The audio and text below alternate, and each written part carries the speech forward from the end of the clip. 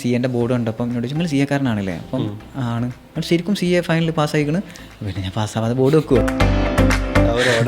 Means അവർക്ക് ഭയങ്കര ഒരു അത്ഭുതമാണ് ആക്ച്വലി. ഇപ്പം എൻ്റെ നാട്ടിൽ തന്നെ ആകെ 3 സി എക്കാരുള്ളൂ. നിങ്ങൾ പാസ്സാവാതെ പിന്നെ ആര് പാസ്സാവാൻ? നിങ്ങൾ അത്രയും കുട്ടികളെ ഹെൽപ്പ് ചെയ്തിട്ടുണ്ട്, ഞങ്ങളൊക്കെ ദുആ നിങ്ങൾക്ക് ഉണ്ടെന്ന് പറഞ്ഞു. അന്നാ പറഞ്ഞ സാധനം എനിക്ക് ഓർമ്മ ഉണ്ടായിരുന്നു. ഞാൻ പാസ്സായ ഉടനെ തന്നെ ഈ കുട്ടീനെ വിളിച്ച്.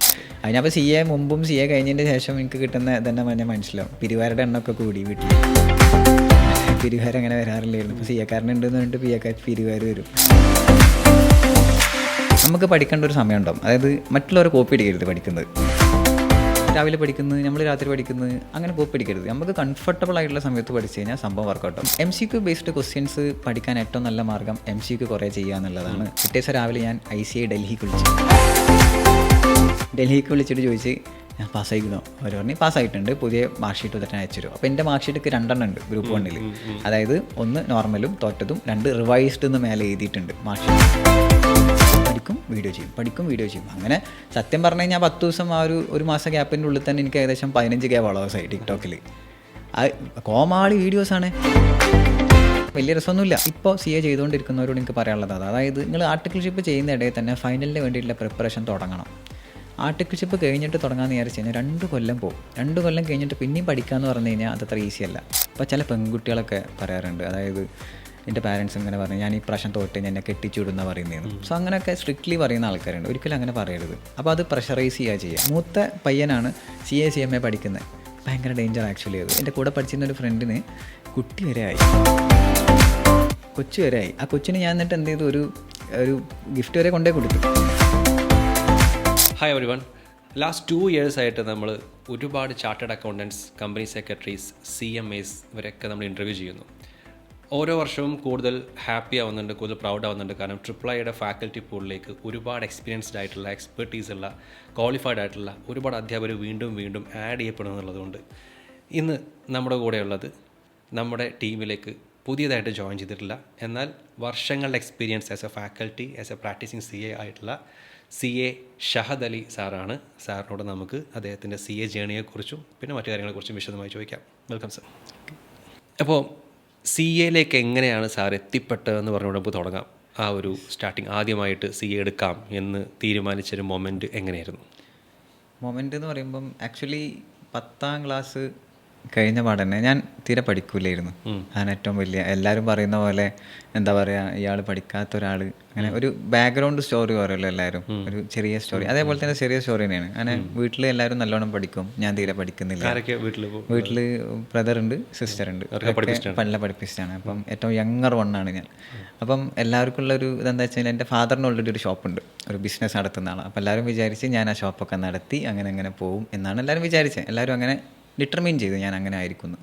അങ്ങനെ നല്ല പെർഫോമൻസ് ഒന്നും ഞാൻ ചെയ്യുന്നില്ല എക്സാംസിൽ, അക്കാഡമിക്സിലൊന്നും അങ്ങനെ പോരാ. അങ്ങനെ 10ാം ക്ലാസ് പാസ്സായി. ആഫ്റ്റർ ദാറ്റ് എല്ലാവരും പറഞ്ഞ് അന്ന് ഈ ഒരു പ്രശ്നമുണ്ട്. ഈ അന്നത്തെ കുറച്ച് മുമ്പ് കാലഘട്ടത്തിൽ ഈ കൊമേഴ്സ് എടുക്കുക, സയൻസ് എടുക്കുക, ഹ്യൂമാനിറ്റീസ് എടുക്കുക എന്നുള്ളത് ഭയങ്കര ഒരു പ്രശ്നമാണ്. അതായത് സയൻസ് എടുത്താലാണ് പഠിപ്പിച്ചാവുന്നത്, കൊമേഴ്സ് എടുത്താൽ കച്ചറയാണ്, ഹ്യൂമാനിറ്റീസ് ആണെങ്കിൽ കഞ്ചാവാന്ന് പറയാം. ഓക്കെ, പണ്ട് അങ്ങനെയാണ് ആ ഒരു ഇത്. അപ്പം ഐ ചൂസ് കൊമേഴ്സ്. കാരണം എനിക്ക് സയൻസ് ഇഷ്ടമില്ല എന്നുള്ളൊരു റീസൺ ആയിരുന്നു. പിന്നെ സംതിങ് ന്യൂ പഠിക്കാമല്ലോ എന്നുള്ളൊരു ക്രേവിങ് കൂടി ഉണ്ടായിരുന്നു ഈ പറഞ്ഞ കൊമേഴ്സ് എടുക്കുന്നുണ്ട്. അങ്ങനെ കൊമേഴ്സ് എടുത്തപ്പം സത്യം പറഞ്ഞു കഴിഞ്ഞാൽ അവിടെ എനിക്ക് വലിയൊരു ബെനിഫിറ്റ് എന്താണെന്ന് വെച്ച് കഴിഞ്ഞാൽ, ഞാൻ പഠിക്കൂലല്ലോ തീരെ. ഞാൻ ചെന്ന് എത്തിപ്പെട്ടത് ഒരു ഗവൺമെൻറ് സ്കൂളിലായിരുന്നു. പക്ക പ്യുവർലി ഗവൺമെൻറ് സ്കൂളിലാണ് എത്തിപ്പെട്ടത്. അപ്പോൾ നോക്കുമ്പം ഇള്ളിൽ വെച്ചേറ്റം പഠിക്കുന്ന ആൾ ഞാനായിരുന്നു ക്ലാസ്സിൽ. തമ്മിൽ ഭേദം എന്നല്ല. അപ്പം ടീച്ചേഴ്സൊക്കെ നമ്മളെ വിളിക്കുക, അതായത് എന്തെങ്കിലും ആവശ്യത്തിന് വിളിക്കുക. അപ്പം ഞാനിങ്ങനെ സംഭവം സെറ്റാണ്, എനിക്ക് തന്നെ തോന്നി തുടങ്ങി ഞാൻ എന്തോ ആണ്, എനിക്ക് എന്തൊക്കെ ഉണ്ട് എന്ന് എനിക്ക് തന്നെ തോന്നി. ഞാൻ ടീച്ചേഴ്സിനായിട്ടൊക്കെ നല്ല കമ്പനി. 10 വരെ ആയിരുന്നില്ല, 10 വരെ അങ്ങനെ ടീച്ചേഴ്സിനായിട്ടൊരു മിംഗ്ലിംഗ് ഉണ്ടായിരുന്നില്ല. സോ +1 +2 എനിക്ക് സ്വന്തമായി എനിക്ക് തന്നെ തോന്നി എനിക്ക് പെർഫോം ചെയ്യാൻ പറ്റും എന്നുള്ള രീതിയിൽ തോന്നി. സോ കൊമേഴ്സ് ആയിരുന്നു, കൊമേഴ്സ് പുതിയ കാര്യങ്ങൾ പഠിച്ച്, സോ എനിക്ക് ബെറ്റർ ആയിട്ട് തോന്നി. സോ ഞാൻ പക്ക വിചാരിച്ചിരുന്നത് CA അല്ല, ഞാൻ വിചാരിച്ചിരുന്നത് എക്കണോമിക്സ് ഭയങ്കര ഇഷ്ടമായിരുന്നു. So will choose BA economics എടുത്ത് അങ്ങനെ MA എക്കണോമിക്സ് എടുത്ത് അങ്ങനെ പോകാമെന്ന് വിചാരിച്ചിരിക്കുമ്പോഴാണ് അന്ന് ഈ CA ആക്ച്വലി ഇൻസ്റ്റിറ്റ്യൂട്ടുകളൊന്നും വല്ലാണ്ട് പോപ്പുലറായിട്ട് വന്നിട്ടില്ല. എല്ലാവരും അന്ന് ചെയ്യുന്ന പരിപാടി എന്താ വെച്ച് കഴിഞ്ഞാൽ CA ആവാൻ വേണ്ടി നേരെ ചെന്നൈയിൽ പോവും, സിയക്കാരനായിട്ട് തിരിച്ചു വരും. ഇങ്ങനൊരു മെക്കാനിസമാണ് എല്ലാവരും ചെയ്തിരുന്നത്. ഈ സിനിമാക്കാരനാകാൻ വേണ്ടി പോകുന്ന പോലെ ചെന്നൈ പോയിട്ട് തിരിച്ചു വരുന്ന പോലെ എല്ലാവരും അങ്ങനെയാണ്. അവിടുത്തെ ചെന്നൈയിലൊക്കെ അന്ന് ക്ലാസ് എന്ന് പറഞ്ഞു കഴിഞ്ഞാൽ രാവിലെ 6 മണി തൊട്ട് വൈകിട്ട് 6 മണി വരെ ക്ലാസ്, 5:30 വന്ന് സീറ്റ് ഇരിക്കണം രാവിലെ വന്നിട്ട്. അപ്പം അങ്ങനെ ഇൻസ്റ്റിറ്റ്യൂട്ടുകൾ വളരെ കുറവുള്ളൊരു സമയമായിരുന്നു. അപ്പം ഈ കോഴ്സിനെ കുറിച്ച് അറിയുന്നവരേ ഉണ്ടായിരുന്നില്ല. ഈ CA CMA എന്നുള്ള കോഴ്സുകളിൽ അറിയുന്നവരും കുറവാണ്. അപ്പോൾ എൻ്റെ ക്ലാസ് എന്നല്ല, എൻ്റെ 2 ബാച്ച് ഉണ്ടാവുമല്ലോ നമ്മളെ കോമേഴ്സിലൊരു സ്കൂളിൽ, 2 ബാച്ചിൽ CAക്ക് പോയത് ഞാൻ മാത്രമായിരുന്നു. 120 കുട്ടികളിൽ CAക്ക് ഓപ്റ്റ് ചെയ്ത് ഞാൻ മാത്രം. അന്നത്തെ ട്രെൻഡ് അധികം ആൾക്കാരും ചൂസ് BCom, ഡിഗ്രിക്ക് പോവാം, അല്ലെങ്കിൽ വേറെ എന്തെങ്കിലും ഡിപ്ലോമ കോഴ്സസ് അതർ തിങ്സ് എടുക്കാം എന്നുള്ള രീതിയിലാണ് പോയത്. അപ്പോൾ CA എടുക്കാനുള്ള റീസൺ എന്താണെന്ന് വെച്ച് കഴിഞ്ഞാൽ, സത്യം പറഞ്ഞിട്ട് റിലേറ്റീവ് ഉണ്ടായിരുന്നു CA എടുത്ത ആ സമയത്ത്, എൻ്റെ ജസ്റ്റ് ഒരു സീനിയർ. അപ്പോൾ അത് ഞാൻ കണ്ടിരുന്നു CA എടുത്തിട്ടുണ്ടെന്നുള്ളത്. അപ്പം ഞാൻ അങ്ങനെയാണ് അറിയുന്നത് there is A course like CA എന്നുള്ളൊരു കോഴ്സ് ഉണ്ട് എന്നുള്ളത്. അപ്പോൾ അതിനെക്കുറിച്ച് ഞാൻ തന്നെ അന്വേഷിച്ചു, ആരോടും ചോദിച്ചിട്ടില്ല. ഞാൻ തന്നെ ഗൂഗിൾ ചെയ്തു, ഞാൻ തന്നെ ഇതിൻ്റെ ഇത് പഠിച്ചു കഴിഞ്ഞാലുള്ള ഗുണങ്ങൾ എന്തൊക്കെയാണ്, അല്ലെങ്കിൽ ഇതെന്താ ആവാൻ പറ്റുക, ദാറ്റ് മീൻസ് ആഫ്റ്റർ CA എന്താണ് ഓപ്പർച്യൂണിറ്റീസ് എന്നൊക്കെ നോക്കിയിട്ട് ഞാൻ തന്നെ അന്വേഷിച്ചു, ഞാൻ തന്നെ കണ്ടെത്തി, ഞാൻ തന്നെ ഇൻസ്റ്റിറ്റ്യൂട്ട് ചൂസ് ചെയ്തു, ഞാൻ തന്നെ പോയിട്ട് പഠിച്ചു. ഇതാണ് ആക്ച്വലി ഉണ്ടായ. ഇനി CA ചൂസ് ചെയ്യുമ്പം ഇപ്പോഴുള്ളവരും എല്ലാവരും ഫേസ് ചെയ്യുന്ന ഏറ്റവും വലിയ കാര്യം ഞാനും ഫേസ് ചെയ്തിരുന്നു, നിനക്കിത് പറ്റൂല. എല്ലാവരും പറഞ്ഞ കാര്യം അതായിരുന്നു. ഈവൻ എൻ്റെ ബ്രദർ അടക്കം പറഞ്ഞിട്ടുണ്ടായിരുന്നു നിനക്കിത് പറ്റൂല. കാരണം ബ്രദറിൻ്റെ ഏതോ ഫ്രണ്ട് CA എടുത്തിട്ട് പകുതി വെച്ച് ഡ്രോപ്പ് ഔട്ടായിട്ട് ആകെ സ്റ്റക്കായി പോയ ഒരാളായിരുന്നു. അപ്പോൾ അത് കണ്ടിട്ട് എന്നോട് പറഞ്ഞു, അവനെപ്പോലത്തെ ആൾക്ക് കിട്ടുന്നില്ല, പിന്നെ നിന്നെപ്പോലത്തെ ആൾക്ക് എങ്ങനെ കിട്ടാനാ എന്നുള്ള രീതിയിൽ കളിയാക്കിയിരുന്നു. എൻ്റെ പാരൻസ് മാത്രമാണ് സപ്പോർട്ട് ചെയ്തത്. നീ എടുത്ത കോഴ്സ് എന്ത് ചെയ്തോ, കണ്ടിന്യൂ ചെയ്തോ, ഇറ്റ്സ് യുവർ ചോയ്സ്. ആക്ച്വലി നമ്മളെ ഡിസിഷൻ ആണല്ലോ ഫൈനലി. അപ്പോൾ ഞാൻ ഇപ്പോഴത്തെ പിള്ളേർക്കും പറഞ്ഞു കൊടുക്കല അതാ, don't go with the trends, don't go with your എന്താ പറയുക ഫ്രണ്ട്സ് പോകുന്നതിനനുസരിച്ച് പോകരുത്. നിങ്ങളുടെ പാഷൻ, നിങ്ങളുടെ ഇൻട്രസ്റ്റ് എന്താണോ അതനുസരിച്ച് ചൂസ് ചെയ്യുക. അപ്പോൾ അതിൽ നമുക്ക് എന്ത് ചെയ്യാൻ പറ്റും, ഇടയിൽ ഫെയിലായാലും എന്ത് ചെയ്യാൻ പറ്റും, നമുക്കതിൽ മുന്നേറാൻ പറ്റും. അതായത് അവിടെ എണീറ്റ് വീണ്ടും നമുക്ക് അത് ചാടിക്കിടക്കാൻ പറ്റും. അതായിരുന്നു എൻ്റെ ഒരു ഇത്. സോ ഭയങ്കര രീതിയിൽ ഞാൻ എന്ത് ചെയ്ത് ഫൗണ്ടേഷൻ ജോയിൻ ചെയ്തു. അന്ന് ഫൗണ്ടേഷൻ അല്ല CPT എന്നാണ് പറയുക. ദാറ്റ് മീൻസ് നെഗറ്റീവ് മാർക്കൊക്കെ ഉണ്ട്, നമ്മളിങ്ങനെ എന്താ പറയുക ബബിൾ ചെയ്യുക എന്നുള്ള പരിപാടിയാണ്. പക്ഷേ ഞാൻ പറയുന്നത്, അപ്പോൾ ഈ നെഗറ്റീവായിട്ടുള്ള കാര്യങ്ങൾ കേട്ടിട്ടും ഇതെടുക്കാം എന്ന് തീരുമാനിക്കുമ്പോൾ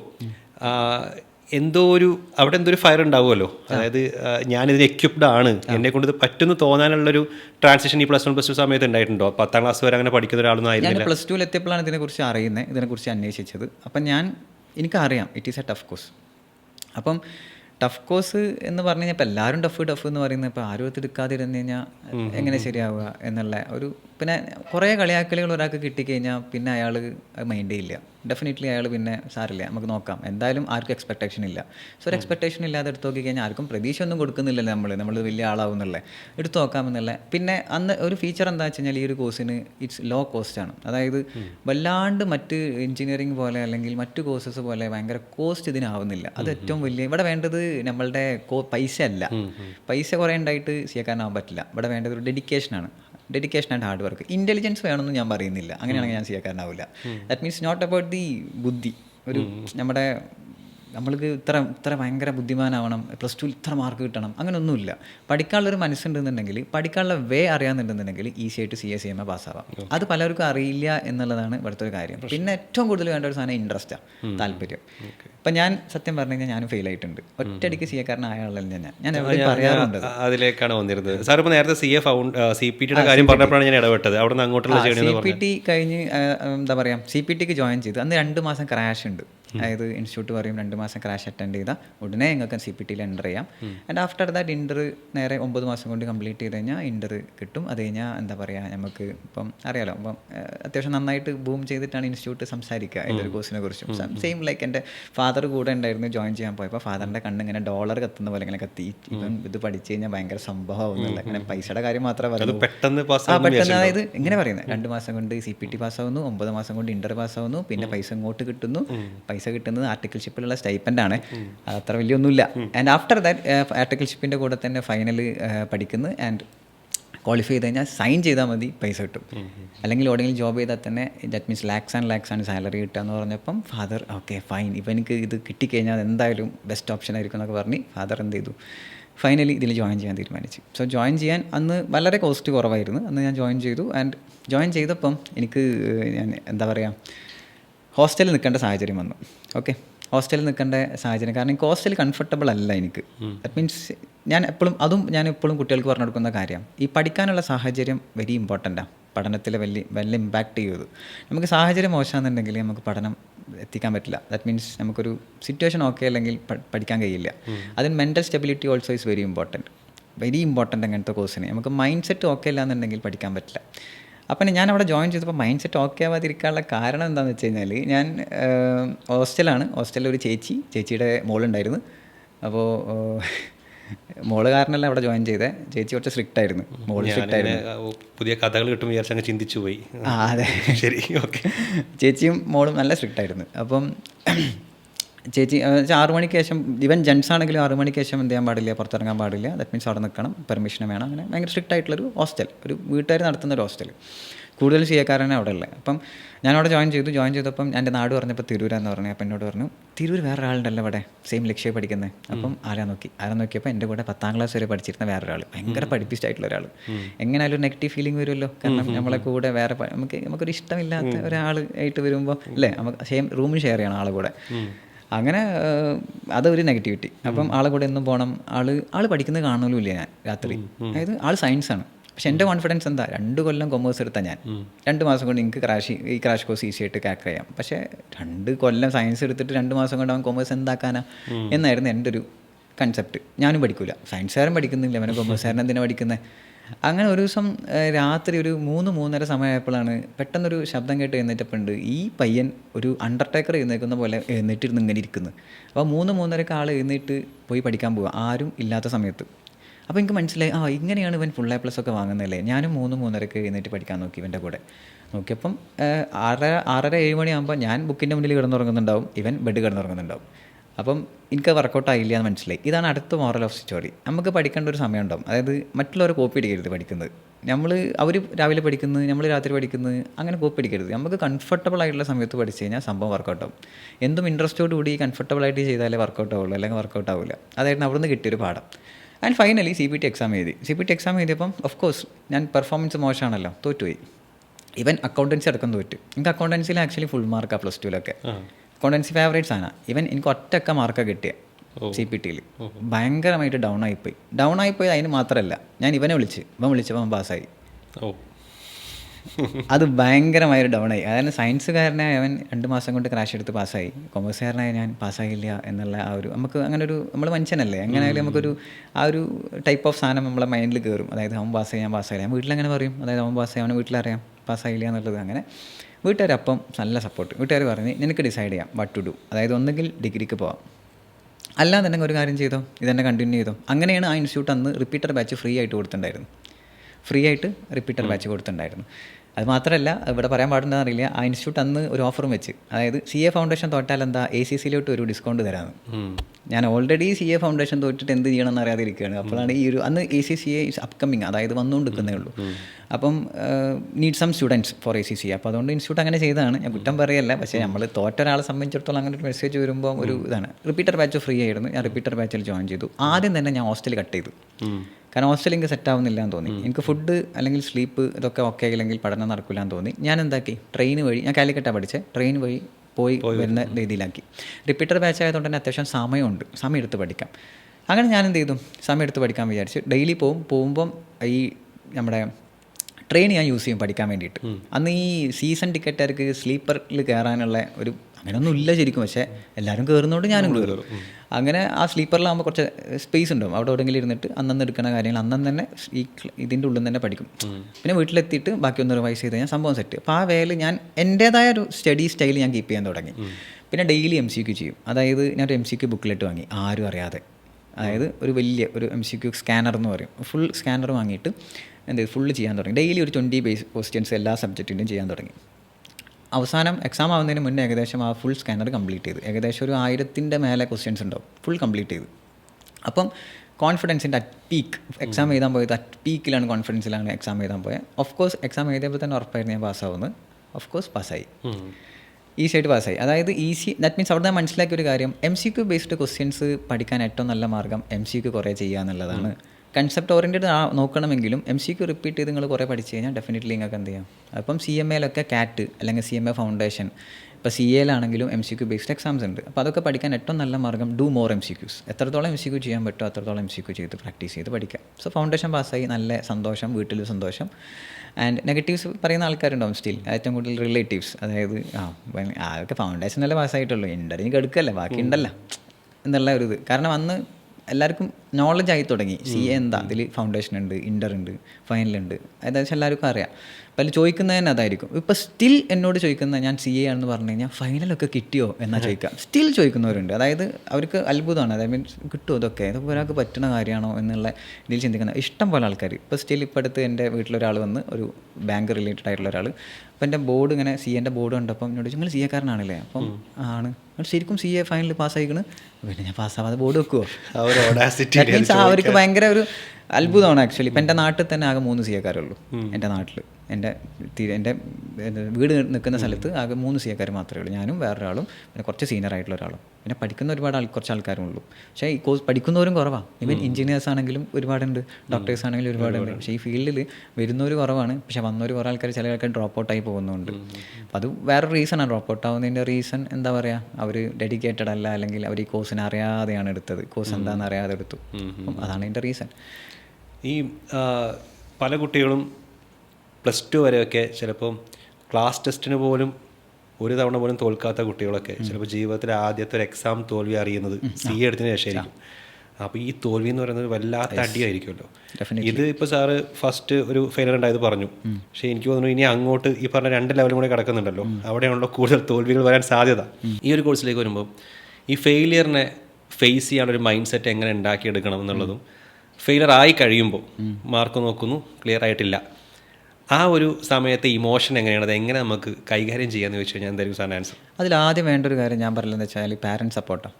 ഇവൻ ഞാൻ പാരൻസിനെ വിളിച്ച് സംസാരിക്കാറുണ്ട്. ചില പാരൻസ് ഭയങ്കര സ്ട്രിക്റ്റ് ആയിരിക്കും. ഇപ്പോൾ ചില പെൺകുട്ടികളൊക്കെ പറയാറുണ്ട്, അതായത് എൻ്റെ പാരൻസ് ഇങ്ങനെ പറഞ്ഞു, ഞാൻ ഈ പ്രാവശ്യം തോറ്റ് എന്നെ കെട്ടിച്ചു വിടുന്ന പറയുന്നതെന്ന്. സോ അങ്ങനെയൊക്കെ സ്ട്രിക്ട്ലി പറയുന്ന ആൾക്കാരുണ്ട്. ഒരിക്കലും അങ്ങനെ പറയരുത്. അപ്പോൾ അത് പ്രഷറൈസ് ചെയ്യുക. സോ ഞാൻ എപ്പോഴും പറയും, ഒരു പാരൻസിൻ്റെ സപ്പോർട്ട് ഞാൻ പറയും. ഞാൻ എപ്പോഴും പറയുന്നൊരു കാര്യം, ഞാൻ CA-കാരനാവാനുള്ള ഏറ്റവും വലിയ റീസൺ എൻ്റെ പാരൻസാണ്. ദാറ്റ് മീൻസ് ഞാൻ തോൽക്കുമ്പോൾ അവർ പറയുന്നത് എന്താ വെച്ച് കഴിഞ്ഞാൽ ഒറ്റ കാര്യം പറയുള്ളൂ, എന്തുകൊണ്ട് തോറ്റു എന്ന് മനസ്സിലാക്കുക, അടുത്തതിൽ ഇത് ബെറ്റർ ആക്കുക. ഞാനതാ ചെയ്തിരുന്നത്. ഓരോ തവണ തോൽക്കുമ്പോഴും ഞാൻ എന്തുകൊണ്ട് തോറ്റ്, ദാറ്റ് മീൻസ് എവിടെയാണ് മിസ്റ്റേക്ക് പറ്റിയത്, ആ മിസ്റ്റേക്ക് ക്ലിയർ ചെയ്യും. ആ മിസ്റ്റേക്ക് ക്ലിയർ ചെയ്തിട്ടുണ്ട്, അടുത്തതിൽ അത് പാസ്സായിട്ടുണ്ട്.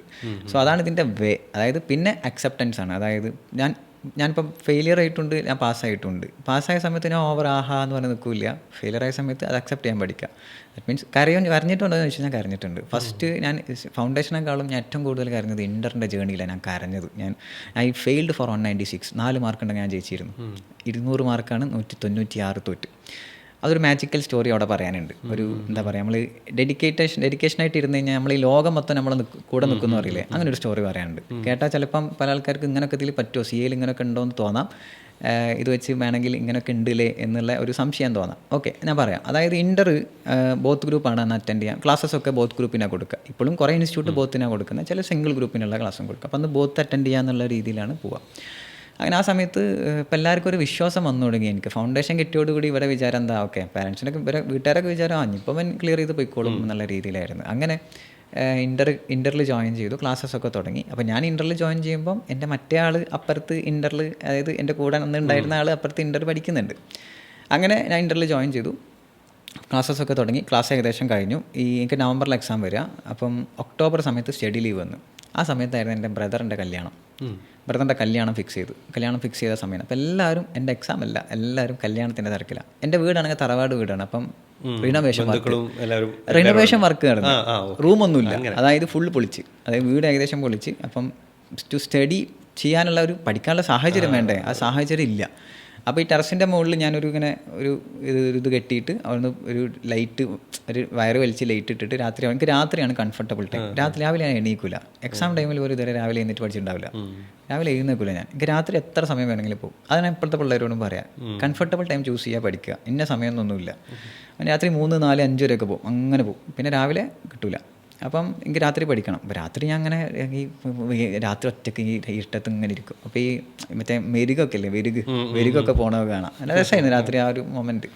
അങ്ങനെ കഷ്ടപ്പെട്ട്, സത്യം പറഞ്ഞു കഴിഞ്ഞാൽ ഇഷ്ടപ്പെട്ട് കഷ്ടപ്പെടാന്നറിയില്ല, അങ്ങനെ ഇഷ്ടപ്പെട്ട് തന്നെ കഷ്ടപ്പെടുന്നത്, അങ്ങനെ ഭയങ്കര ഇതല്ല, സ്ട്രഗിൾ ചെയ്യുക അങ്ങനെയല്ല, സ്ട്രഗിൾ ചെയ്ത് ഈ സാഹചര്യം മോശമായതുകൊണ്ട് സ്ട്രഗിൾ ചെയ്ത്. അപ്പം എക്സാം എഴുതി, ബോത്തിനെ രജിസ്റ്റർ ചെയ്തത്, പക്ഷേ ഫോക്കസ്ഡ് ഓൺ ഫസ്റ്റ് ഗ്രൂപ്പ്. അന്ന് എല്ലാവരും ചെയ്യുന്ന ഒരു കാര്യം, അന്നൊരു മിത്തുണ്ട്, ഇപ്പോഴും മിത്തുണ്ട്, അതായത് ബോത്ത് രജിസ്റ്റർ ചെയ്ത് കഴിഞ്ഞാൽ അവർ പാവല്ലേ, അവർ എന്താ വെച്ചാൽ നല്ലപോലെ വാല്യൂ ചെയ്യും, ബോത്തല്ലേ എന്ന് വിചാരിച്ചിട്ട്, അങ്ങനെയൊന്നുമില്ല, വെറുതെയാണ്. അപ്പം അന്ന് ആ മിത്ത് തന്നെ ഞാൻ എന്ത് ചെയ്തു, ബോത്തിന് രജിസ്റ്റർ ചെയ്ത് സിംഗിൾ ഗ്രൂപ്പിൽ ഫോക്കസ് ചെയ്ത് ഫസ്റ്റ് ഗ്രൂപ്പിൽ ആൻഡ് എഴുതി. സെക്കൻഡ് ഗ്രൂപ്പ് എഴുതി, പക്ഷേ ഫോക്കസ്ഡ് അല്ല, തോൽക്കുന്ന ഉറപ്പാണ്. ഫസ്റ്റ് ഗ്രൂപ്പിൽ ഞാൻ 196 എനിക്ക് റിസൾട്ട് വന്നപ്പോൾ തോറ്റു. എൻ്റെ ബ്രദറിൻ്റെ കല്യാണമൊക്കെ ആ സമയത്ത് കഴിഞ്ഞു, എല്ലാം കഴിഞ്ഞ്, എല്ലാവരും അരവാരമൊക്കെ കഴിഞ്ഞ് ഞാൻ വീട്ടിലിരിക്കുമ്പോൾ 196 തോറ്റു. അപ്പം ഞാൻ ആ റിസൾട്ട് അറിയുന്നത് ആക്ച്വലി എൻ്റെ ഫാദറിൻ്റെ ഷോപ്പ് ഉണ്ടെന്ന് പറഞ്ഞാൽ, ഫാദറിൻ്റെ ഷോപ്പുണ്ട്, ഷോപ്പിൽ ഇടയ്ക്ക് ഞാനാ പോയി നിൽക്കാറ്. ഷോപ്പിൽ നിൽക്കുമ്പോഴാണ് ഞാൻ ഈ റിസൾട്ട് അറിയുന്നത്. അപ്പോൾ ഫാദർ ചോദിച്ചു എന്തായി, ഞാൻ കിട്ടിയില്ല, തോറ്റു എന്ന് പറഞ്ഞു. ഫാദർ അപ്പം തന്നെ ബൈക്കിൽ തന്നെ വീട്ടിൽ കൊണ്ടാക്കി തന്നു, കാരണം എൻ്റെ മുഖഭാവം കണ്ടപ്പോൾ മനസ്സിലായി ഇനി ഇവിടെ നിർത്തിയാൽ ശരിയാവില്ല. അങ്ങനെ നേരെ വീട്ടിൽ കൊണ്ട് ഞാൻ നേരെ റൂം അടിച്ച് ഇരുന്ന് കരഞ്ഞു. കാരണം 4 മാർക്സിൽ ഞാൻ തോറ്റെ. 4 മാർക്ക് എന്ന് പറയുമ്പോൾ എനിക്ക് ലോയിൽ അന്ന് 33 മാർക്കാണ് കിട്ടിയത്. ലോയിൽ 40 വേണം, ഒരു പേപ്പറിൽ 40 വേണമല്ലോ. അപ്പം 7 മാർക്സിന് തോറ്റ്. അവിടെ 7 മാർക്ക് കിട്ടുകയാണെങ്കിൽ അഗ്രിഗേറ്റ് പാസ്സായി, ഞാൻ ക്വാളിഫൈഡ് ആയി. ബാക്കിയുള്ളതിൽ മാർക്കുണ്ട്. എനിക്ക് ഭയങ്കര സങ്കടം. അതായത് ഇനി എന്ത് ചെയ്യണം, ബാക്കി എല്ലാം പഠിക്കണം, അതായത് ആ ഗ്രൂപ്പ് മൊത്തം പഠിക്കണം. അപ്പം സത്യം പറഞ്ഞാൽ ഞാൻ ഇരുന്ന് കരഞ്ഞ സമയം അതായിരുന്നു, ഭയങ്കരമായിട്ട് കരഞ്ഞിട്ട് എൻ്റെ സിസ്റ്റർ അപ്പം വീട്ടിലുണ്ടായിരുന്നു. സിസ്റ്റർ വന്നിട്ട് പറഞ്ഞു ഇതൊക്കെ എന്താ കുഴപ്പമില്ല, ഇവിടെ ഇത്രയും ആൾക്കാർ സപ്പോർട്ടില്ലേ, പിന്നെ ഇപ്പം എന്തിനാ. അപ്പം എൻ്റെ മൈൻഡ് അതല്ല, തോറ്റേന്നല്ല, ഞാൻ എഫേർട്ടായിരുന്നു. അതായത് ആ സമയത്ത് ഞാൻ അത്ര എഫേർട്ട് ഇട്ടിട്ട് തോറ്റപ്പം ആ ഒരു ഫീലായിരുന്നു. 2 ദിവസം എനിക്കൊന്നും ചെയ്യാൻ പറ്റിയില്ല, ഞാൻ ഇരുന്ന് കരഞ്ഞ്. അങ്ങനെ ആ ദിവസം തന്നെ, അതായത് തോറ്റ ദിവസം തന്നെ എൻ്റെ മദർ ഒരു കാര്യം എന്നോട് ചോദിച്ചിരുന്നു. അതായത് ഉമ്മ അങ്ങനെ പറഞ്ഞ് ഭക്ഷണം കഴിക്കുന്നതിൻ്റെ ഇടയിൽ ഞാൻ കരഞ്ഞോണ്ട് ഇങ്ങനെ വിഷമത്തോടെ ഇരിക്കില്ല, എന്നോട് ചോദിച്ചു എടാ നമ്മൾ ഈ +1 +2 ഉള്ള പോലെ ഈ റീവാലുവേഷൻ ഒന്നും ഇതിലില്ലേ എന്ന് ചോദിച്ചു. അതായത് +1 +2 നമുക്ക് റീവാലുവേഷൻ ഓപ്ഷൻ ഉണ്ടല്ലോ, സോ സംതിങ് ലൈക്ക് ദാറ്റ്, അതുപോലെ എന്തെങ്കിലും ഇവിടെ CAലുണ്ടോ എന്ന് ചോദിച്ചു. അപ്പോൾ ഞാൻ പറഞ്ഞ് അതൊക്കെ ഇവിടെ ഉണ്ടോ, അതൊന്നും ഇല്ല, അതൊക്കെ ഇല്ലല്ലോ എന്നുള്ളത്. അപ്പോൾ എൻ്റെ മൈൻഡിൽ ഇതുണ്ട്, റീവാലുവേഷൻ ഉണ്ട്. അപ്പോൾ ഞാൻ ഗൂഗിൾ ചെയ്ത് നോക്കി, ദർ ഈസ് സംതിങ് റീവാലുവേഷൻ എന്തെങ്കിലും ഉണ്ടോ. അപ്പോൾ പറഞ്ഞ് റീവാലുവേഷൻ ഇല്ല, ദർ ഈസ് കൗണ്ടിങ് ഉണ്ട്, വാല്യൂ ചെയ്യില്ല, നമ്മളെ പേപ്പർ ഒന്നും കൂടി കൗണ്ട് ചെയ്യും, മാർക്ക് കറക്റ്റ് മാർക്ക് ഒന്നും കൂടി കൗണ്ട് ചെയ്യുന്നേ ഉള്ളൂ, റീവാല്യൂ ചെയ്യില്ല. അപ്പം ഞാൻ അതിനെക്കുറിച്ച് അന്വേഷിച്ച് ഞാൻ എൻ്റെ ഇൻസ്റ്റിറ്റ്യൂട്ടിൽ വിളിച്ച് നോക്കി, അവർക്കറിയില്ല. ഗൂഗിൾ ചെയ്ത് അപ്പം മനസ്സിലായി ഒരു ഫോം ഉണ്ട്, ഫോം ഫില്ല് ചെയ്യുക, ദാറ്റ് മീൻസ് ഓൺലൈനായിട്ട് ഫില്ല് ചെയ്യുക, ഒരു എമൗണ്ട് അടക്കുക ഒരു പേപ്പറിന്. ആൻഡ് നമ്മളെ കൈപ്പടയിൽ നമ്മളൊരു ലെറ്റർ എഴുതണം, അതായത് നമ്മളെ കൈപ്പടയിൽ തന്നെ വേണം, നമ്മളെ ഹാൻഡ് റൈറ്റിങ്ങിൽ ഒരു ലെറ്റർ, റിക്വസ്റ്റ് ലെറ്റർ എഴുതണം. സത്യം പറഞ്ഞാൽ റിക്വസ്റ്റ് ലെറ്റർ കോമഡി ആയിരുന്നു. എൻ്റെ സങ്കടം മൊത്തം റിക്വസ്റ്റ് ലെറ്ററിൽ ഉണ്ടായിരുന്നു. കാരണം അങ്ങനെയൊന്നും എഴുതാൻ പാടില്ല. ഞാനിങ്ങനെ ഇതിൽ 33 ഫോർമലായിട്ട് കൊടുക്കേണ്ടതാണ്. 33 കൊണ്ട് 40 ആയിരുന്നെങ്കിൽ ഞാൻ പാസ്സായേനെ. അങ്ങനെ വേണ്ടി സങ്കടത്തോട് ചെയ്തല്ലേ. അങ്ങനെ അത് സ്കാൻ ചെയ്ത് അപ്ലോഡ് ചെയ്തു. എൻ്റെ ബ്രദറിൻ്റെ ലാപ്ടോപ്പ് അന്ന് അവിടെ ഉണ്ടായിരുന്നു, വെച്ച് അപ്ലോഡ് ചെയ്തു. ബ്രദർ ഇപ്പോഴും തോന്നുന്നു ആ ഒരു സാധനം എടുത്ത് വെച്ചിട്ടുണ്ടെന്ന് തോന്നുന്നു, എൻ്റെ റിക്വസ്റ്റ് ലെറ്റർ. അപ്പം ബ്രദറിൻ്റെ പൈസ വെച്ചിട്ട് തന്നെ ഞാൻ എന്ത് ചെയ്തേ, അടച്ച് ഒക്കെ കംപ്ലീറ്റ് ആയി. ഞാൻ ഒരിക്കലും പ്രതീക്ഷിക്കുന്നില്ല, അതായത് അത് കംപ്ലീറ്റ് ആയിപ്പോയി. അതിൻ്റെ റിസൾട്ട് വരണമെങ്കിൽ വിൽ ടേക്ക് ഓൺലി 2 months ഒക്കെ എടുക്കും, ചിലപ്പോൾ 2 മാസമൊക്കെ എടുത്താലാണ് അതിൻ്റെ സ്റ്റാറ്റസ് അറിയാം. ഞാൻ വീണ്ടും പഠിക്കാൻ തുടങ്ങി. അടുത്ത എക്സാമിന് വേണ്ടി രജിസ്റ്റർ ചെയ്തു. മെയിൽ ബോത്ത് ഗ്രൂപ്പിന് വേണ്ടി രജിസ്റ്റർ ചെയ്തു. അങ്ങനെ Jan-Feb അങ്ങനെ റിസൾട്ട് വന്നത്. Jan-Feb റിസൾട്ട് വന്ന് മാർച്ചായി. March 30 ആ ദിവസം ഞാൻ മറക്കില്ല. March 30 എൻ്റെ ബ്രദറിൻ്റെ ലാപ്ടോപ്പ് ബ്രദറിൻ്റെ റൂമിൽ നിൽക്കുന്നത് കണ്ട്. അപ്പോൾ ഞാൻ ആലോചിച്ചു, അയ്യോ ഞാനിതിലല്ലേ നമ്മൾ അന്ന് ഇത് റീവാലുവേഷന് കൊടുത്തേ, നോക്കണ്ടല്ലേ. അപ്പോൾ ഓർമ്മ വരുന്നത് ഞാൻ വീണ്ടും പഠിച്ചെത്തിക്കണം. അടുത്ത അത് മെയിൽ എക്സാമാണ്, March 30 വീണ്ടും. അങ്ങനെ ഞാൻ ജസ്റ്റ് എടുത്ത് സ്റ്റാറ്റസ് ഒക്കെ ചെയ്തപ്പോൾ first group passed, new mark sheet will be dispatched soon. അപ്പം എന്താണെന്ന് വെച്ച് കഴിഞ്ഞാൽ ഗ്രൂപ്പ് 1 പാസ്സായി. പുതിയ മാർക്ക് ഷീറ്റ് എന്ത് ചെയ്യാം, നിങ്ങൾക്ക് ഉടനെ അയച്ചുതരാം. ദാറ്റ് മീൻസ് അത് ഭയങ്കര എന്താ പറയുക, എനിക്ക് വിശ്വസിക്കാൻ പറ്റുന്നില്ല വെതർ ഇത് കറക്റ്റാണോ അല്ലേന്ന്. കാരണം ഞാൻ പ്രതീക്ഷിച്ചിട്ടില്ല. അപ്പം എനിക്ക് 2 മാർക്ക് ഷീറ്റ് ഉണ്ട്. മെയിൽ വന്നിട്ട് എത്ര ദിവസമായിരുന്നു അപ്പോൾ? ഇത് കുറേ മുമ്പേ വന്നിട്ടുണ്ടാവും ചിലപ്പോൾ, ഞാൻ ചെക്ക് ചെയ്തിട്ടില്ല. മെയിലല്ല, ദാറ്റ് മീൻസ് സ്റ്റാറ്റസ് എന്നുണ്ടാവും, ചെക്ക് ചെയ്യണം. ഞാൻ ചെക്ക് ചെയ്തിട്ടില്ല, എനിക്ക് വിശ്വാസമാവുന്നില്ല. ഞാൻ ഇൻസ്റ്റിറ്റ്യൂട്ടിനെ വിളിച്ചപ്പോൾ അവർക്ക് അറിയില്ല അങ്ങനെയൊക്കെ ഉണ്ടല്ലേ ഇങ്ങോട്ട്. അപ്പം കാര്യമില്ല, വിളിച്ചിട്ട് കാര്യമില്ല. അങ്ങനെ ഞാൻ എനിക്ക് പേഴ്സണലി അറിയുന്ന വേറൊരു സാറെ വിളിച്ച്, ആ ഇൻസ്റ്റിറ്റ്യൂട്ടിലുണ്ടായിരുന്ന സാറെ വിളിച്ച്. സാറിന് ഭയങ്കര കോൺടാക്റ്റ് ആയിരുന്നു. സാറ് വിളിച്ചിട്ട് സാറിന് വിശ്വാസമാവുന്നില്ല എങ്ങനെ ഉണ്ടോയെന്ന്, കാരണം അങ്ങനെ ആരും ജയിക്കലില്ല. അങ്ങനെ സാറ് എൻ്റെ കയ്യിൽ നിന്ന് ലോഗിൻ ഐ ഡി ഒക്കെ വാങ്ങിയിട്ട് സാറ് നോക്കിയിട്ട് രാത്രി വിളിച്ചിട്ട് പറഞ്ഞു, എടാ ഈ പാസ്സായടാ, ഫസ്റ്റ് ഗ്രൂപ്പ് പാസ്സായിട്ടുണ്ട് എന്നൊക്കെ പറഞ്ഞ്. അങ്ങനെ വിശ്വാസമാവുന്നില്ല. പിറ്റേ ദിവസം രാവിലെ ഞാൻ ICI ഡൽഹിക്ക് വിളിച്ചിട്ട് ചോദിച്ച് ഞാൻ പാസ്സായിക്കണോ. അവർ പറഞ്ഞ് പാസ്സായിട്ടുണ്ട്, പുതിയ മാർക്ക് ഷീറ്റ് തന്നെ അയച്ചു തരും. അപ്പോൾ എൻ്റെ മാർക്ക് ഷീറ്റ് 2 ഉണ്ട് ഗ്രൂപ്പ് 1. അതായത് 1 നോർമലും തോറ്റതും, 2 റിവൈസ്ഡ് എന്ന് മേലെ എഴുതിയിട്ടുണ്ട് മാർക്ക് ഷീറ്റിൽ. സോ ഇതൊരു മിറാക്കിളായിരുന്നു ആക്ച്വലി. അതൊന്നും എൻ്റെ മുമ്പ് അത് പറഞ്ഞില്ലെങ്കിലോ, അതായത് റീവാലുവേഷനെ കുറിച്ചൊന്നും മെൻഷൻ ചെയ്തിട്ടില്ല വെച്ചാൽ ഞാൻ വീണ്ടും അടുത്ത മെയിൽ വീണ്ടും അപ്പിയർ ചെയ്യുന്നുണ്ടാവും first group. So first group അങ്ങനെ പാസ്സായി. So first group first attempt തന്നെയാണ്, പക്ഷേ ഈ ഒരു റീവാലുവേഷൻ സ്റ്റോറി ഇത് ആരും പറയാത്തൊരു സ്റ്റോറി ആയിരിക്കും. ഇങ്ങനെ ഒരു സംഭവം ആരും പറഞ്ഞിട്ടുണ്ടാവില്ല. It's a miracle actually. നമ്മളാ പറഞ്ഞത് നമ്മൾ അത്രയും എഫേർട്ട് ഇട്ട് തയ്യാറാണെന്നുണ്ടെങ്കിൽ ഡെഫിനറ്റ്ലി നമ്മൾ എങ്ങനെയെങ്കിലും ഏതെങ്കിലും ഒരു അറ്റംപ്റ്റിൽ പാസ്സാവും. That's the case. നമ്മൾ എഫേർട്ട് ഇടാൻ തയ്യാറ്, ആ ജെന്യൂൻ എഫേർട്ട് ആണെന്നുണ്ടെങ്കിൽ ഡെഫിനറ്റ്ലി പാസ്സാവും. അത് എല്ലാ കേസിലും അങ്ങനെ തന്നെയാണ്. അങ്ങനെ പിന്നെ ഗ്രൂപ്പ് 2 ഉഴപ്പി. കാരണം ഗ്രൂപ്പ് 1 പാസ്സായതിൻ്റെ ആവശ്യത്തിലേക്കല്ലേ മെയിൽ എന്ത് അപ്പം പൈസ ഒക്കെ തിരിച്ചിട്ടിട്ടോ. അതായത് ഫസ്റ്റ് ഗ്രൂപ്പ് രജിസ്റ്റർ ചെയ്തതിൻ്റെ പൈസ ഒക്കെ DD ആയിട്ട് അയച്ചെന്നു, റീവാലുവേഷൻ ചെയ്തതിൻ്റെ പൈസ, അതായത് റീവാലുവേഷൻ ചേഞ്ച് ചെയ്ത് കഴിഞ്ഞാൽ പിന്നെ എന്ത് ചെയ്യും, പൈസ ഒക്കെ തിരിച്ചു വരും. അപ്പോൾ ചേഞ്ച് ആയ മാർക്ക് എത്രയെന്ന് വെച്ച് കഴിഞ്ഞാൽ 33 കറക്റ്റ് 40 കറക്റ്റ് 40 എന്തായി. അതങ്ങനെ ഉണ്ട് ആക്ച്വലി. അതും പല ആൾക്കാർക്ക് ഉള്ള ഒരു ടിപ്പാണ് ആക്ച്വലി. ഞാൻ എപ്പോഴും പറഞ്ഞു കൊടുക്കുന്ന ടിപ്പ്. അതായത് ഇപ്പോൾ 4 പേപ്പർ ഉണ്ട് ഒരു ഗ്രൂപ്പിൽ. ഇപ്പോൾ CMA ആണെങ്കിലും C ആണെങ്കിൽ ഇപ്പോൾ 3 പേപ്പർ. ഇപ്പം ഏതെങ്കിലും ഒരു പേപ്പർ ചിലപ്പം ടഫായിരിക്കും. അതെന്തിനാ പിടിച്ചിടാൻ വേണ്ടിയിട്ടാണ്. അപ്പോൾ പല ആൾക്കാർ എന്ത് ചെയ്യും, അവിടെ അതിൽ വീഴും, ബാക്കി അറ്റംപ്റ്റ് ചെയ്യില്ല, ബാക്കി അവിടെ വെച്ച് നിർത്തും. അങ്ങനെ ചെയ്യരുത്. ഒരു പേപ്പർ അൺകംഫർട്ടബിൾ ആയിട്ട് തോന്നുകയാണെന്നുണ്ടെങ്കിൽ എന്ത് ചെയ്യുക, അപ്പിയർ ചെയ്യുക. ദാറ്റ് മീൻസ് ചെയ്യുക, മാക്സിമം ടു മാക്സിമം അവിടെ ചെയ്യുക. ആൻഡ് ബാക്കി പേപ്പേഴ്സ് ഉണ്ടല്ലോ, കംഫർട്ടബിൾ ആയിട്ട് തോന്നുന്ന പേപ്പേഴ്സിൽ മാക്സിമം ടു മാക്സിമം എന്ത് ചെയ്യുക, സ്കോർ ചെയ്യാനും ശ്രമിക്കുക. സോ ഡെഫിനറ്റ്ലി ഈ മാർക്ക് കുറയാൻ ചാൻസ് ഉള്ള സാധനത്തിൽ കറക്റ്റ് 40 കിട്ടി പാസ്സാവും. കുറേ മാർക്ക് ലിസ്റ്റ് നിങ്ങൾക്ക് ഒരാൾക്ക് എഴുതി നോക്കിയാൽ കാണാം കറക്റ്റ് 40 കിട്ടി പാസ്സാവും. എങ്ങനെ കറക്റ്റ് 40 കിട്ടുക ഒരാൾക്ക് എഴുതിയിട്ട്? കറക്റ്റ് 40 എങ്ങനെ ഒരാൾക്ക് എഴുതാൻ പറ്റുക? കിട്ടില്ല. അതെങ്ങനെയാണെന്ന് വെച്ച് കഴിഞ്ഞാൽ 35+ ഒക്കെ ഏകദേശം മാർക്ക് ഉണ്ടെങ്കിൽ ഒരു പേപ്പറിൽ, ബാക്കി പേപ്പേഴ്സിൽ അത്യാവശ്യം നല്ല മാർക്ക് ഉണ്ടെങ്കിൽ 35നെ 40 ആക്കി തരും. കാരണം ഒരു പേപ്പർ കൊണ്ട് അയാളെ എന്ത് ചെയ്യില്ല, തോൽപ്പിക്കില്ല ചെയ്യാൻ. അങ്ങനെ ഇവരെന്നെ പറഞ്ഞിട്ടുണ്ട്, ഇതിൻ്റെ അതോറിറ്റി തന്നെ അത് പറഞ്ഞിട്ടുണ്ട്. 35+ ഒക്കെ വന്ന് കയറുന്നുണ്ടെങ്കിൽ, കാരണം എനിക്കത് ഇൻ്റർവ്യൂ അനുഭവമുണ്ട്, എനിക്ക് ഫൈനലിലും അനുഭവമുണ്ട്. കറക്റ്റ് 40 കിട്ടിയ സാഹചര്യം. കറക്റ്റ് 40ക്കൊന്നും നമ്മൾ എങ്ങനെ എഴുതുക, കറക്റ്റ് 40 എങ്ങനെ എഴുതുക? 39, 38 ഒക്കെ വന്നിട്ടുണ്ടാവും. അത് പല ആൾക്കാരും ശ്രദ്ധിക്കില്ല. അല്ല ടഫ് പേപ്പർ കിട്ടിക്കഴിഞ്ഞാൽ ഔട്ട് വെച്ച് നിർത്തും. ഓക്കെ, ഇനി മതി, ഞാൻ അടുത്ത അറ്റംപ്റ്റ് നോക്കാം. അവിടെ വിടരുത്. അതാണ് ഇതിൻ്റെ ഒരു കാര്യം. ഓക്കെ. ആൻഡ് ഇനി ഫൈനൽ സ്റ്റേജ് ഉണ്ടല്ലോ. ഞാൻ എക്സൈറ്റഡ് ഇരിക്കുന്നത് ഇതെല്ലാം കഴിഞ്ഞ് അവസാനം ക്വാളിഫൈഡ് എന്ന് കാണുന്നൊരു മൊമെൻ്റ് ഉണ്ടല്ലോ, ആ മൊമെൻറ്റിലേക്ക് ആണ് ഞാൻ വെയിറ്റ് ചെയ്യുന്നത്. ആ ജേണി കൂടി പറഞ്ഞു. ഓക്കെ. അപ്പം ഇനി ഫസ്റ്റ് ഗ്രൂപ്പ് കഴിഞ്ഞു, സെക്കൻഡ് ഗ്രൂപ്പിൻ്റെ കാര്യമല്ല. അതിൻ്റെ ഇടയ്ക്ക് ഞാൻ ആർട്ടിക്കിൾഷിപ്പിന് ജോയിൻ ചെയ്തു. ആദ്യം ഞാൻ ആർട്ടിക്കിൾഷിപ്പിൻ്റെ കാര്യം it's very important four A CA journey. എന്നെ ഞാനാക്കിയത് സത്യം പറഞ്ഞു കഴിഞ്ഞാൽ എൻ്റെ ആർട്ടിക്കിൾഷിപ്പാണ്. എൻ്റെ ആർട്ടിക്കിൾഷിപ്പ് CMAയിലാണെങ്കിൽ, ഇപ്പം CMAയിൽ ഒരു വലിയ പ്രശ്നമുണ്ട് CMA ഇന്ത്യയിൽ, ഈ ഡമ്മി ആർട്ടിക്കിൾഷിപ്പ് ഇടുന്ന ഒരു കാര്യം. അതായത് ട്രെയിനിങ്ങിന് പോവാതെ ഡമ്മി ആയിട്ട് ആർട്ടിക്കിൾഷിപ്പ് ഇട്ടിട്ട് പോകുന്ന വലിയ കോൺഫ്ലിക്റ്റ് ആവുന്ന വലിയൊരു സംഭവമാണത്. ഭയങ്കര കോൺട്രോവേഴ്സി ഇഷ്യൂ ആണത്. CAയിൽ അത് പിന്നെ പറ്റില്ല. CAയിൽ കുറവാണ് ഡമ്മി ആർട്ടിക്കിൾഷിപ്പ് ഇടുന്നത്. Articleship is really important, very important ആയിട്ടുള്ളൊരു കാര്യമാണ് ആർട്ടിക്കിൾഷിപ്പ്. റിയൽ ലൈഫ് എക്സ്പീരിയൻസ് കിട്ടണമെങ്കിൽ അതെന്താ വെച്ച് കഴിഞ്ഞാൽ അത് വർക്ക് പഠിക്കുക എന്നുള്ളത് മാത്രമല്ല, നമുക്ക് ചീത്ത കേൾക്കും, അത് രസമാണ് ചീത്ത കേൾക്കാൻ. അതായത് അങ്ങനെയൊക്കെ ചീത്ത കേൾക്കണം. അതായത് കുറച്ച് പ്രഷർ കിട്ടണം, ഡെഡ് ലൈൻ മീറ്റ് ചെയ്യുന്ന കാര്യങ്ങൾ കിട്ടണം. അതായത് വി ആർ CA അല്ലെങ്കിൽ CMA ആണ്. നമുക്ക് ആ പ്രഷർ എന്തായാലും ആഫ്റ്റർ എന്താ പറയുക ക്വാളിഫിക്കേഷൻ ഉണ്ടാവും. സോ അതൊക്കെ മാനേജ് ചെയ്യുന്നത് ആക്ച്വലി ഇവിടെയാണ്. അപ്പോൾ ആർട്ടിക്കിൾഷിപ്പ് എക്സ്പീരിയൻസ് ഇല്ലാതെ നമുക്ക് എന്ത് ചെയ്യാൻ പറ്റില്ല, മുന്നേറാൻ പറ്റില്ല. അപ്പോൾ ഞാൻ എപ്പോഴും താങ്ക്ഫുൾ ടു മൈ സാർ. ഞാൻ ആ പേര് പറയുകയും ചെയ്യാം. ഫഹദ് സാർ എന്നായിരുന്നു ആളുടെ പേര്. ഫഹദ് ആളായിരുന്നു എൻ്റെ പ്രിൻസിപ്പൾ. ആളെടുത്താണ് ഞാൻ ആർട്ടിക്കിൾഷിപ്പ് 3 കൊല്ലം ചെയ്തത്. ആൾ വ്യക്തമായിട്ട് എനിക്ക് കാര്യങ്ങൾ പറഞ്ഞു തന്നിട്ടുണ്ട്. നമ്മൾ എന്താ പറയുക എന്താ പറയുക കറക്റ്റായിട്ട് കാര്യങ്ങൾ എല്ലാം വ്യക്തമായിട്ട് പറഞ്ഞു തരുന്ന ഒരാളായിരുന്നു. കുറേ വർക്ക് ഉണ്ട് എന്നല്ല, പക്ഷേ ഉള്ള വർക്ക് നന്നായി വൃത്തിക്ക് ചെയ്യാൻ പറ്റുന്ന രീതിയിൽ. അതായത് ഞാൻ സത്യം പറഞ്ഞു കഴിഞ്ഞാൽ ഞാൻ അവിടെ നിന്ന് ഇറങ്ങിയ പാടന്നെ ഓഫീസ് ഇട്ടിട്ടുണ്ടായിരുന്നു വിത്തൗട്ട് ക്വാളിഫിക്കേഷൻ. ഒരു സ്വന്തമായിട്ടൊരു ടാക്സ് കൺസൾട്ടൻസി ഞാൻ ഇട്ടിട്ടുണ്ടായിരുന്നു. അത് ഇടാനുള്ള കുറച്ച് ധൈര്യം വേണ്ടേ അതൊക്കെ ഇടാൻ. ആ ധൈര്യം കിട്ടിയത് ആക്ച്വലി ആർട്ടിക്കിൾഷിപ്പ് എക്സ്പീരിയൻസ്. അപ്പോൾ articleship experience is really important. അതിൻ്റെ ഇടയിലാണ് സെക്കൻഡ് ഗ്രൂപ്പ് ഞാൻ പാസ്സായത്. സെക്കൻഡ് ഗ്രൂപ്പിൽ പാസ്സാവുന്നതിന് എനിക്ക് ഓഡിറ്റ് ഭയങ്കര ടഫായിരുന്നു. ഓഡിറ്റിംഗ് പേപ്പർ എഴുതി അങ്ങനെ മാർക്ക് കിട്ടാത്തൊരു പേപ്പറാണ് ഓഡിറ്റിങ്ങിൽ എനിക്ക് എപ്പോഴും കിട്ടിയിരുന്നത് 30-31 റേഞ്ചിലായിരുന്നു. ആ സാധനം എനിക്ക് 65 അടിക്കാൻ പറ്റി ഒരു അറ്റംപ്റ്റിൽ. അത് എൻ്റെ സാറെ കൊണ്ടാട്ടോ. സാർ എന്നോട് പറഞ്ഞ് നമുക്ക് അതും പിള്ളേർ ചെയ്യേണ്ട ഒരു കാര്യമാണ്. ഇപ്പോൾ നമ്മളൊരു പേപ്പർ തോറ്റ് കഴിഞ്ഞാൽ ഒരു മാർക്ക് കിട്ടുന്നില്ല എന്ന് കണ്ടു കഴിഞ്ഞാൽ നമുക്ക് സർട്ടിഫൈഡ് കോപ്പി എടുക്കാൻ പറ്റും. നമ്മൾ എഴുതിയ പേപ്പർ നമുക്ക് എടുക്കാം. 2 മാർഗ്ഗമുണ്ട്. ICA വഴി അല്ലെങ്കിൽ ICMA ഇൻസ്റ്റിറ്റ്യൂട്ട് വഴി എടുക്കാം, അല്ലെങ്കിൽ RTA വഴി എടുക്കാം. റൈറ്റ് ടു ഇൻഫർമേഷൻ ആക്ട് അനുസരിച്ച് 10 രൂപ കൊടുത്താൽ മതി. 10 റുപ്പീസ് കൊടുത്ത് കഴിഞ്ഞാൽ നമ്മൾ മെയിലിൽ അയച്ചു തരും. അത് എടുത്ത് നോക്കിയപ്പം സാർ എന്നോട് പറഞ്ഞ് ഇത് ഞാനാണ് വാല്യൂ ചെയ്യുന്നുണ്ടെങ്കിൽ എനിക്ക് 30 കിട്ടില്ല. അതിൽ താഴെ ആകെ ഡീഗ്രേഡ് ചെയ്ത് തന്നെ എന്നോട് പറഞ്ഞ് എനിക്ക് കണ്ടൻറ് അറിയാം, എഴുതാൻ അറിയില്ല. സംഭവം എൻ്റെ അടുത്ത് ഉണ്ട്, പക്ഷേ എഴുതാൻ എനിക്കറിയില്ല. നീ ക്വസ്റ്റ്യൻ ചോദിക്കുന്നതിനനുസരിച്ചിട്ടല്ല ആൻസർ ചെയ്തത്. എനിക്ക് 2 പേജ് ഞാൻ ആൻസർ ചെയ്തിട്ട് എനിക്ക് 0 മാർക്ക് കിട്ടിയിട്ടുണ്ട്. സോ കുറേ ആൻസർ ചെയ്യാന്നുള്ളതല്ല, ടു ദി പോയിന്റ് ആൻസർ ചെയ്താൽ മാർക്ക് കിട്ടും. പേജ് എഴുതിയൊരു സാധനം ഉണ്ടായിരുന്നു, കറക്റ്റ് 4 മാർക്ക് കിട്ടിയിട്ടുണ്ട്. സോ ടു ദി പോയിന്റ് കാര്യങ്ങൾ എഴുതി കഴിഞ്ഞാൽ കറക്റ്റ് എന്ത് ചെയ്യും, മാർക്ക് തരും. അത് മനസ്സിലാക്കി എനിക്ക് ലാസ്റ്റ് സാറ് പറഞ്ഞ് 10 ദിവസം കൂടി ലീവ് ചെയ്യാൻ തരും. ബാക്കി അറ്റംപ്റ്റിനൊക്കെ എനിക്ക് 1 മാസം ലീവ് തന്നിട്ടുണ്ട്. 10 ദിവസം കൂടി ലീവ് ചെയ്യാൻ തരും.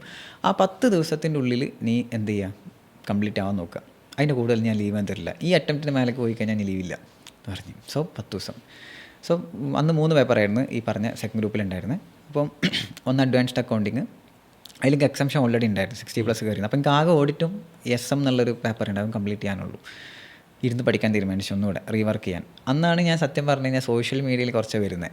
അന്ന് ഈ ടിക്ടോക്ക് ഭയങ്കര വരുന്നൊരു കാലമാണ്, ടിക്ടോക്ക് ഭയങ്കര വരുന്നൊരു കാലം. അപ്പം ഞാൻ എനിക്ക് പഠിക്കാമെന്ന് പറഞ്ഞു കഴിഞ്ഞാൽ സത്യം പറഞ്ഞാൽ ഇഷ്ടമുള്ള കാര്യമല്ല, എല്ലാവർക്കും അങ്ങനെ തന്നെയാണ്. എങ്ങനെ രസകരമായി പഠിക്കാം എന്നുള്ളത് നമുക്ക് നോക്കണ്ടേ, ഇൻട്രസ്റ്റോടുകൂടി പഠിക്കാം എന്നുള്ള. അപ്പം ഞാൻ അന്ന് ചെയ്തിരുന്ന ട്രിക്കാണ്, ഞാൻ എല്ലായിടത്തും പറയലുണ്ട്, ഞാൻ കുട്ടികളോടൊക്കെ പറയും. അതായത് ഞാൻ കുറച്ച് പഠിക്കും, ഇപ്പോൾ ഈ ഓഡിറ്റൊക്കെ എല്ലാം പഠിക്കാനുള്ള ഭയങ്കര മടുപ്പായിരിക്കും, പഠിച്ചാൽ മടുക്കും. അപ്പോൾ ഞാൻ എന്ത് ചെയ്യും, ടിക്ടോക്കിൽ എനിക്കൊരു അക്കൗണ്ട് ഉണ്ടായിരുന്നു, ഒരു വീഡിയോ എടുത്തുകൊണ്ട് ചെയ്യും.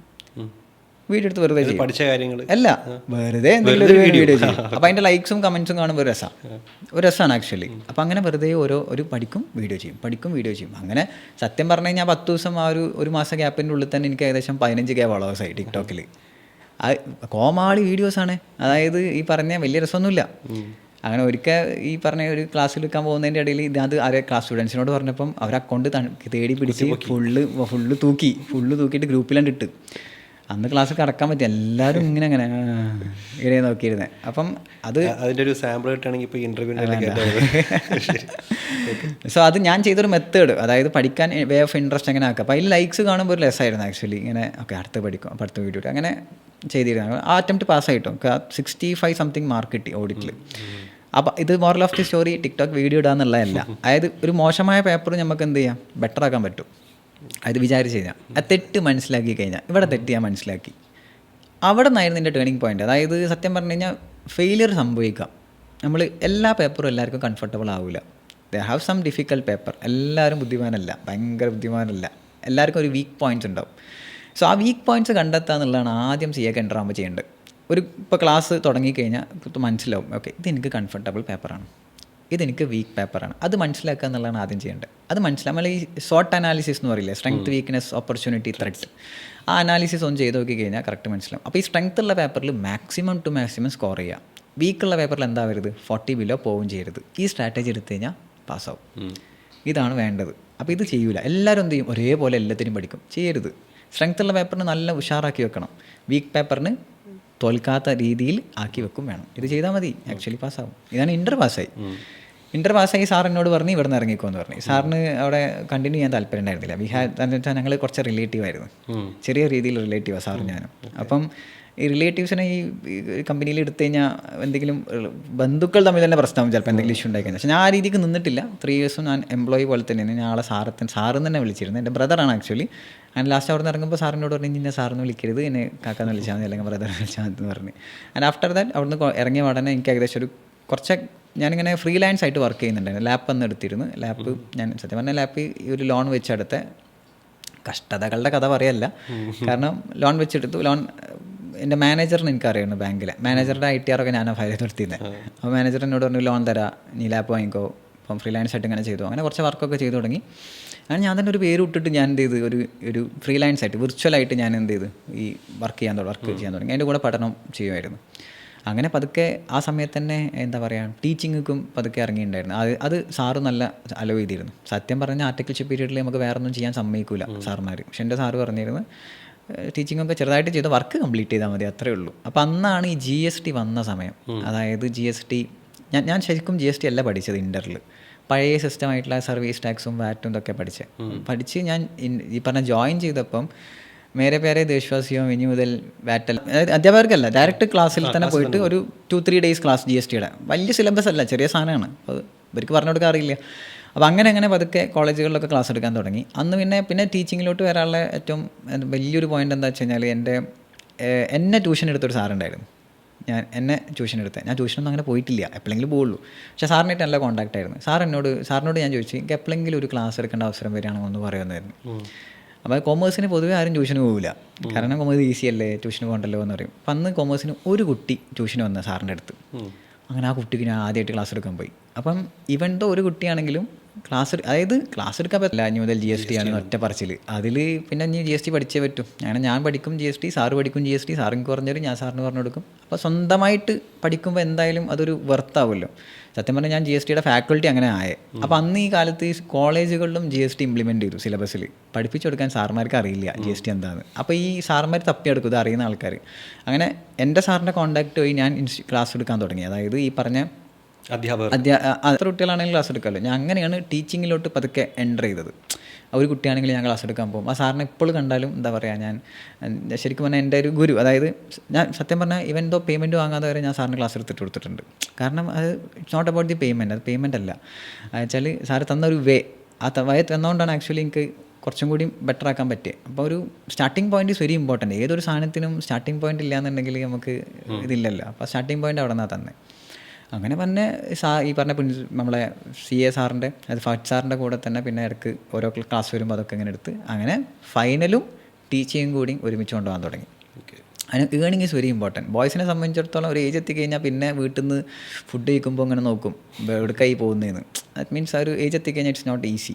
ഒരു ഏജ് എത്തിക്കഴിഞ്ഞാൽ ബോയ്സിനെ സംബന്ധിച്ചിടത്തോളം ഈസി അല്ല. അപ്പോൾ അതുകൊണ്ട് തന്നെ എങ്ങനെയെങ്കിലും ഏണിങ്സ് ചെറുതായിട്ട് ഉണ്ടാക്കണം എന്നുള്ള രീതിയിൽ ആ ഒരു ക്ലാസ് എടുക്കലും അല്ലെങ്കിൽ ഈ പറഞ്ഞ മെൻറ്റർഷിപ്പും ഇതൊക്കെ ഇങ്ങനെ ചെയ്ത് പേപ്പർ വാല്യുവേഷൻ ഇതൊക്കെ ചെയ്തിട്ടുണ്ട്. പേപ്പർ വാല്യൂ ചെയ്തിട്ട് ഒരു പേപ്പറിന് ഇത്ര പൈസ കിട്ടും, പേപ്പർ വാല്യൂ ചെയ്ത് കൊടുത്താൽ. അങ്ങനെ ഒരു ഇൻസ്റ്റിറ്റ്യൂട്ടിന് അങ്ങനെ പേപ്പർ വാല്യുവേഷൻ ചെയ്തു. അങ്ങനെ ആ ഇൻസ്റ്റിറ്റ്യൂട്ടിന് തന്നെ എന്നോട് ചോദിച്ചു, സാറ് വന്നിട്ടില്ല, ഒന്ന് ക്ലാസ് കയറാൻ പറ്റുമെന്ന് ചോദിച്ചു.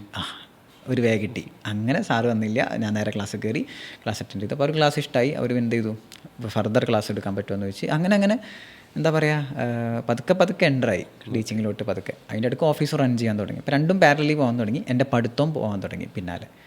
അങ്ങനെയായിരുന്നു ഈ ഒരു ഫൈനലത്തെ ജേണി. ഇപ്പോൾ ഞാൻ ക്വാളിഫൈ ചെയ്ത് പറഞ്ഞിട്ടില്ല. ആ ക്വാളിഫൈ ചെയ്തതെന്ന് വെച്ച് കഴിഞ്ഞാൽ പിന്നെ അതിന് ശേഷം ഞാൻ എന്നെ ഹെൽപ്പ് ചെയ്യാൻ എനിക്കിങ്ങനെ ഒരു പ്രശ്നം ഉണ്ടായിരുന്നു. അതായത് എൻ്റെ റിലേറ്റീവ്സിൽ വരെ ഇത് അറിയുന്ന ആൾക്കാരുണ്ടായിട്ടും എന്നെ ഹെൽപ്പ് ചെയ്യാൻ ആരും ഉണ്ടായിരുന്നില്ല. ദാറ്റ് മീൻസ് ഒരു പോയിൻ്റ് എത്തിക്കഴിഞ്ഞാൽ എന്ത് ചെയ്യണം എന്നുള്ളത് വെരി ഇമ്പോർട്ടൻ്റ് അല്ലേ. അതായത് ഇപ്പം ആർട്ടിക്കിൾഷിപ്പ് ഈ സമയത്ത് ചെയ്യണം, ആർട്ടിക്കിൾഷിപ്പിൻ്റെ ഇടയിൽ തന്നെ ഫൈനൽ പഠിക്കണം, അങ്ങനെയൊക്കെ ഉണ്ട്. ആക്ച്വലി ഞാനത് ചെയ്തില്ല. ആർട്ടിക്കിൾഷിപ്പിൻ്റെ ഇടയിൽ ഞാൻ പഠിച്ചില്ല, ബുക്ക് തൊട്ടില്ല. സോ ആക്ച്വലി അതൊരു വലിയ ഡീമെറിറ്റാണ്. ഇപ്പോൾ CA ചെയ്തുകൊണ്ടിരിക്കുന്നവരോട് എനിക്ക് പറയാനുള്ളത് അതായത് നിങ്ങൾ ആർട്ടിക്കിൾഷിപ്പ് ചെയ്യുന്ന ഇടയിൽ തന്നെ ഫൈനലിന് വേണ്ടിയിട്ടുള്ള പ്രിപ്പറേഷൻ തുടങ്ങണം. ആർട്ടിക്കിൾഷിപ്പ് കഴിഞ്ഞിട്ട് തുടങ്ങാമെന്ന് വിചാരിച്ച് കഴിഞ്ഞാൽ 2 കൊല്ലം പോകും. 2 കൊല്ലം കഴിഞ്ഞിട്ട് പിന്നെയും പഠിക്കാമെന്ന് പറഞ്ഞു കഴിഞ്ഞാൽ അതത്ര ഈസി അല്ല. അപ്പോൾ അത് ശ്രദ്ധിക്കാൻ പറയും ഞാൻ. അപ്പം ഞാൻ ചെയ്തു 3 കൊല്ലമായിരുന്നു അന്ന്. 3 കൊല്ലം കഴിഞ്ഞിട്ട് പിന്നെ ഞാൻ ബുക്ക് കൊടുക്കുന്നത് ആക്ച്വലി ഫൈനലിന് വേണ്ടി പ്രിപ്പയർ ചെയ്യാൻ വേണ്ടിയിട്ട്. ഭയങ്കര പാടായിരുന്നു ആക്ച്വലി അത്. അങ്ങനെ ഞാൻ ടീച്ചിങ്ങൊക്കെ ഒന്ന് തൽക്കാലം സ്റ്റോപ്പ് ചെയ്തു. ആ സമയത്താണ് ഞാനൊരു കമ്മ്യൂണിറ്റി ബിൽഡ് ചെയ്തത്. അതായത് ഒരു CA CMA സ്റ്റുഡൻസിനെ ഹെൽപ്പ് ചെയ്യാൻ വേണ്ടിയിട്ടുള്ള കമ്മ്യൂണിറ്റി. അതായത് എനിക്ക് മനസ്സിലായി, അതായത് ജയിച്ചവരെക്കാട്ടും കൂടുതൽ തോറ്റവർ ഒരുപാട് ഇതിലുണ്ട്. അതായത് സ്റ്റക്കായി നിൽക്കുന്ന ഒരുപാട് കുട്ടികളുണ്ട്. ആ സ്റ്റക്കായ കാരണം അവർക്കൊന്ന് മനസ്സിലാക്കി കൊടുത്തു കഴിഞ്ഞാൽ അവരെന്ത് ചെയ്യും, ഇതിന് പാസ്സായി പോവല്ലോ എന്നുള്ള ഇതിൽ ഞാനൊരു കമ്മ്യൂണിറ്റി തുടങ്ങി. ഒരു സ്റ്റഡി ക്യാബ് എന്ന് പറഞ്ഞിട്ടുള്ളൊരു കമ്മ്യൂണിറ്റി തുടങ്ങിയിട്ട് ഞാൻ എന്ത് ചെയ്തു, അതിൽ ഈ പറഞ്ഞ ഒരു വാട്സപ്പ് ഗ്രൂപ്പ്, ചെറിയൊരു വാട്സപ്പ് ഗ്രൂപ്പ്, അതിൽ നോട്ട്സ് കാര്യങ്ങൾ ഇട്ട് കൊടുക്കുക, ഞാൻ ഫ്രീ ആയിട്ട് ക്ലാസ് എടുത്ത് കൊടുക്കുക എനിക്ക് പറ്റുന്ന രീതിയിൽ. അങ്ങനെ ഒരു ബിൽഡ് ചെയ്തു, ഒരു ഗ്രൂപ്പ് ബിൽഡ് ചെയ്തു. അതിലിപ്പോൾ ഓൾ കേരള ഏകദേശം 7 ഗ്രൂപ്പ് ഉണ്ട്, ഏകദേശം 7 ഗ്രൂപ്പ്. ഒരു ഗ്രൂപ്പിൽ 1000 വെച്ച ആൾക്കാർ കൂട്ടുകയാണെങ്കിൽ ഏകദേശം 7000 ആൾക്കാരായി. പിന്നെ ഒരു ഇൻസ്റ്റാ പേജ്, അങ്ങനെ പതുക്കെ. ഇത് ഞാൻ ഫൈനലിൻ്റെ കൂടെ ചെയ്യുന്നത്. അതായത് ഞാൻ അന്ന് ടിക്ടോക്കാണ് ചെയ്തിരുന്നത്, ഏത് ഇൻ്റർ പഠിക്കുമ്പോൾ. ഇപ്പോൾ ഞാൻ ചെയ്തുകൊണ്ടിരിക്കുന്നത് എന്താ പറയുക, ഈ സ്റ്റഡി ക്യാബ് മെയിൻ്റനൻസാണ് ചെയ്തുകൊണ്ടിരുന്നത്. അതിൽ ക്ലാസ് ഇടുക. അപ്പം ഇതിൽ ഇടുമ്പം ഞാനും പഠിക്കുക ചെയ്യുന്നത്. എനിക്ക് പഠിക്കാനുള്ള സാധനം ഇതിലുണ്ട്. അപ്പോൾ ഞാനത് എന്ത് ചെയ്യുന്നു, രണ്ടും പാരലലി മെയിൻറ്റെയിൻ ചെയ്ത് പോകുന്നു. And finally study cab maintain ചെയ്യുന്ന ആ അറ്റംപ്റ്റ് തന്നെയാണ് ഞാൻ എന്ത് ചെയ്തത്, ഫൈനൽ പാസ്സായത്. അതിൽ ഒരു ഗ്രൂപ്പ് ഞാൻ ആദ്യം പാസ്സായി, ഒരു ഗ്രൂപ്പ് നല്ല സമയമെടുത്തു. ഓഡിറ്റുള്ള ഗ്രൂപ്പ്, ഓഡിറ്റാണ് എപ്പോഴും പ്രശ്നമുള്ള സാധനം. ഓഡിറ്റുള്ള ഗ്രൂപ്പ് കുറച്ച് സമയത്ത്. ആ ഒരു ഗ്രൂപ്പിന് ടാക്സ് ഉള്ള ഗ്രൂപ്പ് ഞാൻ ആദ്യം പാസ്സായി. GST ഇൻകം ടാക്സ് ഒക്കെ ഉള്ള ഗ്രൂപ്പ് ഉണ്ടായിരുന്നു, സെക്കൻഡ് ഗ്രൂപ്പ്. അതിന് ആദ്യം പാസ്സായി. ഫസ്റ്റ് സെക്കൻഡ് അറ്റംപ്റ്റ് തന്നെ പാസ്സായി. അത് ആക്ച്വലി പാസ്സാവുന്നതിന് മുമ്പ് അതിന് മുന്നേ വലിയൊരു ഫെയിലിയർ ഉണ്ടായി, അതും കൂടി പറയാം. ഏറ്റവും വലിയ ഫെയിലിയർ, അതായത് മറ്റേ ഇൻ്റർ കഴിഞ്ഞിട്ട് പിന്നെ ഞാൻ കരഞ്ഞ ഫെയിലിയർ അതായിരുന്നു. അതായത് 4 പേപ്പറാണ് ഉണ്ടായിരുന്നത്. ഒന്ന് DT ഡയറക്റ്റ് ടാക്സ്, ഒന്ന് ഇൻഡയറക്റ്റ് ടാക്സ്, പിന്നെ ഒരു എക്കണോമിക് ലോ. അത് ഓപ്പൺ ബുക്ക് എക്സാമാണ്, അതായത് ബുക്ക് തുറന്ന് എഴുതാം. Okay, open book exam. Book തുറന്ന് എഴുതാന്ന് പറയുമ്പോൾ എല്ലാവരും പറയും നല്ല സുഖമല്ലേ എന്ന്. ആ 4 മണിക്കൂർ എക്സാമാണ്. 2 മണിക്ക് തുടങ്ങിയാൽ 6 മണിക്കാണ് തീരുക. അതിൻ്റെ ഉള്ളിൽ ബുക്കിൽ നിന്ന് തപ്പണം. പിന്നെ ഒന്ന് കോസ്റ്റിംഗ് എന്നുള്ള SCM എന്നുള്ള ഒരു പേപ്പറും. അപ്പം ഇതിൽ SCM മാത്രമാണ് ഞാൻ വീക്ക്. DT ഞാൻ ഓൾമോസ്റ്റ് ആർട്ടിക്കിൾഷിപ്പിൽ ചെയ്ത കാര്യങ്ങൾ തന്നെയാണ്. IDT ഞാൻ ആർട്ടിക്കിൾഷിപ്പ് ചെയ്തതാണ്. എക്കണോമിക് ലോ മാനേജബിളാണ്, അതായത് നോക്കി എഴുതാൻ പറ്റും കുഴപ്പമില്ലാത്ത രീതിയിൽ. അങ്ങനെ ഞാൻ മാക്സിമം എഫേർട്ട് ഇട്ട് പഠിക്കുകയാണ്. അതായത് 3 കൊല്ലത്തിന് ശേഷം ഫുൾ ബ്രേക്ക് എടുത്തിട്ട് വീട്ടിലിരുന്ന് കംപ്ലീറ്റ്ലി പഠിക്കുക, വേറെ ഒന്നിനും പോവാതെ. ക്ലാസ് എടുക്കാനൊന്നും പോയിട്ടില്ല. അങ്ങനെ പഠിച്ച് എക്സാം എഴുതി. കൊറോണ സമയത്താണ് എക്സാം. 2 മാസ്കൊക്കെ ഇട്ട് പോകണം. എക്സാം എഴുതി. ഫസ്റ്റ് എക്സാം SEM ആയിരുന്നു, പാളി. അതായത് ഞാൻ എപ്പോഴും CA എക്സാമിന് ശ്രദ്ധിക്കുന്ന ഒരു കാര്യമാണ് 100 മാർക്കിന് അറ്റൻഡ് ചെയ്യുക എന്നുള്ളത്. That means 100% attendance is very important. 100 മാർക്കിന് അറ്റൻഡ് ചെയ്താൽ മാത്രമാണ് നമുക്ക് മാക്സിമം സ്കോർ ചെയ്യാൻ പറ്റുക, സ്കോർ കൂടുക. എനിക്ക് ആകെ ഒന്ന് അറ്റൻഡ് ചെയ്യാൻ പറ്റിയത് 60 മാർക്കിന്, 65 സംതിങ് മാർക്കിന് അറ്റൻഡ് ചെയ്യാൻ പറ്റുക. നെഗറ്റീവ് അടിച്ച്, കാരണം കയ്യിൽ നിന്ന് പോകും എന്നുള്ള രീതിയിൽ. കാരണം 65 മാർക്കിന് അറ്റൻഡ് ചെയ്താൽ 40 കിട്ടണം മിനിമം, എത്തുമോ എന്നുള്ള കാര്യം സംശയമാണ്. എന്നാലും കോൺഫിഡൻസ് ഉണ്ട്, 65 ശരിയാക്കി എഴുതിയിട്ടുണ്ടല്ലോ, 40 കിട്ടിയാലോ എന്നുള്ളത്. അവിടെ വിഷമിച്ചില്ല. അവിടെ വിഷമിച്ചിരുന്നെങ്കിൽ ബാക്കി പേപ്പർ തന്നെ എഴുതൂല. ഞാൻ വീണ്ടും എഴുതി. അതായത് അടുത്ത എക്കണോമിക് ലോ എഴുതി, DT എഴുതി. IDT സൂപ്പർ, എൻ്റെ ഫേവറേറ്റ് സാധനം IDT ആണ്. IDT അടിപൊളിയായിട്ട് എഴുതി. റിസൾട്ട് വന്നപ്പം മാർക്ക് ഞാൻ താഴേന്ന് തുടങ്ങാം. IDTയിൽ 59, മറ്റേ നമ്മളെ DTയിൽ 56 or 57, എക്കണോമിക് ലോയിൽ 56, മറ്റേ 65 മാർക്കിന് എഴുതിയ സാധനം 24. ഈ 50 ഉള്ള സംതിങ് ഒക്കെ 60 ആയിരുന്നെങ്കിൽ ആ പേപ്പർ പിന്നെ എഴുതണ്ട, എക്സംഷനായി. അല്ലെങ്കിൽ 24 ഉള്ളത് 40 ആയിരുന്നെങ്കിൽ എന്തായി, ഗ്രൂപ്പ് കിട്ടി. എന്നുവെച്ചാൽ ഒന്നും ഇല്ലാതായി. സത്യം പറഞ്ഞാൽ ബ്രേക്കപ്പിനേക്കാളും പെയിൻഫുൾ. ഒരാൾ ബ്രേക്കപ്പ് ചെയ്ത് പോയി കഴിഞ്ഞാൽ അത്ര പെയിൻഫുൾ അല്ല. കാരണം വെച്ചാൽ ഇത് അതുമില്ല ഇതുമില്ല. ഇത് രണ്ടാമത് ഈ ബുക്ക് എടുത്ത് പഠിക്കുമ്പം 59 ഇങ്ങനെ ഈ ബുക്കിൽ കാണും. 1 മാർക്ക് ഉണ്ടായിരുന്നെങ്കിൽ 60 ആയിരുന്നല്ലോ എന്നുള്ളത്. വീണ്ടും റിപ്പീറ്റ് ചെയ്ത് പഠിച്ച്. അപ്പോൾ എല്ലാവരും ചോദിക്കും, റിപ്പീറ്റ് ചെയ്ത് പഠിക്കുമ്പോൾ മടുക്കൂലേ? കാരണം ഡബിൾ എഫേർട്ട് ഇടേണ്ടതെന്ന്. വേണ്ട, ഡബിൾ എഫേർട്ടിൻ്റെ ആവശ്യമില്ല. അതായത് ആദ്യം പഠിച്ചത് തന്നെ നമ്മളെ കയ്യിലുണ്ട്, അതൊന്ന് റിവൈസ് ചെയ്താൽ മാത്രം മതി. ഞാൻ വീണ്ടും ക്ലാസ് എടുക്കാൻ തുടങ്ങി, ബാക്കി പരിപാടികൾ ചെയ്യാൻ തുടങ്ങി, എൻ്റെ പരിപാടികൾ ചെയ്യാൻ തുടങ്ങി. വീണ്ടും പഠിച്ചിട്ട് വീണ്ടും എഴുതി. ഞാൻ ശ്രദ്ധിച്ചൊരു കാര്യം, എൻ്റെ വീക്ക് പോയിൻ്റ് SEM ആയിരുന്നു. അതിൽ പിടിക്കണം. അതിൽ ഞാൻ പിടിച്ച് എന്താ പറയുക, എൻ്റെ വേല ഞാൻ പഠിച്ച്. 14 ചാപ്റ്റർ അന്നുണ്ടായിരുന്നത്. ഈ 14 ചാപ്റ്ററിനെ 14 A4 ഷീറ്റാക്കി മാറ്റി ഞാൻ. എന്നിട്ട് എക്സാം ഹാളിൽ കയറുന്നതിന് മുന്നേ ഈ 14 പേപ്പർ കൊണ്ട് നോക്കി. അതായത് എൻ്റെ കോൺഫിഡൻസ് ലെവൽ അപ്പോൾ നോക്കണം. ഈ ഫുൾ ചാപ്റ്റർ റിവൈസ് ചെയ്തിട്ടാണ് ഞാൻ എക്സാമിന് ഇരിക്കുന്നത്. അതായത് ഓരോ ചാപ്റ്ററും ഒരു A4 ഷീറ്റിലേക്ക് ഏറ്റവും ചുരുങ്ങിയ രീതിയിൽ. അത് എൻ്റെ ഭാഷ, അത് വേറെ ആക്കി നോക്കിയാൽ മനസ്സിലാവില്ല. അതെൻ്റെ രീതിയിൽ ഞാൻ മാറ്റി. 14 ചാപ്റ്റേഴ്സിനെ ഞാൻ ചുരുക്കി ഓരോ പേപ്പറാക്കി. ഈ എക്സാം ഹാളിൽ കയറുന്നതിന് മുന്നേ 14 പേപ്പർ ഞാൻ ഫുള്ളായിട്ട് നോക്കി. SEM അത്രയും അടിപൊളിയായിട്ട് ചെയ്തൊരു സംഭവം ഉണ്ടാവില്ല. എല്ലാവർക്കും ടഫ്, എനിക്ക് ഈസി. പുറത്തിറങ്ങിയപ്പോൾ എല്ലാവരും ഭയങ്കര പേപ്പറില്ല. ഞാൻ പറഞ്ഞു ഭയങ്കര പേപ്പർ, നമ്മൾ ഈസിയാന്ന് പറയണ്ടല്ലോ. റിസൾട്ട് വന്നപ്പം സൂപ്പർ മാർക്ക്, എനിക്ക് ഏറ്റവും ഹയസ്റ്റ് മാർക്ക് കിട്ടിയ ഒരു അറ്റംപ്റ്റ് അതായിരുന്നു. ഫൈനലിൽ മൊത്തം വെച്ച് നോക്കുമ്പോൾ എനിക്ക് IDTയിൽ അന്ന് 77 കിട്ടി 100-ൽ. DT 40 സംതിങ് കിട്ടി. അപ്പോൾ DT ശരിക്കും പാളിയിരുന്ന ആ സമയത്ത് DT മാത്രമേ പേടിച്ചില്ല. നമ്മൾ ഓവർ കോൺഫിഡൻസ് നമുക്ക് പ്രശ്നം ഉണ്ടാക്കുമെന്ന് പറഞ്ഞില്ലേ, ആ അറ്റംപ്റ്റ് എനിക്ക് അതുണ്ടായത്. DTയിൽ ഓവർ കോൺഫിഡൻ്റ് ആയിട്ട് സംതിങ് ചെറിയതായിട്ട് പാളി. ഓപ്പൺ ബുക്ക് എക്സാമിൽ 66 ആൻഡ് ഞാൻ മുമ്പ് തോറ്റ പേപ്പറിൽ 58. സോ നല്ല മാർക്കോടുകൂടി അറ്റംപ്റ്റ് പാസ്സായി. സെക്കൻഡ് ഗ്രൂപ്പ് പാസ്സായോടുകൂടി കോൺഫിഡൻ്റ് ആയി. ഫസ്റ്റ് ഗ്രൂപ്പും കൂടി പിടിച്ച് കഴിഞ്ഞാൽ CA കാരനായി. സത്യം പറഞ്ഞാൽ അപ്പോൾ എല്ലാവരും ചോദിക്കും, നിങ്ങളെന്താ ഫസ്റ്റ് ഗ്രൂപ്പ് അറ്റൻഡ് ചെയ്യാതെ ആദ്യം തന്നെ സെക്കൻഡ് ഗ്രൂപ്പ് അറ്റൻഡ് ചെയ്തേ? അതിൻ്റെ ഒരു സ്ട്രാറ്റജി ഉണ്ട്. എപ്പോഴും നമ്മൾ കംഫർട്ടബിൾ ആയിട്ടുള്ള ഗ്രൂപ്പ് അറ്റൻഡ് ചെയ്യണം ആദ്യം നല്ലത്. കാരണം അത് എടുത്ത് വെച്ച് കഴിഞ്ഞാൽ പിന്നെ ഒന്നും കൂടി അല്ലല്ലോ, എങ്ങനെയായാലും അതിന് വേണ്ടി നമ്മൾ ഓടും. നേരെ മറിച്ച് ഞാൻ ഫസ്റ്റ് ഗ്രൂപ്പാണ് ആദ്യം അറ്റൻഡ് ചെയ്യുന്നുണ്ടെങ്കിൽ അങ്ങനെ ഓടി തളർന്ന് കഴിഞ്ഞാൽ പിന്നെ സെക്കൻഡ് ഗ്രൂപ്പ് ഉണ്ടാവില്ല, ഫസ്റ്റ് ഗ്രൂപ്പ് ഉണ്ടാവില്ല. സോ ഞാൻ ചെയ്ത സ്ട്രാറ്റജി അതായിരുന്നു. കാരണം second group is comfortable. So എന്ത് ചെയ്യാം, സെക്കൻഡ് ഗ്രൂപ്പ് ആദ്യം ക്രാക്ക് ചെയ്യാം. സോ അതിനുശേഷം എന്ത് ചെയ്യാം, ഫസ്റ്റ് ഗ്രൂപ്പിലോട്ട് വരാം. കാരണം ഫസ്റ്റ് ഗ്രൂപ്പ് അത്ര കംഫർട്ടബിൾ അല്ല. സോ അതിനുശേഷം വീണ്ടും അറ്റംപ്റ്റ് ചെയ്തു. ആ സമയത്താണ് പിന്നെ സ്റ്റഡി ക്യാബും സംഭവങ്ങളൊക്കെ തുടങ്ങുന്നത്. കാരണം ഫസ്റ്റ് ഗ്രൂപ്പിൻ്റെ സമയത്ത് കുറേ പഠിച്ചു, കുറേ തോറ്റു. ആ സമയത്താണ് 3-4 അറ്റംപ്റ്റ് എക്സ്ട്രാ എടുത്തത്, അതായത് ഫസ്റ്റ് ഗ്രൂപ്പിൽ. അങ്ങനെ ലാസ്റ്റ് ഒരു ലൂപ്പ് ചെയ്യുന്നത്. അതായത് മെയ് നവംബർ എക്സാം വരിക. മെയ് നവംബർ ഒരു മെയിലുണ്ട് പാസ്സായി. അത് ആക്ച്വലി എന്താ പറയുക, ഭയങ്കര ഗൂസ് ബംസ്. ഞാനൊരു സ്റ്റോറി ആയിട്ട് തന്നെ, ഒരു കഥ പോലെ തന്നെ ഞാൻ ഇട്ടിട്ടുണ്ട് എൻ്റെ ഇൻസ്റ്റയിൽ. അതായത് അന്നത്തെ ദിവസം റിസൾട്ട് ഡേ എന്ന് പറഞ്ഞ ഒരു സ്റ്റോറി ഞാൻ ഇട്ടിട്ടുണ്ട്. ഭയങ്കര അത്യാവശ്യം നല്ല വൈറലായിരുന്നു, അത്യാവശ്യം നല്ല റീച്ചും കിട്ടിയിട്ടുണ്ടായിരുന്നു ആ ഒരു സ്റ്റോറിക്ക്. അതായത് രാവിലെ ഞാൻ എഴുന്നേൽക്കുന്നത് നല്ല പേടി. അന്ന് രാവിലെ വീട്ടിൽ അങ്ങനെ വലിയ പ്രതീക്ഷ ഒന്നുമില്ല. കാരണം മെയ് നവംബർ എന്ന് പറഞ്ഞ് പോവല്ലേ. അപ്പം ഓക്കെ നല്ല രീതിയിൽ ഞാൻ രാവിലെ എനിക്ക് ചായ ഭയങ്കര വീക്ക്നെസ്സാണ്. അതായത് ഞാൻ ടെൻഷൻ വന്നാലും സന്തോഷം വന്നു കഴിഞ്ഞാലും ഏകദേശം ചായ കുടിക്കുക. റിസൾട്ട് എക്സാം സമയത്തൊക്കെ അത്യാവശ്യം നല്ല ചായ കുടിക്കും. 10 above 15 above 20 above ഒക്കെ ചായ പോകും. രാവിലെ തന്നെ ഇവിടെ വീട്ടിൽ നിന്ന് ഭക്ഷണം കഴിച്ചിട്ട് നേരെ പോയി. എൻ്റെ നാട്ടിലൊരു ടീ ഷോപ്പുണ്ട്. ഏറ്റവും കൂടുതൽ ചായ കുടിച്ചിട്ടുണ്ട് അവിടെ മാധവേട്ടൻ്റെ ചായക്കട എന്ന് പറഞ്ഞൊരു ചായക്കട ഉണ്ട് തിരൂർ. അപ്പോൾ അവിടെ പോയിട്ട് എന്ത് ചെയ്തു, ഒരു ചായ അങ്ങനെ കുടിച്ച്. അവിടെ ബായ് ഉണ്ട്. ബായ്ക്കറിയാം എൻ്റെ ചായൻ്റെ പ്രൊപ്പോർഷൻ എന്താണെന്ന്. എനിക്ക് എന്നെ കണ്ട പാടന്നെ ചായ എടുത്ത് വെച്ചിട്ടുണ്ടാവും. ചായ എടുത്ത് ഞാൻ ചായ ഇങ്ങനെ കുടിച്ചുകൊണ്ട് നിൽക്കുന്നു. റിസൾട്ട് എപ്പോഴാണ് വരികയെന്ന് അറിയില്ല. രാവിലെ വരും, 11 ആ സമയത്തൊക്കെ വരിക. 10:15 ആയപ്പം ഞാൻ ഫോൺ എടുത്ത് നോക്കിയപ്പം അതിൻ്റെ റിസൾട്ട് പബ്ലിഷ്ഡ്. പിന്നെ ഒരു ബേജാറ്, അതായത് ഇവിടുന്ന് നോക്കണോ ഓറൈൽസ് വീട്ടിൽ പോയിട്ട് നോക്കണോ എന്നുള്ളത്. ഞാൻ ബൈക്ക് എടുത്ത് പോയി പേടിച്ചാണ് പോകുന്നത്. വീട്ടിലെത്തി ആരോടും പറഞ്ഞില്ല, റൂം അടച്ച് ഞാൻ എന്ത് ചെയ്തു, ഫോണിൽ നോക്കാനുള്ള കാരണം എന്ന് വെച്ച് കഴിഞ്ഞാൽ ബാക്കി എല്ലാ അറ്റംപ്റ്റിലും ഞാൻ ലാപ്പിലാണ് നോക്കിയിരുന്നത്. അപ്പോൾ ഒരു വിശ്വാസം, ഇപ്പോൾ ഇപ്രാവശ്യം ലാപ്പിൽ വേണ്ട, ഫോണിൽ നോക്കിയാൽ വെറുതെ തോന്നുകയാണ്, അതായത് ലാപ്പിൽ വേണ്ട ഫോണിൽ നോക്കുക. അങ്ങനെ ഫോണിൽ നോക്കി. ഞാൻ ആദ്യം നോക്കിയതെന്ന് വെച്ച് കഴിഞ്ഞാൽ ഈ സക്സസ്ഫുൾ അൺസക്സസ്ഫുൾ എന്നാണ് കാണിക്കുക CA-ൽ. ആദ്യം നോക്കിയാൽ അതാ സക്സസ്ഫുൾ ആണോ അൺസക്സസ്ഫുൾ ആണോ, സക്സസ്ഫുൾ. പിന്നെ മാർക്ക് നോക്കിയപ്പോൾ അന്നത്തെ അറ്റംപ്റ്റിൽ ഞാൻ ആകെ ടഫ് പേപ്പറായിട്ട് എനിക്ക് ഫീൽ ചെയ്തത് ഓഡിറ്റായിരുന്നു. ഓഡിറ്റ് ഞാൻ 100% എഴുതി പറ്റുന്നിടത്തോളം. നല്ല ടഫ് പേപ്പറായിരുന്നു, എല്ലാവർക്കും ടഫ് പേപ്പറായിരുന്നു. കറക്റ്റ് 40 ഓഡിറ്റിൽ. ബാക്കി 2 പേപ്പറിൽ അത്യാവശ്യം നല്ല മാർക്കുണ്ട്, പാസ്സായി. എന്താ പറയുക, ഞാൻ താഴെ നേരെ മേലിന്ന് താഴെ വന്ന് എൻ്റെ വീട്ടിൽ പറഞ്ഞ് ഞാൻ പാസ്സായി, ക്വാളിഫൈഡ് ആയി. എൻ്റെ ഉമ്മ ഒന്ന് ഒറ്റ കെട്ടിപ്പിടിച്ചൊരു ഉമ്മ എന്ന്. കാരണം സന്തോഷത്തിൻ്റെ അങ്ങേ അറ്റം. അന്ന് എന്നിട്ട് ഞാനൊരു പെൺകുട്ടീനെ അന്ന് ഞാൻ വിളിച്ചിട്ടുണ്ട്, ഞാൻ കാണാത്തൊരു പെൺകുട്ടി. എന്താ വെച്ച് കഴിഞ്ഞാൽ വേറെ ഒന്നുമല്ല, അതായത് ഞാൻ സ്റ്റഡി ക്യാബിൽ ഹെൽപ്പ് ചെയ്ത ഒരു പെൺകുട്ടി ഉണ്ടായിരുന്നു. അപ്പോൾ ആ പെൺകുട്ടി എനിക്ക് അന്നൊരു മെസ്സേജ് അയച്ചിരുന്നു. ആ കുട്ടിയുടെ പേര് ഷഹാന എന്നാണ്. ആ കുട്ടി എനിക്കൊന്നൊരു മെസ്സേജ് അയച്ചിരുന്നു, നിങ്ങൾ പാസ്സാവാതെ പിന്നെ നീ ഓഡിറ്റ് മോശമായി എന്ന് പറഞ്ഞപ്പം എനിക്കെന്തോ ആ കുട്ടി മെസ്സേജ് അയച്ചപ്പോൾ ഞാൻ റിപ്ലൈ പ്രോപ്പർ കുറക്കാഞ്ഞപ്പോൾ ആ കുട്ടീനോട് ചോദിച്ചു, നിങ്ങൾക്ക് എന്താ പറ്റി, എന്തോ ഉഷാറില്ലല്ലോ. അപ്പോൾ എനിക്ക് ഓഡിറ്റ് ഈ പേപ്പർ മോശമായി, അതിൻ്റെ ടെൻഷനിൽ നിൽക്കാമെന്നൊക്കെ പറഞ്ഞപ്പോൾ എന്നോട്, നിങ്ങൾ പാസ്സാവാതെ പിന്നെ ആര് പാസ്സാവാൻ, നിങ്ങൾ അത്രയും കുട്ടികളെ ഹെൽപ്പ് ചെയ്തിട്ടുണ്ട്, ഞങ്ങളൊക്കെ ദുആ നിങ്ങൾക്ക് ഉണ്ടെന്ന് പറഞ്ഞു. അന്നാ പറഞ്ഞ സാധനം എനിക്ക് ഓർമ്മ ഉണ്ടായിരുന്നു. ഞാൻ പാസ്സായ ഉടനെ തന്നെ ഈ കുട്ടീനെ വിളിച്ചിട്ട് പറഞ്ഞു, കുട്ടി പ്രതീക്ഷിച്ചിട്ടില്ല, വിളിക്കുന്നു. കാരണം അതുവരെ വിളിച്ച് സംസാരിച്ചിട്ടില്ല.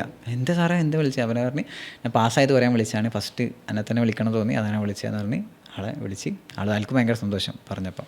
അങ്ങനെ എന്താ പറയുക, എല്ലാവരെയും വിളിച്ചറിയിച്ച്, ബ്രദർ സിസ്റ്റർ, എൻ്റെ നാട്ടിൽ ആരും ഉണ്ടായിരുന്നില്ല, എല്ലാവരെയും വിളിച്ചറിയിച്ച് പാസ്സായി എന്ന് പറഞ്ഞ് എന്താ പറയുക, വീണ്ടും ബൈക്ക് എടുത്ത് പോയി ഒരു ചായ കുടിച്ച്. ഈ ഇത്രയും സമയം എടുക്കുന്നുണ്ടല്ലോ ഇതിനിടയിൽ, അപ്പം ഇതിനിടയ്ക്ക് നമ്മൾ പല ജോലി ചെയ്യുന്നുണ്ട്, ഏൺ ചെയ്യുന്നുണ്ടെങ്കിലും ഒരു പ്രോപ്പർ ക്വാളിഫിക്കേഷൻ കിട്ടാത്തതിൻ്റെ ഒരു പ്രശ്നം. അതായത് ഇപ്പോൾ സാറിൻ്റെ കൂടെ +1 +2 പഠിച്ച പല ആൾക്കാരും ആ സമയത്ത് ഡിഗ്രി കഴിഞ്ഞ് ഗൾഫ് പോയിട്ടുണ്ടാവും, ചില ആൾക്കാർ ജോലി ചെയ്തിട്ടുണ്ടാവും. നമ്മൾ പഠിച്ചുകൊണ്ടിരിക്കണു, അപ്പുറത്ത് നമ്മുടെ കൂട്ടർ, പിന്നെ മാത്രമല്ല ബന്ധുക്കാരുടെ സാധനം ഉണ്ടാവുമല്ലോ ഈ സമയത്ത്. അതെങ്ങനെ ഹാൻഡിൽ ചെയ്യാം എന്നുള്ളതാണ്. സാർ എങ്ങനെയാണ് ഹാൻഡിൽ ചെയ്തത് എന്നുള്ളതായിരിക്കും. ഒരു മലപ്പുറം ജില്ലക്കാരൻ എന്നുള്ള രീതിയിൽ ഏറ്റവും വലിയ പ്രഷർ ഒരു ഏജ് എത്തുമ്പോൾ മാരേജാണ്. വലിയ പ്രഷറാണ്. ആണുങ്ങൾ ഇത്ര വയസ്സായ പെണ്ണ് കെട്ടണം എന്നാണ് അവിടുത്തെ ഒരു പോളിസി കുറേയൊക്കെ. സോ എൻ്റെ കൂടെ ഉള്ളവർ ആക്ച്വലി കല്യാണം കഴിക്കാൻ തുടങ്ങി. ഞാനെപ്പോഴും ഫൈനൽ പഠിച്ചുകൊണ്ടിരിക്കുക. അപ്പം വീട്ടിൽ വലിയ പ്രശ്നമില്ല, എന്താ പറയുക, ഇതില്ല. പക്ഷേ പുറത്തുനിന്ന് കാണുമ്പം എൻ്റെ ചുറ്റുവട്ടത്തൊക്കെ ഓരോരുത്തർ കല്യാണം കഴിച്ചിങ്ങനെ പോകുന്നു. ഈവൻ ഞാൻ ഫൈനൽ പഠിച്ചുകൊണ്ടിരിക്കുന്ന സമയത്ത് എൻ്റെ ഒരു ഫ്രണ്ട്, അതായത് എൻ്റെ കൂടെ പഠിച്ചിരുന്ന ഒരു ഫ്രണ്ടിന് കുട്ടി വരെ ആയി, കൊച്ചു വരെ ആയി. ആ കൊച്ചിന് ഞാൻ എന്നിട്ട് എന്ത് ചെയ്തു, ഒരു ഗിഫ്റ്റ് വരെ കൊണ്ടേ കൊടുത്ത്. Still I am studying for final. So പ്രഷറാണോയെന്ന് വെച്ച് കഴിഞ്ഞാൽ ഇതൊക്കെ കാണുമ്പോൾ കുറച്ച് പ്രഷർ, അതായത് നമ്മൾ എന്തോ ആവുന്നില്ലല്ലോ എന്നുള്ള ഒരു തോന്നൽ തോന്നും.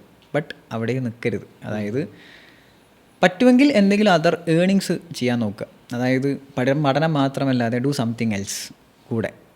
ഈ മൾട്ടി ടാസ്കിങ് പോസിബിൾ ആണെങ്കിൽ, എനിക്ക് മൾട്ടി ടാസ്കിങ് പോസിബിളാണ്. ഞാൻ പറഞ്ഞില്ലേ, അതായത് ടിക്ടോക്ക് ചെയ്ത് പഠിച്ച്, സ്റ്റഡി ക്യാബ് മാനേജ് ചെയ്ത് പഠിച്ച്. സോ അത് എനിക്ക് പോസിബിളാണ്. അപ്പോൾ പോസിബിൾ ആണെങ്കിൽ it's better to earn some other things. ഒരുപാട് വേ ഉണ്ട്. അതായത് ഇപ്പോൾ ഒന്നുകിൽ ജോലി ചെയ്യാം, ജോലിയുടെ കൂടെ പഠിക്കാം മാനേജബിൾ ആണെങ്കിൽ. ഇൻ്റർ കഴിഞ്ഞാൽ തന്നെ നമുക്ക് ഓപ്പർച്യൂണിറ്റീസ് ഒരുപാടുണ്ട്.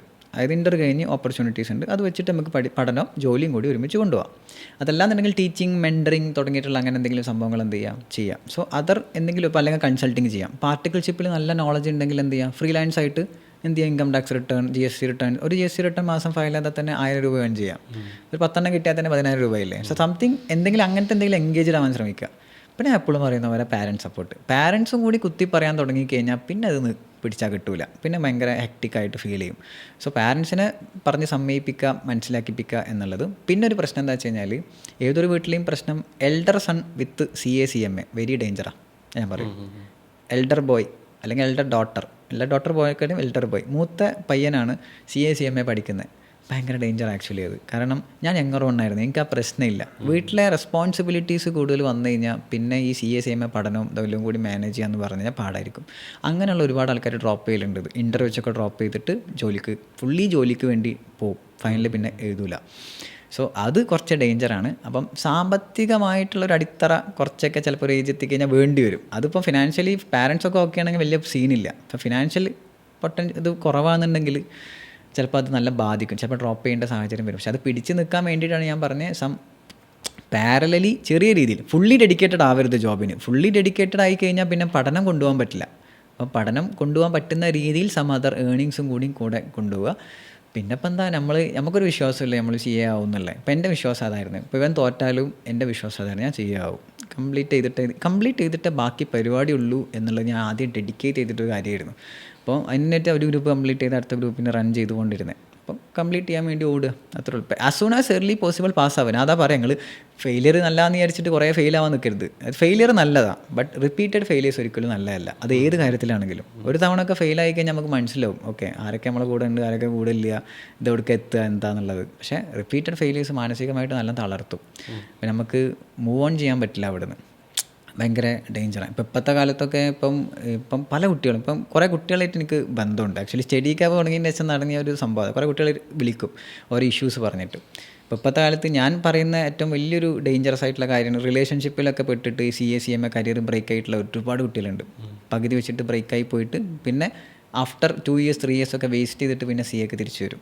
സോ അതൊക്കെ പോയി. ഇനിയിപ്പോൾ ഇനി പറയാനില്ല. ഇനിയിപ്പോൾ അത്രയും കഴിഞ്ഞിട്ട് തിരിച്ചു വന്ന് വീണ്ടും പാസ് ഔട്ടായിട്ട് എടുക്കാമെന്നൊക്കെ പറയുമ്പോൾ ഭയങ്കര ഡേഞ്ചറാണ്. സോ ഈ ഒരു പഠനകാലത്ത് റിലേഷൻഷിപ്പ് നല്ലതല്ല എന്നാണ് ഞാൻ പറയൽ. ഫസ്റ്റ് പ്രയോറിറ്റി CA ആയിരിക്കണം, അല്ലെങ്കിൽ വല്ല മ്യൂച്വലി അണ്ടർസ്റ്റാൻഡ് ചെയ്യുന്ന ആളായിരിക്കണം. അതായത് റിലേഷൻഷിപ്പിന് വേണ്ടത് എന്താ? സമയമാണ്. രണ്ടാൾക്കും സമയം അങ്ങോട്ടും ഇങ്ങോട്ടും കൊടുക്കണം. ഇവിടെ വേണ്ടത് എന്താ? സമയമാണ്. CAക്ക് അത്യാവശ്യം സമയം ഇരുന്ന് പഠിക്കണം. ഏതിന് കൊടുക്കും സമയം?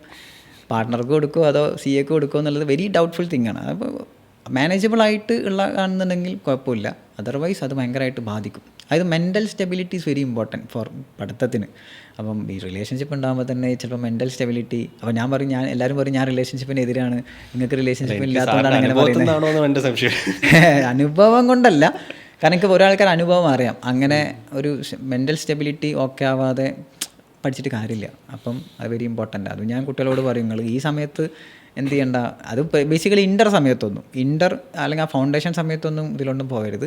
ആർട്ടിക്കിൾഷിപ്പ് സമയത്തൊക്കെ നോക്കുന്നത് നന്നായിരിക്കും. അല്ലെങ്കിൽ പിന്നെ മുരട്ട് സിംഗിളായി മാറും, ആരും ഇല്ലാതാവും. കാരണം ഞാൻ പഠിക്കുകയാണ്, എനിക്ക് ആരും വേണ്ട, ആദ്യം പഠിത്തം പിന്നെ കണ്ടുപിടുത്തം എന്ന് പറഞ്ഞ് നടക്കുകയെന്നുണ്ടെങ്കിൽ കണ്ടുപിടുത്തം മാത്രമാവും. അല്ല, എപ്പോഴും ഇത് പഠിത്തം മാത്രമാവും, കണ്ടുപിടുത്തം ഉണ്ടാവില്ല. എല്ലാവരും എൻഗേജ്ഡ് ആവാൻ തന്നെ ശ്രമിക്കുന്നത്. അപ്പോൾ അങ്ങനെ പറയുന്നില്ല. ദാറ്റ് മീൻസ് പഠനത്തിനായിരിക്കണം പ്രയോറിറ്റി. അല്ലെങ്കിൽ പിന്നെ personal things does not affect studies, അങ്ങനെ പോകണം. പേഴ്സണൽ തിങ്സിൻ്റെ വൈക്ക് പോട്ടെ, പഠനത്തിൽ ഞാൻ അവിടെ വീക്കയില്ല. അപ്പോൾ അവൾ പോവുകയാണെങ്കിൽ പോയിക്കോട്ടെ, കുഴപ്പമില്ല, പഠനം ഞാൻ ഒഴിവാക്കില്ല എന്നുള്ളൊരു മൈൻഡ് സെറ്റ് വേണം. അത് ഞാൻ എടുത്ത് പറയുന്നത്, കാരണം ഇപ്പം ഞാൻ ഒരുപാട് സിറ്റുവേഷൻസ് അങ്ങനെ ഹാൻഡിൽ ചെയ്യുന്നുണ്ട് ഇപ്പോൾ ഒരുപാട് കുട്ടികളെ. കാരണം ഈ ഒരു സ്റ്റേജിൽ കൂടെ പോയിട്ട് ഇങ്ങനായി ഒരുപാട് കുട്ടികൾ അങ്ങനെ കരിയർ ബ്രേക്കായി പോയിട്ടുണ്ട്. അത് ബോയ്സ് ആണെങ്കിലും ഗേൾസ് ആണെങ്കിലും. ഓക്കെ, മനസ്സിലായി. സാർ ഇപ്പോൾ CA ആണ്, CAൻ്റെ ക്ലാസ് എടുക്കുന്നുണ്ട്, CMAക്കും ക്ലാസ് എടുക്കുന്നുണ്ടല്ലോ. അപ്പോൾ ഒരു ചോദ്യം, CA ഓർ CMA, മമ്മൂട്ടി ഒരു മോഹൻലാൽ എന്നൊക്കെ ചോദിക്കുന്ന പോലെ ഇത് ആക്ച്വലി ഇതൊരു കോൺട്രവേഴ്ഷ്യൽ തിങ്ങാണ്. അതായത് സത്യം പറഞ്ഞു കഴിഞ്ഞാൽ കുറേ CAക്കാർ പറയും CMA അത്ര വെറുത്തല്ല. ഓക്കെ, CMAക്കാർ പറയും CA മാത്രമല്ല ഞങ്ങൾ ഒരുപോലെയാണല്ലോ എന്ന് പറയും. ഇതിനെക്കുറിച്ചൊരു വീഡിയോ ഞാൻ ചെയ്തിട്ടുണ്ടായിരുന്നു. കമൻറ്റിൽ അങ്ങേയറ്റം അങ്ങോട്ടും ഇങ്ങോട്ടും ഡിബേറ്റ് ആയിരുന്നു. ഞങ്ങളാണ് സൂപ്പർ. ആക്ച്വലി സ്പീക്കിംഗ്, എൻ്റെ ഒരു അണ്ടർസ്റ്റാൻഡിങ്ങിൽ സിലബസ് ആർ സെയിം. രണ്ടിലും പഠിക്കാനുള്ള കണ്ടൻറ്റ് സെയിം, ഏകദേശം സെയിമാണ് കണ്ടൻറ്റ്. ഒന്ന് ഈസിയാണ്, ഒന്ന് ടഫാണെന്നില്ല കണ്ടൻറ്റ് വൈസ്. പക്ഷേ exam wise easy CMA. Crack ചെയ്യാൻ ഒന്നും കൂടെ എളുപ്പം CMA ആണ്. അതിപ്പം CMAയുടെ ഫൗണ്ടേഷൻ റൂട്ടാണെങ്കിലും വളരെ എളുപ്പമാണ്. ഇപ്പം ഇൻ്റർ ആണെങ്കിലും എക്സാം വൈസ് പാറ്റേണൊക്കെ വെച്ച് നോക്കുകയാണെങ്കിൽ CAൻ്റെ അത്ര ടഫല്ല. പക്ഷേ CA അത്യാവശ്യം എക്സാം വൈസ് പാറ്റേണൊക്കെ ടഫാണ്. കണ്ടൻറ്റ് സെയിമാണ്. അതായത് സിലബസ് പഠിക്കാനുള്ള ഇപ്പം ഞാൻ ഇൻഡയറക്റ്റ് ടാക്സ് പഠിപ്പിക്കുന്നുണ്ടെങ്കിൽ CAക്ക് പഠിപ്പിക്കുന്നതും CMAക്ക് പഠിപ്പിക്കുന്നതും ഒരേ സാധനം, സെയിം സാധനം. പക്ഷേ എക്സാം സ്റ്റൈൽ വ്യത്യാസമുണ്ട്. അതിലാണ് ഇതിൻ്റെ പോയിൻ്റ് എടുക്കുന്നത്. അപ്പം CA = CMA എന്ന് പറയുന്ന ആളാണ് ഞാൻ, by topic wise, content wise. പക്ഷേ exam wise CA is greater than CMA എന്ന് പറയും. ആൻഡ് ഒറ്റ വ്യത്യാസം ഇവർ തമ്മിലുള്ളൂ. അതായത് പ്രാക്ടീസിലോട്ട് വരികയാണെന്നുണ്ടെങ്കിൽ, അതായത് നമ്മൾ CA കഴിഞ്ഞാൽ പ്രാക്ടീസ് ചെയ്യാം, CMA കഴിഞ്ഞാൽ പ്രാക്ടീസ് ചെയ്യാം. ഇൻകം ടാക്സ് ഓഡിറ്റ് CAക്ക് മാത്രമേ ഇപ്പോൾ പറ്റുള്ളൂ, CMAക്ക് പറ്റില്ല. പക്ഷേ ഉടനെ തന്നെ CMAക്ക് പറ്റും എന്ന് തന്നെ പറയുന്നുണ്ട്. കാരണം അതിന് വേണ്ടിയിട്ടുള്ള മുറവിളി കൂട്ടുന്നുണ്ട് CMA. സോ ഉടനെ ചിലപ്പോൾ അത് കിട്ടുമായിരിക്കാം. അത് കിട്ടിക്കഴിഞ്ഞാൽ CAക്കാർക്ക് ഒരു അടിയാണ് ആക്ച്വലി അത്. കാരണം CA is priority on the basis of ഈ പറഞ്ഞ കേസിൽ ഇൻകം ടാക്സ് ഓഡിറ്റ് ഞങ്ങൾക്ക് മാത്രമേ ചെയ്യാൻ പറ്റുള്ളൂ എന്ന് പറഞ്ഞ് നടക്കുന്നതാണ് CA. അപ്പോൾ ആ ഒരു പ്രയോറിറ്റി പോയി കഴിഞ്ഞാൽ ചിലപ്പം അത് എന്താ പറയുക, ഒരു വീക്ക് പോയിൻ്റ് ആയിരിക്കാം. പക്ഷേ അത് ആവോ ഇല്ലെന്ന് അറിയില്ല. ഇറ്റ്സ് ഓൾ ഡിപ്പെൻഡ്സ് അപ്പോൾ അവരുടെ കോൺട്രവേഴ്ഷ്യൽ ഇഷ്യൂ ആണത്. അത് ആവുമെന്ന് പറയുന്നുണ്ട്, CMAക്ക് ടാക്സ് ഓഡിറ്റ് കൊടുക്കും എന്ന് പറയുന്നുണ്ട്. അപ്പം ഓരോന്ന് CA ആണെങ്കിലും CMA ആണെങ്കിലും CS ആണെങ്കിലും അവരുടെ ഒരു യുണീക്നെസ് ഉണ്ട്. അതായത് CAക്ക് ഒരു യുണീക്നെസ് ഉണ്ട്, അവർ പഠിക്കുന്ന സാധനങ്ങൾ. ഇപ്പം CMA കൂടുതൽ ഇപ്പോൾ ഞാൻ കണ്ടിട്ടുണ്ട് ഒരുപാട് കുട്ടികൾ ഈ പറഞ്ഞ കോസ്റ്റിംഗ് മേഖലയിൽ വർക്ക് ചെയ്യുന്ന ഒരുപാട് കുട്ടികളുണ്ട്. അവരുടെ പണി എന്താ വെച്ച് കഴിഞ്ഞാൽ മാനുഫാക്ചറിങ് സെക്ടേഴ്സിൽ MRP ഫിക്സേഷനൊക്കെ ഇല്ലേ, അതായത് ഒരു പ്രൊഡക്റ്റിൻ്റെ MRP ഫിക്സ് ചെയ്യുന്ന നല്ല രസമുള്ള ജോബാണത്. അത് CMAക്കാർ ചെയ്യുന്ന ജോബാണത്, MRP ഫിക്സേഷനൊക്കെ. ഇപ്പം ഞങ്ങളെ ഏരിയ എന്ന് പറഞ്ഞു കഴിഞ്ഞാൽ ചിലപ്പോൾ ഫിനാൻഷ്യൽ അനാലിസിസ്, ഒരു ഫിനാൻസ് മാനേജ്മെൻറ്റ്, ഈ പറഞ്ഞ ടാക്സിൻ്റെ ഏരിയ, കംപ്ലയൻസസ്, ഇതൊക്കെ നോക്കുന്നതായിരിക്കും. കോസ്റ്റിംഗ് റിലേറ്റഡ് സാധനങ്ങളാണ് കൂടുതൽ CMAക്കാർ ചെയ്യുക. അപ്പം ലീഗൽ റിലേറ്റഡ് ആയിട്ടുള്ള കമ്പനിയുടെ സാധനങ്ങളാണ് CS ചെയ്യുക, കമ്പനി സെക്രട്ടറി. അപ്പോൾ ഓരോരുത്തർക്കും അവരുടേതായ ഡ്യൂട്ടി ഉണ്ട്. പിന്നെ എന്താ വെച്ചാൽ നമ്മൾ എടുക്കുന്ന സ്പെഷ്യലൈസേഷൻ. അപ്പോൾ ഈ ഡോക്ടർ ആയി കഴിഞ്ഞാൽ ചില ആൾക്കാർ പീഡിയാട്രീഷ്യൻ അല്ലെങ്കിൽ ഹാർട്ടിൻ്റെത് അങ്ങനെ സ്പെഷ്യലൈസ് ചെയ്യില്ലേ, സെയിം ലൈക്ക് സി എക്കും അങ്ങനെ സ്പെഷ്യലൈസ് ചെയ്യാമെന്നാണ് എൻ്റെ അഭിപ്രായം. അപ്പോൾ ഞാൻ ജോബിന് വേണ്ടി നോക്കുകയാണെങ്കിൽ ഞാൻ ഡെഫിനറ്റ്ലി നോക്കുക ഇൻഡയറക്റ്റ് ടാക്സ് ഫീൽഡായിരിക്കും. കാരണം എനിക്ക് ഗ്രിപ്പുള്ള ഫീൽഡ് അതാണ്. സോ ഞാൻ എന്ത് ചെയ്യും, ഇൻഡയറക്റ്റ് ടാക്സ് ഫീൽഡിലേക്ക് എനിക്ക് ഫോക്കസ് ചെയ്ത് പോകാം. അതിന് ഓപ്പർച്യൂണിറ്റീസ് ഉണ്ട്, ഇൻഡയറക്റ്റ് ടാക്സിൽ ഫോക്കസ് ചെയ്യാൻ രീതിയിലുള്ള ഓപ്പർച്യൂണിറ്റീസ് ഉണ്ട്. ഇനി അതല്ല റിസ്ക് മാനേജ്മെൻറ്റ് ആണെങ്കിൽ അതിന് ഓപ്പർച്യൂണിറ്റി ഉണ്ട്, ഫിനാൻഷ്യൽ റിപ്പോർട്ടിംഗ് ആണെങ്കിൽ അതിൽ ഫോക്കസ് ചെയ്ത് പോകാം. സോ നമുക്ക് സ്പെഷ്യലൈസ് ചെയ്യാം ഒരു ഫീൽഡ്. അത് സി എക്ക് ഏറെ പാടെ നമുക്ക് ഡിറ്റർമിൻ ചെയ്യാൻ പറ്റില്ല എൻ്റെ ഫീൽഡ് ഏതാണെന്നുള്ളത്. ആർട്ടിക്കിൾഷിപ്പ് ഒക്കെ കഴിഞ്ഞാൽ നമുക്ക് അറിയാൻ പറ്റും. അപ്പോൾ എനിക്ക് മനസ്സിലായി ആർട്ടിക്കിൾഷിപ്പ് സമയത്ത് എനിക്ക് ഗ്രിപ്പുള്ള ഫീൽഡ് ടാക്സ് ആണ്. അപ്പം ഒരു എക്സാമ്പിൾ പറയുകയാണെങ്കിൽ എൻ്റെ സാറ് ആക്ച്വലി ഓഫീസ് നിർത്തി. എൻ്റെ ആർട്ടിക്കിൾഷിപ്പ് ഒക്കെ കഴിഞ്ഞ് ആഫ്റ്റർ 2 years സാർ ഓഫീസ് നിർത്തി. കാരണം സാറിന് ടാക്സ് റിലേറ്റഡ് മാറ്റേഴ്സിന് വലിയ താല്പര്യമില്ല. സാർ ആഫ്റ്റർ ദാറ്റ് എന്ത് ചെയ്തെന്ന് വെച്ച് കഴിഞ്ഞാൽ ഒരു ഇൻവെസ്റ്റ്മെൻറ്റ് കൺസൾട്ടിങ് സ്ഥാപനം തുടങ്ങി. അതായത് സാറിന് ഫിനാൻഷ്യൽ മാനേജ്മെൻറ്റാണ് ഇഷ്ടം. Sir after that investment consulting ആയി. കാരണം സാറിന് ഇഷ്ടമുള്ള ഫീൽഡ് അതാണ്. അപ്പം ആ ഫീൽഡിലോട്ട് പോയി ആളിപ്പോൾ ചെയ്യുന്നത് ഷെയർ മാർക്കറ്റ്, മറ്റേ ബ്രോക്കറേജ് സർവീസ്, ഇൻഷുറൻസിൻ്റെ സർവീസ്, ഇതൊക്കെ ചെയ്യുന്നത്. അപ്പോൾ ആളുടെ ഫീൽഡ് മ്യൂച്വൽ ഫണ്ട്, ഇതിൻ്റെയൊക്കെ കൺസൾട്ടിങ് ചെയ്ത് കൊടുക്കുക. അപ്പോൾ ഒരാളുടെ അടുത്ത് ഫണ്ട് ഉണ്ട്, ആ ഫണ്ട് എങ്ങനെ യൂട്ടിലൈസ് ചെയ്യണമെന്ന് പറഞ്ഞു കൊടുക്കുന്ന പരിപാടിയാണ് ആൾ ചെയ്യുന്നത്. അതൊരു ഡിഫറെൻറ്റ് ഫീൽഡ്, റിസ്ക്കാണ് കുറച്ചും കൂടി. കാരണം ആ ഫണ്ട് യൂട്ടിലൈസ് ചെയ്തിട്ട് കറക്റ്റായിട്ട് മാനേജ് ചെയ്യാൻ പറ്റിയില്ലെങ്കിൽ അവിടെയും പണിയല്ലേ. ഒരു വെൽത്ത് മാനേജ്മെൻറ്റ് എന്നൊക്കെ പറയില്ല, അങ്ങനത്തെ ഒരു സംഭവമാണ് ഇപ്പോൾ ആൾ ചെയ്യുന്നത്. അപ്പം നമ്മൾക്ക് ഇഷ്ടമുള്ള ഫീൽഡ് ചൂസ് ചെയ്ത് പോവുക എന്നുള്ളതാണ്. ഇത് CMA-യിലേക്ക് വരുമ്പോഴും ഈ കൺസൾട്ടിംഗ് എന്ന് പറയുന്ന ആ മേഖലയുണ്ട്. CMA പ്രാക്ടീസ് ചെയ്യുന്ന ഒരുപാട് ആൾക്കാരുണ്ട്. CMA-യിൽ കോസ്റ്റ് ഓഡിറ്റ് ഈ പറഞ്ഞ CMA ഒക്കെ ചെയ്യാൻ പറ്റാം. പക്ഷേ കോസ്റ്റ് ഓഡിറ്റ് ലിമിറ്റേഷൻ ഉണ്ട്, ഇൻഡസ്ട്രീസ് അധികം വേണം. ഇപ്പോൾ നമ്മളെ കേരളത്തിൽ ഇൻഡസ്ട്രീസ് ഇല്ല, മാനുഫാക്ചറിങ് സെക്ടേഴ്സ് കുറവല്ലേ, കാരണം ഇവിടെ ലേബർ ചാർജ് കൂടുതലാണ്. ഇപ്പം അങ്ങനത്തെ ഒരുപാട് കേസ് ഉണ്ട്. അപ്പോൾ ഈ അങ്ങനെ നോക്കുമ്പോൾ കുറച്ചും കൂടി നോർത്ത് സൈഡൊക്കെയാണ് ഈ പറഞ്ഞ ഇൻഡസ്ട്രി സെക്ടേഴ്സ് വരുന്ന ഏരിയയിലാണ് CMA കുറച്ചും കൂടി ബെറ്റർ ആവും. CMAക്ക് കുറച്ചും കൂടി ഓപ്പർച്യൂണിറ്റീസ് ഉള്ളത്. അപ്പോൾ അല്ല ഇവിടെ പ്രാക്ടീസ് ചെയ്യുന്നവരുണ്ട്. ഇവിടെ ഇപ്പം GST, ഇൻകം ടാക്സ് എല്ലാം ചെയ്യാം. അപ്പോൾ ഈവൻ കമ്പനി ഇൻകോപ്പറേറ്റ് ചെയ്യുന്നത് ഈ പറഞ്ഞ CAക്ക് ചെയ്യാം, CMAക്ക് ചെയ്യാം, CS ചെയ്യാം. ഈ രണ്ടുപേർക്കും ചെയ്യാൻ പറ്റുന്ന ഒരുപാട് ഏരിയാസ് ഉണ്ട്. ഒരിക്കലും ഒന്ന് ബെറ്റർ ഒന്ന് മോശം എന്നില്ല. അവർക്ക് അവരുടേതായ റെസ്പോൺസിബിലിറ്റി, അവരുടെ ഡ്യൂട്ടീസ് ഉണ്ട്. അപ്പം അങ്ങനെ ഇപ്പോൾ ഇവിടെ എറണാകുളം ആണെങ്കിലും ഇപ്പം കൊച്ചി, ഇവിടെ കാലിക്കറ്റ് ആണെങ്കിലൊക്കെ ഒരുപാട് ഈ പറഞ്ഞ CMA പ്രാക്ടീസ് ചെയ്യുന്ന ഒരുപാട് ആൾക്കാരുണ്ട്, CMA ആയിട്ട് പ്രാക്ടീസ് ചെയ്യുന്നത്. അപ്പം ഒരു കുട്ടി CA വേണോ CMA വേണോ എന്നുള്ള കൺഫ്യൂഷനിൽ നിൽക്കുകയാണെങ്കിൽ അതിലൊരു തീരുമാനം ഉണ്ടാക്കാൻ വേണ്ടിയിട്ട് സാർ ആ കുട്ടിയോട് ചോദിക്കുന്ന ചില ചോദ്യങ്ങൾ എന്തായിരിക്കും, എന്തൊക്കെ കൺസിഡർ ചെയ്തിട്ടാണ് ഇതിലേക്ക്? ഇപ്പോൾ സാർ ഒരു കാര്യം പറഞ്ഞു, എൻ്റെ എക്സാമിൻ്റെ ഒരു ടഫ്നെസ്, പക്ഷേ അതല്ലാതെയും ഇൻക്ലൂഡ് എന്തൊക്കെ കാര്യങ്ങളായിരിക്കും, എന്തൊക്കെ ചോദ്യങ്ങൾ സ്വയം ചോദിക്കേണ്ടി വരും ഞാൻ ഇതിൽ ഏത് കോഴ്സ് എടുക്കണം എന്നുള്ളതിന്? ഒന്ന് പറയാനുള്ളത്, ഇപ്പോൾ കുറേ കുട്ടികൾ ഇത് ചൂസ് ചെയ്യുന്നത് CA വേണ്ട, ടഫാണ്, CMA എടുക്കാൻ ഈസിയാണ്. അങ്ങനെ ഇല്ല, രണ്ടും ഒരുപോലെ തന്നെയാണ് പഠിക്കാൻ. കുറേ കുട്ടികൾ അങ്ങനെ എടുക്കുന്നവരുണ്ട്. അങ്ങനെ എടുക്കരുത്. നമ്മളുടെ ഒരു ഇപ്പം നമുക്ക് ഇൻഡസ്ട്രിയൽ മേഖല, അപ്പോൾ ഈ ഏരിയയിലെ കോസ്റ്റിങ്ങിൻ്റെ റിലേറ്റഡ് ആയിട്ടുള്ള ഏരിയാസൊക്കെയാണ് കൂടുതൽ ഇഷ്ടം എന്നുണ്ടെങ്കിൽ എന്ത് ചെയ്യുക, CMA ചൂസ് ചെയ്യുക. അതർവൈസ് ഒരു CFO ലെവലിലൊക്കെ ഇരിക്കാൻ, അല്ലെങ്കിൽ ഈ ഫിനാൻഷ്യൽ അനാലിസിസ്, ഈ പറഞ്ഞ ബാലൻസ് ഷീറ്റ് ചെയ്യാൻ അങ്ങനത്തേലൊക്കെ കൂടുതൽ നോക്കാൻ, അങ്ങനത്തെ ഒരു റിപ്പോർട്ടിംഗ് മേഖലയിലൊക്കെയാണ് കൂടുതൽ ഇഷ്ടം എന്നുണ്ടെങ്കിൽ CA ചൂസ് ചെയ്യുക. ടാക്സേഷൻ മേഖലയിലൊക്കെയാണെന്നുണ്ടെങ്കിൽ, അതായത് ഫസ്റ്റ് നമ്മൾ അസസ് ചെയ്യേണ്ടത് ഈ പഠനം കഴിഞ്ഞിട്ട് നമ്മൾ എത്തേണ്ട മേഖലയെ കുറിച്ച് ചെറിയൊരു അനാലിസിസ് വേണം. അപ്പം ഏതൊരു കോഴ്സ് എടുക്കുമ്പോഴും ഇത് എടുത്തു കഴിഞ്ഞാൽ എനിക്ക് എന്താ ചെയ്യാൻ പറ്റുക എന്നുള്ളതിൻ്റെ കുറച്ചൊരു കാര്യങ്ങൾ നമ്മൾ അറിയണ്ടേ. അപ്പോൾ അങ്ങനെ CMA കഴിഞ്ഞാൽ എന്തൊക്കെ ചെയ്യാൻ പറ്റും അത് നോക്കുക, CA കഴിഞ്ഞാൽ എന്തൊക്കെ ചെയ്യാൻ പറ്റും, ഇതിൽ എനിക്ക് ഗ്രിപ്പുള്ള ഫീൽഡ് ഏതാണോ അത് നോക്കിയിട്ട് എന്ത് ചെയ്യുക, ചൂസ് ചെയ്യുക എന്നുള്ളതാണ്. ഇപ്പോൾ CS ചൂസ് ചെയ്യുന്ന ഒരുപാട് കുട്ടികളുണ്ട്, CS നോക്കി ചൂസ് ചെയ്യുന്നവരുണ്ട്. കാരണം അവർക്ക് ഈ പറഞ്ഞ ലീഗൽ റിലേറ്റഡ് ആയിട്ടുള്ള കാര്യങ്ങൾ പഠിക്കാനും അതുമായി ബന്ധപ്പെട്ട കാര്യങ്ങൾ ചെയ്യാനുമാണ് കൂടുതൽ താല്പര്യം. ഇപ്പം ഒരു കമ്പനി സെക്രട്ടറിനെ അപ്പോയിൻറ്റ് ചെയ്യുക എന്നുള്ളത് നിർബന്ധം. അപ്പോൾ അവരുടെ പണി എന്ന് വെച്ചാൽ കംപ്ലയൻസസ് നോക്കുന്നത്, കമ്പനിയുടെ കംപ്ലയൻസ് ഒക്കെ കറക്റ്റ് തന്നെ അല്ലെങ്കിൽ ചെക്ക് ചെയ്യാൻ, അത് ഇഷ്ടമുള്ളവരുണ്ട്, അങ്ങനെ ചൂസ് ചെയ്യുന്നവരുണ്ട്. അപ്പോൾ നമ്മളുടെ ഇഷ്ടം നോക്കി നമ്മൾ എന്ത് ചെയ്യുക, അതിനനുസരിച്ച് ചൂസ് ചെയ്യുക എന്നുള്ള ഒരു, ഇപ്പം ചില ആൾക്കാർ വെറുതെ റെപ്യൂട്ടേഷൻ മാത്രം അങ്ങനെയല്ല, അപ്പോൾ CA ആയിക്കഴിഞ്ഞാൽ ഞാൻ CA അല്ലേ, അങ്ങനെ നോക്കുന്നവരുണ്ട് കേട്ടോ. ചില ആൾക്കാർ CA അങ്ങനെ ഒരു നോക്കുന്നവരുണ്ട്. അതിനപ്പോൾ CA മുമ്പും CA കഴിഞ്ഞതിൻ്റെ ശേഷം എനിക്ക് കിട്ടുന്ന തന്നെ മനസ്സിലാവും. പിരിവാരുടെ എണ്ണമൊക്കെ കൂടി വീട്ടിൽ, മറ്റേ പിരിവാർ അങ്ങനെ വരാറില്ലായിരുന്നു. ഇപ്പോൾ CA-കാരനുണ്ടെന്ന് പറഞ്ഞിട്ട് പിരിവാർ വരും. ഇപ്പോൾ +2 കഴിഞ്ഞ് CA-യിലേക്ക് വരുന്നവരുണ്ട്, ഡിഗ്രി കഴിഞ്ഞ് വരുന്നവരുണ്ട്. അപ്പോൾ ഡിഗ്രി കഴിഞ്ഞ് വരുന്ന ഒരാൾക്ക് ഓൾറെഡി അവരുടെ ഒരു 3 വർഷം അവർ സ്പെൻഡ് ചെയ്ത് കഴിഞ്ഞിട്ടുണ്ട് കരിയറിൻ്റെ, അല്ലെങ്കിൽ അവരുടെ ഒരു ലൈഫിൻ്റെ പ്രധാന ഭാഗം കഴിഞ്ഞു. ഇപ്പോൾ ഈ പറഞ്ഞ പോലെ ഇനി അങ്ങോട്ട് ജോലിയൊക്കെ എടുക്കേണ്ട പ്രായമാണ്. ഇപ്പോൾ വീണ്ടും ഒരു 3 വർഷം പഠിക്കാൻ വേണ്ടി വരികയാണ് അവർ. അങ്ങനെ വരുന്നവരോട് സാറിന് എന്താ പറയുള്ളത്? അവിടെ ഒരു എന്തായാലും ടെൻഷൻ ഉണ്ടാവുമല്ലോ ഇവർക്ക്. അപ്പം +2 കഴിഞ്ഞ് ചെയ്താൽ മതിയായിരുന്നു, ഇപ്പം ഞാൻ വൈകിയില്ലേ എന്നൊക്കെ ചിന്തിക്കുന്നവരുണ്ടാവും. എന്താണ് സാറിന് ഡിഗ്രി കഴിഞ്ഞ് CA എടുക്കാൻ വരുന്നതിനോട് പറയുള്ളത്? അതിൽ മെയിനായിട്ട് പറയാനുള്ളത് എന്താ വെച്ച് കഴിഞ്ഞാൽ, ഇപ്പം എന്നോട് ഇങ്ങനെ ചോദിക്കുന്നവരുണ്ട്, ഞാൻ +2 കഴിഞ്ഞ് ഡിഗ്രിക്ക് പോകണോ ഡയറക്റ്റ്ലി CAക്ക് വരണോ, അത് വെച്ച് തുടങ്ങാം. ഇത് നമുക്ക് അങ്ങനെ പറയാം. അപ്പം ഞാൻ അവരോട് പറഞ്ഞു കൊടുക്കൽ എന്താ വെച്ച് കഴിഞ്ഞാൽ, if you have A stable financial stability ഏകദേശം ഓക്കെയാണ്, കുറച്ച് ഡിലേ ആയാലും കുഴപ്പമില്ല CA ആവാൻ എന്നുള്ളൊരു കണ്ടീഷനാണെന്നുണ്ടെങ്കിൽ ചൂസ് ഡിഗ്രി. കാരണം വെച്ചാൽ കോളേജ് ഈസ് കോളേജ്, അത് വേറെ എവിടെയും കിട്ടില്ല. അപ്പോൾ കോളേജ് ലൈഫ് വേണം, അല്ലെങ്കിൽ അങ്ങനത്തെ ഒരു ഇൻട്രസ്റ്റും കൂടി ഉണ്ടെങ്കിൽ ടു ഡിഗ്രി. ഒരിക്കലും പിന്നീട് വന്നിട്ട് റിഗ്രറ്റ് അടിക്കരുത് കോളേജ് കിട്ടിയില്ലല്ലോ എന്നുള്ളത്. അപ്പോൾ അങ്ങനെ അതായത് ഫിനാൻഷ്യൽ സ്റ്റെബിലിറ്റിയും കൂടി ഓക്കെയാണ്. കാരണം 3 വർഷമാണ് നമ്മളവിടെ ഇൻവെസ്റ്റ് ചെയ്യുന്നത് ഫോർ എൻജോയ്മെൻറ്റ്. ഡിഗ്രി പറഞ്ഞാൽ അറിയാമല്ലോ, കോളേജ് ഈസ് ലൈക്ക് എൻജോയ്മെൻറ്റ് ടൈപ്പാണ്. അപ്പോൾ അങ്ങനെ ഇൻവെസ്റ്റ് ചെയ്യാൻ തയ്യാറാണെങ്കിൽ ജസ്റ്റ് ഗോ വിത്ത്. പിന്നെ ഡിഗ്രിയിൽ അത്യാവശ്യം ഈ എൻജോയ്മെൻറ്റിൻ്റെ കൂടെ തന്നെ നിങ്ങൾ അത്യാവശ്യം പഠിക്കാനും തയ്യാറാണെന്നുണ്ടെങ്കിൽ it will help you lot in inter. സി എയിൽ നല്ല ഇൻ്ററിൽ നല്ല ഹെൽപ്പ് ചെയ്യും. സി എം എയിലാണെങ്കിൽ ഞാൻ കണ്ടിടത്തോളം ഈ പറഞ്ഞ ഡിഗ്രി റൂട്ടിലൂടെ വന്ന C A inter C M A students ഒക്കെ ഫസ്റ്റ് അറ്റംപ്റ്റ് തന്നെ ഒക്കെ പാസ്സായി പോയിട്ടുണ്ട്.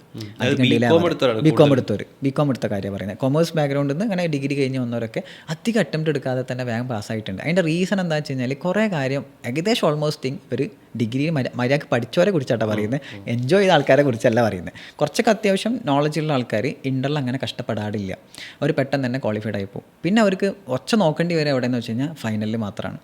അപ്പം അതൊരു നല്ല റൂട്ട് തന്നെയാണ്, ഒരിക്കലും മോശം എന്നല്ല. It's A good thing actually. Degree ഇപ്പോൾ 4 ഇയർ ആയതുകൊണ്ട് കുറച്ചും കൂടി ഇൻവെസ്റ്റ്മെൻറ്റ് കൂടി 4 വർഷം അതിന് വേണ്ടി കൊടുക്കണം എന്നുണ്ട്. പക്ഷേ ഇത് കോളേജ് ലൈഫ് എൻജോയ് ചെയ്യണമെന്നൊക്കെ ആഗ്രഹം ഉണ്ടെങ്കിൽ ജീവിതം ഇമ്പോർട്ടൻ്റ് ആണല്ലോ. നമ്മൾ ഫുള്ളി ഡെഡിക്കേറ്റഡ് ആയിട്ട് ഈ പറഞ്ഞ ജീവിക്കാൻ മറന്നു പോയിരുതെന്ന് പറയും, അത് ചെയ്യരുത്. ഇപ്പം ഒരുപാട് ആൾക്കാർ ചെയ്യുന്നത്, ഇവൻറ്റോ ഞാനടക്കം ചെയ്തൊരു കാര്യമാണ് ജീവിക്കാൻ മറന്നുപോയി എന്ന് എനിക്ക് പലപ്പോഴും തോന്നിയിട്ടുണ്ട്. കാരണം പഠനം മെയ് നവംബർ ഈ പറഞ്ഞ എക്സാം ടാർഗറ്റ് ചെയ്യുക, എക്സാമിന് വേണ്ടി പ്രിപ്പയർ ചെയ്യുക, ഇത് മാത്രമാണ് പോകുന്നത്. അതിൻ്റെ ഇടയിൽ വേറൊരു ടൈപ്പ് ഓഫ് എൻജോയ്മെൻറ്റ് കിട്ടിയെന്ന് വെച്ച് കഴിഞ്ഞാൽ അത് നെഗറ്റീവായിട്ട് പറയല്ല, പക്ഷെ അത് ഇപ്പം ഞാൻ പിള്ളേരോട് പറയില്ല. അതായത് ഇപ്പോൾ ഒരു കല്യാണം വന്ന് പല ആൾക്കാരും പറയും കല്യാണത്തിന് പോലും പോവാതെ നിങ്ങൾ എന്ത് ചെയ്യണം, സി എ പഠിക്കണം. വേണ്ട, എമർജൻസി സിറ്റുവേഷനൊക്കെ ആണെങ്കിൽ പോകാതിരുന്നാൽ മതി, എക്സാം ടൈമൊക്കെ ആണെങ്കിൽ. അല്ലാത്ത സമയമാണെങ്കിൽ പൊക്കോ, കുഴപ്പമൊന്നുമില്ല, പോയിട്ട് തിരിച്ചു വന്നാൽ മതി. But utilise that day. Completely കല്യാണത്തിന് വേണ്ടി ഇൻവെസ്റ്റ് ചെയ്യരുത്, ആ ദിവസം പഠിച്ചിട്ടുണ്ടായിരിക്കണം, അത്രയേ ഉള്ളൂ. അല്ലാതെ നിങ്ങൾ മൊത്തം കംപ്ലീറ്റ്ലി ഒരു ഇതിന് വേണ്ടിയിട്ട് കൊടുത്തിട്ട് പിന്നെ ലാസ്റ്റ് പോയിട്ട് നിങ്ങൾ ഇതൊന്നും ആയില്ലല്ലോ എന്ന് തോന്നരുത്. And make some bunch of friends. ഞാൻ ചെയ്യാത്ത മറ്റൊരു കാര്യമാണ് ഫ്രണ്ട്സിനെ ഡെവലപ്പ് ചെയ്തില്ല എന്നുള്ളത്. ഒരു സെൽഫിഷ് ടൈപ്പ് ഫോർ സ്റ്റഡി പർപ്പസിന് ഞാൻ കൂടുതലും എന്നെ തന്നെ ഫോക്കസ് ചെയ്ത് എനിക്ക് ഞാൻ മതി, ഞാൻ തന്നെ ഇത് ബെറ്റർ ആക്കാന്നുള്ള അങ്ങനെ ഫോക്കസ് ചെയ്യുന്ന ഒരുപാട് സ്റ്റുഡൻസ് ഉണ്ട്. വേറെ ആരായിട്ടും കോൺടാക്റ്റ് വെക്കൂല. സി എ നെഗറ്റിവിറ്റി വരുന്നു വിചാരിച്ചിട്ടാണ് വെക്കാത്തത്. വേറെ ഉള്ളവരോട് വെച്ച് കഴിഞ്ഞാൽ എടാ നീ എത്ര പഠിച്ചടാ, ഞാൻ എത്ര പഠിച്ച്, നീ അങ്ങനെ പഠിച്ചത് അങ്ങനെ പറയുന്നു. ഞാൻ അതായിരുന്നു ദിവസം.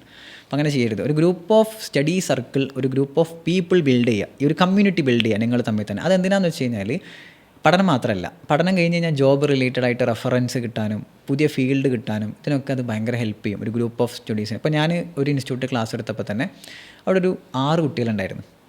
ഈ 6 കുട്ടികളും ആക്ച്വലി ഡിഗ്രി കഴിഞ്ഞ് വന്നവരാ. അവർ 6 ആൾക്കാരും പല പല സ്ഥലത്തുള്ളവരാണ്.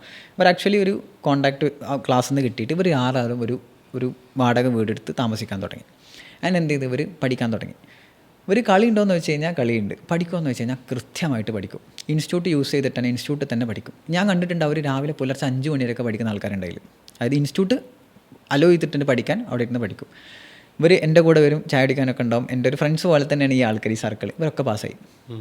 അതായത് ഇവർ കോളേജ് ചെയ്ത് വന്നവരാ.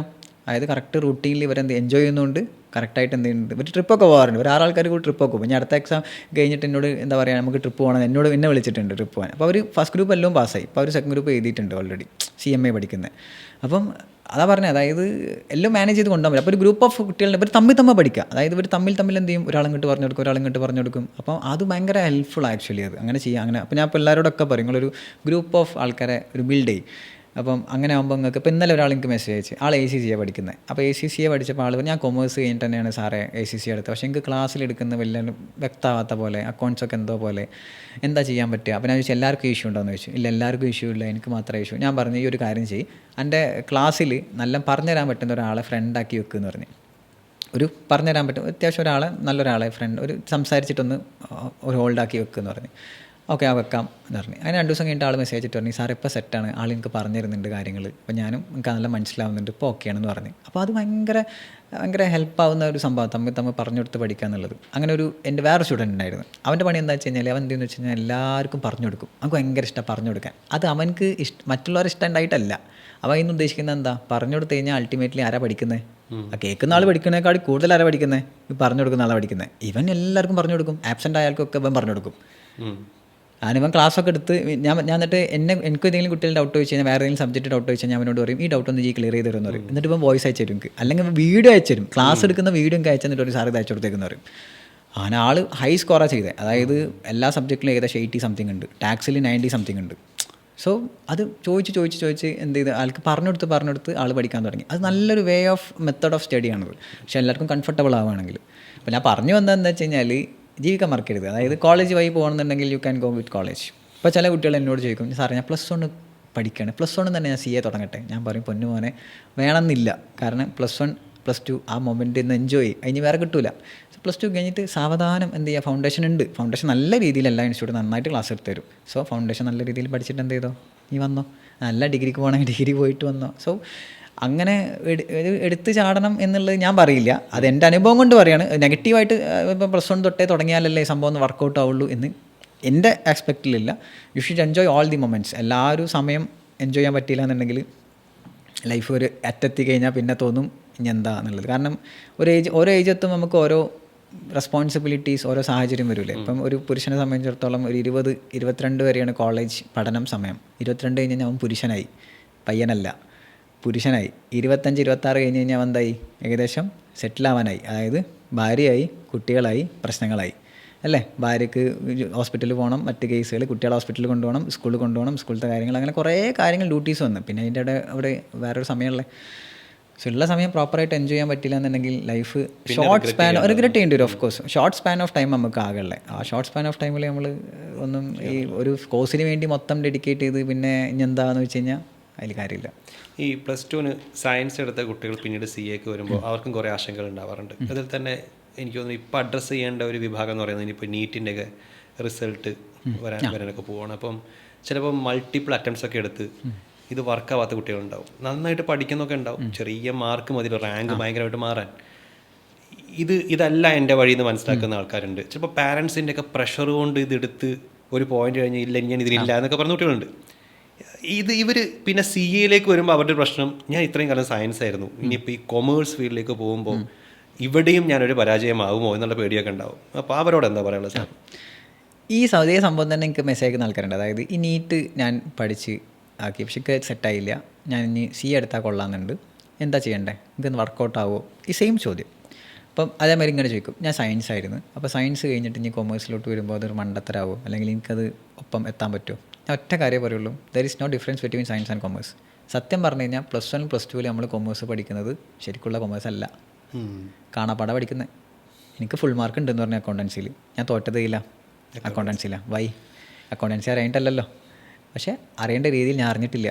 +1 +2 അതായത് എനിക്ക് സ്കൂൾ സിലബസ് മൊത്തം അങ്ങനെ തോന്നിയിട്ടുണ്ട്. It's not in a right way, correct വേയിലല്ല പഠിപ്പിക്കുന്നത്. ഞാൻ സ്കൂൾസിനെ കുറ്റം പറയല്ല. കാരണം എന്ന് വെച്ച് കഴിഞ്ഞാൽ ഞാൻ ചെയ്തത് എന്താ, ക്ലാസ്സിൽ ഇപ്പം എക്സാമ്പിളായിട്ട് കേൾക്കുന്നതൊക്കെ മനസ്സിലായി, ബാങ്ക് റീകൺസിലേഷൻ സ്റ്റേറ്റ്മെൻറ്റ് എന്ന സാധനമുണ്ട്, BRS. കുറേ സാധനം ആഡ് ചെയ്യണം, കുറേ സാധനം ലെസ് ചെയ്യണം. സ്കൂളിൽ ഒരിക്കലും പറഞ്ഞില്ല എന്തുകൊണ്ട് അത് ആഡ് ചെയ്യുന്നത്, എന്തുകൊണ്ട് ലെസ് ചെയ്യുന്നത്. There is A concept behind that. അതിൻ്റെ ഉള്ളിലൊരു കൺസെപ്റ്റ് ഉണ്ട്. സാറ് പറഞ്ഞ് ഇത്തിരി സാധനം ആഡ് ചെയ്യും, ഇത്തിരി സാധനം ലെസ് ചെയ്യും, ക്വസ്റ്റ്യൻ ഇങ്ങനെ വരുള്ളൂ. ആ രീതിയിലാണ് പഠിപ്പിച്ചിരുന്നത്. ദെൻ ഞാൻ ചെയ്തൊരു കാര്യം, എക്സാം പോയിന്റ് എടുക്കും, എക്സാം പോയിന്റ് ബുക്ക് എടുക്കും, എന്ത് ചെയ്യും, എല്ലാ ക്വസ്റ്റ്യനും ചെയ്യും. സെയിം ക്വസ്റ്റ്യൻ എന്ത് ചെയ്യും, സ്കൂളിൽ ക്വസ്റ്റ്യൻ ഇടുന്നത് എങ്ങനെയാണ്, അതായത് മെയിൻ എക്സാമിന് ക്വസ്റ്റ്യൻ വരുന്നത് രാമു എന്നുള്ളതിന് രാമു രാധ എന്നാക്കും. എമൗണ്ട് 1 ലക്ഷം എന്നുള്ളത് ചിലപ്പോൾ 2 ലക്ഷം ആക്കിയിട്ട് ക്വസ്റ്റ്യൻ തരും. ഈസി ആയിട്ട് ആൻസർ ചെയ്ത് പോരും. ഇതാണ് കൊമേഴ്സ്. ആക്ച്വലി സ്പീക്കിംഗ് സയൻസ് ആണോ ഹ്യൂമാനിറ്റീസ് ആണോ കൊമേഴ്സ് ആണോ ഈസി എന്ന് വെച്ചാൽ ഞാൻ പറയും കൊമേഴ്സ് ഈസ് ഈസി. +1 +2 ഏറ്റവും ഈസിയുള്ള സാധനം കൊമേഴ്സാണ്, സ്കോർ ചെയ്യാൻ, മാർക്ക് സ്കോർ ചെയ്യാൻ. ഹ്യൂമാനിറ്റീസ് ഈസി അല്ല. ഹ്യൂമാനിറ്റീസ് അത്യാവശ്യം വായിച്ച് പഠിക്കണം, മനസ്സിലാക്കണം. പക്ഷേ ഇത് ഈസിയാണ് ആക്ച്വലി കൊമേഴ്സ്. ഇത് പറയുമ്പോൾ എല്ലാ ആൾക്കാർ ഒഫൻഡ് ചെയ്യുമെന്ന് അറിയില്ല, അങ്ങനെ പറഞ്ഞതല്ല. That means actually easy. അങ്ങനെയാണ് എൻ്റെ നോളജ് കറക്റ്റ് എനിക്ക് വ്യക്തമായത് ഫൗണ്ടേഷനിൽ ഇരുന്നപ്പോഴാണ് മനസ്സിലായത് ഞാൻ പഠിച്ചതൊന്നുമല്ല കൊമേഴ്സ് എന്നുള്ളത്. അപ്പോൾ ആക്ച്വലി സയൻസ് എടുത്ത ഒരാൾ വന്നാലും കൊമേഴ്സ് എടുത്ത് വന്നു സെയിം എഫക്ട്, പക്ഷേ സീറോ എന്നുള്ളത് തന്നെയാണ്. അതായത് ഇവിടെ വരുമ്പം കൊമേഴ്സുകാർ ചിലപ്പോൾ കുറച്ച് സ്പീഡായിരിക്കും. ഇപ്പോൾ അക്കൗണ്ട്സ് ഒക്കെ ചെയ്യുമ്പോൾ കുറേ ഈ പറഞ്ഞ സയൻസുകാർ പറയും എനിക്ക് ഒപ്പം എത്താൻ പറ്റുന്നില്ല. കാരണം 2 കൊല്ലം ഇരുന്ന് കാണാപ്പാടം പഠിച്ച് എഴുതിയല്ലേ വരും. അതായത് ജേണൽ എൻട്രി എന്താണെന്ന് വെച്ചാൽ, ഇപ്പോൾ പർച്ചേസിൻ്റെ ജേണൽ എൻട്രി എന്ന് വെച്ചാൽ ഏത് കുട്ടി പറയും പർച്ചേസ് അക്കൗണ്ട് ടു ക്യാഷ്, എന്താ അങ്ങനെ ഡെബിറ്റായി എന്താ ക്രെഡിറ്റായി അറിയില്ല. സാർ അങ്ങനെ പറഞ്ഞു, പർച്ചേസിനെ ഡെബിറ്റ് ചെയ്യാൻ പറഞ്ഞു, ക്യാഷിനെ ക്രെഡിറ്റ് ചെയ്യാൻ പറഞ്ഞു. എന്തിന് പർച്ചേസിനെ ഡെബിറ്റ് ചെയ്ത്, എന്തിനാ ക്യാഷിനെ ക്രെഡിറ്റ് ചെയ്തു അറിയില്ല. സോ ആ ഒരു എന്താ പറയുക സംഭവം ഉണ്ട്. അതായത് എന്തിനാണ് ഇവർ ചെയ്തതെന്ന് അറിയില്ല കൊമേഴ്സുകാർക്ക്. അത് ഞാൻ ഇവിടെ പഠിക്കുന്നത് ഫൗണ്ടേഷനിലാണ് പഠിക്കുക, CA പഠിക്കുക. CA വ്യക്തമായിട്ട് എല്ലാ ഇൻസ്റ്റിറ്റ്യൂട്ടും അടിപൊളിയായിട്ട് ഫൗണ്ടേഷൻ പറഞ്ഞുതരും. ആ ഫൗണ്ടേഷനിൽ നല്ലപോലെ ഇരുന്നാൽ മതി സയൻസുകാർ. ഇനീഷ്യലി അക്കൗണ്ട്സിൽ കുറച്ച് ബുദ്ധിമുട്ടുണ്ട്. അക്കൗണ്ട്സ് മാത്രമേ ഏകദേശം ഉള്ളൂ, ബാക്കിയൊക്കെ കുറച്ചൊക്കെ പുതിയ കാര്യങ്ങൾ തന്നെയാണ്. അപ്പോൾ എക്സാമ്പിളായിട്ട് പറയുന്നത് ബിസിനസ് ഉണ്ട്. ബിസിനസ് നമുക്ക് ഈസി ആയിട്ട് പഠിച്ചെടുക്കാൻ പറ്റും. പിന്നെ ഉള്ളത് ലോ പുതിയതാണ്, കൊമേഴ്സുകാർക്കും പുതിയതാണ്, ഈ പറഞ്ഞ സയൻസുകാർക്കും പുതിയതാണ്. പിന്നെ എക്കണോമിക്സ് ആണല്ലേ, എക്കണോമിക്സ് ഈ പറഞ്ഞ +2 പഠിച്ച കുറേ കാര്യങ്ങളാണ്. It's A theory. അതും ഭയങ്കര നോളജ്, ഭയങ്കര സംഭവമല്ല. പിന്നെ ഉള്ള ഏതാ ക്വാണ്ടിറ്റേറ്റീവ് ആപ്റ്റിറ്റ്യൂഡ്, നമ്മളെ മാത്സ്. അത് പിന്നെ സയൻസുകാരിക്കാനും പുലികൾ അവിടെയാണ് സയൻസുകാർക്ക് ഗ്രിപ്പുള്ള ഒരു സാധനം ഉണ്ടാവുക. അവിടെ കൊമേഴ്സുകാർ വീക്കായിരിക്കും. കാരണം ആ മാത്സ് എന്ന് പറഞ്ഞു കഴിഞ്ഞാൽ ആക്ച്വലി സ്പീക്കിംഗ് +1 +2 10th ഉള്ള മാത്സാണ്. കൊമേഴ്സുകാരെ സംബന്ധിച്ചിടത്തോളം കൊമേഴ്സ് വിത്ത് മാത്സ് ആണെങ്കിലേ അവിടെ ബെനിഫിറ്റ് ചെയ്യുള്ളൂ, അല്ലാത്തവർ അവിടെ പണി പോളും. So there is no difference between science and commerce. എൻ്റെ സാറ് സയൻസ് ആയിരുന്നു, എൻ്റെ CA സാറ് പാട്ട് സാറ് സയൻസ് ആയിരുന്നു. ആൾ വേഗം പാസ്സായ ആളാണ്, ഒക്കെ ആൾ വേഗം പാസ്സായ ആളാണ്. അവർ ഈ എൻട്രൻസ് എക്സാമിനൊക്കെ വേണ്ടിയിട്ടുള്ള ഒരു എഫേർട്ട് ഉണ്ടാവുമല്ലോ. ഞാൻ പറയുന്നത് ബുക്കിഷ് നോളജിന് അപ്പുറത്തേക്കുള്ള ആ ഡെഡിക്കേഷനും അതൊക്കെ ഇവിടെ വേറെ രീതിയിൽ ഹെൽപ്പ് ചെയ്യുന്നുണ്ടാവില്ല, ആ ഒരു ശീലം. ഡെഫിനറ്റ്ലി ആ ഒരു കൺസിസ്റ്റൻസി അവരവിടെ എടുത്തൊരു ഡെഡിക്കേഷൻ ഇല്ലേ, ആ ഡെഡിക്കേഷൻ അതേ ലെവലിൽ തന്നെ നിങ്ങൾ ഇവിടെ വരെ ഫോളോ ചെയ്യാൻ തയ്യാറാണെന്നുണ്ടെങ്കിൽ ഡെഫിനറ്റ്ലി അവർക്ക് ഈസി ആയിട്ട് പറ്റും. അത് പറ്റായികയില്ല. പിന്നെ അവർക്ക് സ്വയം തോന്നരുത് ഞാൻ സയൻസ് അല്ലേ എനിക്കിത് പറ്റുമോ, അങ്ങനെ ഒരു സെൽഫ് കോൺഫിഡൻസ് കുറവ് പാടില്ല. അത്രയും മാത്രം ശ്രദ്ധിച്ചാൽ മതി. അപ്പോൾ ഒരു പ്രശ്നമുള്ള കാര്യമില്ല. സയൻസുകാർക്ക് ഡെഫിനറ്റ്ലി CA എടുക്കാം. ഒരുപാട് സയൻസുകാർ എടുക്കുന്നുണ്ട്. CA ഒരുപാട് CAക്കാരെ പരിചയമുള്ള ആളെന്നുള്ള നിലക്കൊക്കെ ഇപ്പോൾ ഇൻഡസ്ട്രിയിൽ റീസെൻ്റായിട്ട് ടെക്നോളജിക്കലി ഭയങ്കര അഡ്വാൻസ്മെൻറ്റ്സ് വരുന്നു, AI ഇൻ്ററേറ്റ് ചെയ്യപ്പെടുന്നു. അപ്പം എങ്ങനെയാണ് ഒരു CAക്കാരൻ്റെ പ്രൊഫഷനിൽ ഇതിൻ്റെ കടന്നു വരവ് ബാധിക്കുന്നത്, അല്ലെങ്കിൽ ഇത് ഹെൽപ്ഫുൾ ആവുന്നത്? ഇത് നെഗറ്റീവായിട്ടാണോ പോസിറ്റീവായിട്ടാണോ? നമ്മൾ എങ്ങനെ ഇതിനെ അഡ്രസ്സ് ചെയ്യാൻ റെഡി ആവണം? AI technology actually speaking, even though ഇപ്പോൾ ലേറ്റസ്റ്റ് ആയിട്ട് പറഞ്ഞു ഈ ഇൻസ്റ്റിറ്റ്യൂട്ട് പേപ്പർ വാല്യൂഷൻ വരെ AI വാല്യൂഷൻ ചെയ്യുന്നുണ്ടെന്ന് പറഞ്ഞിട്ട്, ഹ്യൂമൻ ചെക്കിംഗ് അല്ല AI വാല്യൂ ചെയ്യും. ഇപ്പോൾ റീസെൻ്റായിട്ട് CAയുടെ റിസൾട്ട് 30 ഡേയ്സിൻ്റെ ഉള്ളിൽ എങ്ങനെ വന്നേ. 30 ഡേയ്സിൻ്റെ ഉള്ളിൽ ഒരു ആൾ നോക്കിയിട്ട് എങ്ങനെ ചെയ്യാൻ പറ്റുക? അപ്പോൾ എല്ലാവരും പറഞ്ഞ് ഹ്യൂമൻ ചെക്കിംഗ് അല്ല AI വാല്യൂഷനാണ് ചെയ്യുന്നത്. അപ്പോൾ എല്ലാവരും പറഞ്ഞ് അത് നല്ലതല്ലല്ലോ, AI വാല്യൂഷൻ ആകുമ്പോൾ ഒരുപാട് പ്രശ്നങ്ങളുണ്ടാവുമല്ലോ. ഇല്ല, AI വാല്യൂഷൻ ആകുമ്പോൾ ഹ്യൂമൻ വാല്യൂഷനെ കാട്ടിയും ബെറ്റർ ആയിരിക്കും. ഒരു മനുഷ്യൻ മാനസികാവസ്ഥ വെരി ഇമ്പോർട്ടൻ്റ് അല്ലേ. അയാൾ ഭാര്യനോട് വഴക്കിട്ടിട്ടാണ് പേപ്പർ നോക്കുന്നതെന്നുണ്ടെങ്കിൽ അയാളുടെ ജസ്റ്റ് ഒരു എക്സാമ്പിൾ പറയുകയാണ്.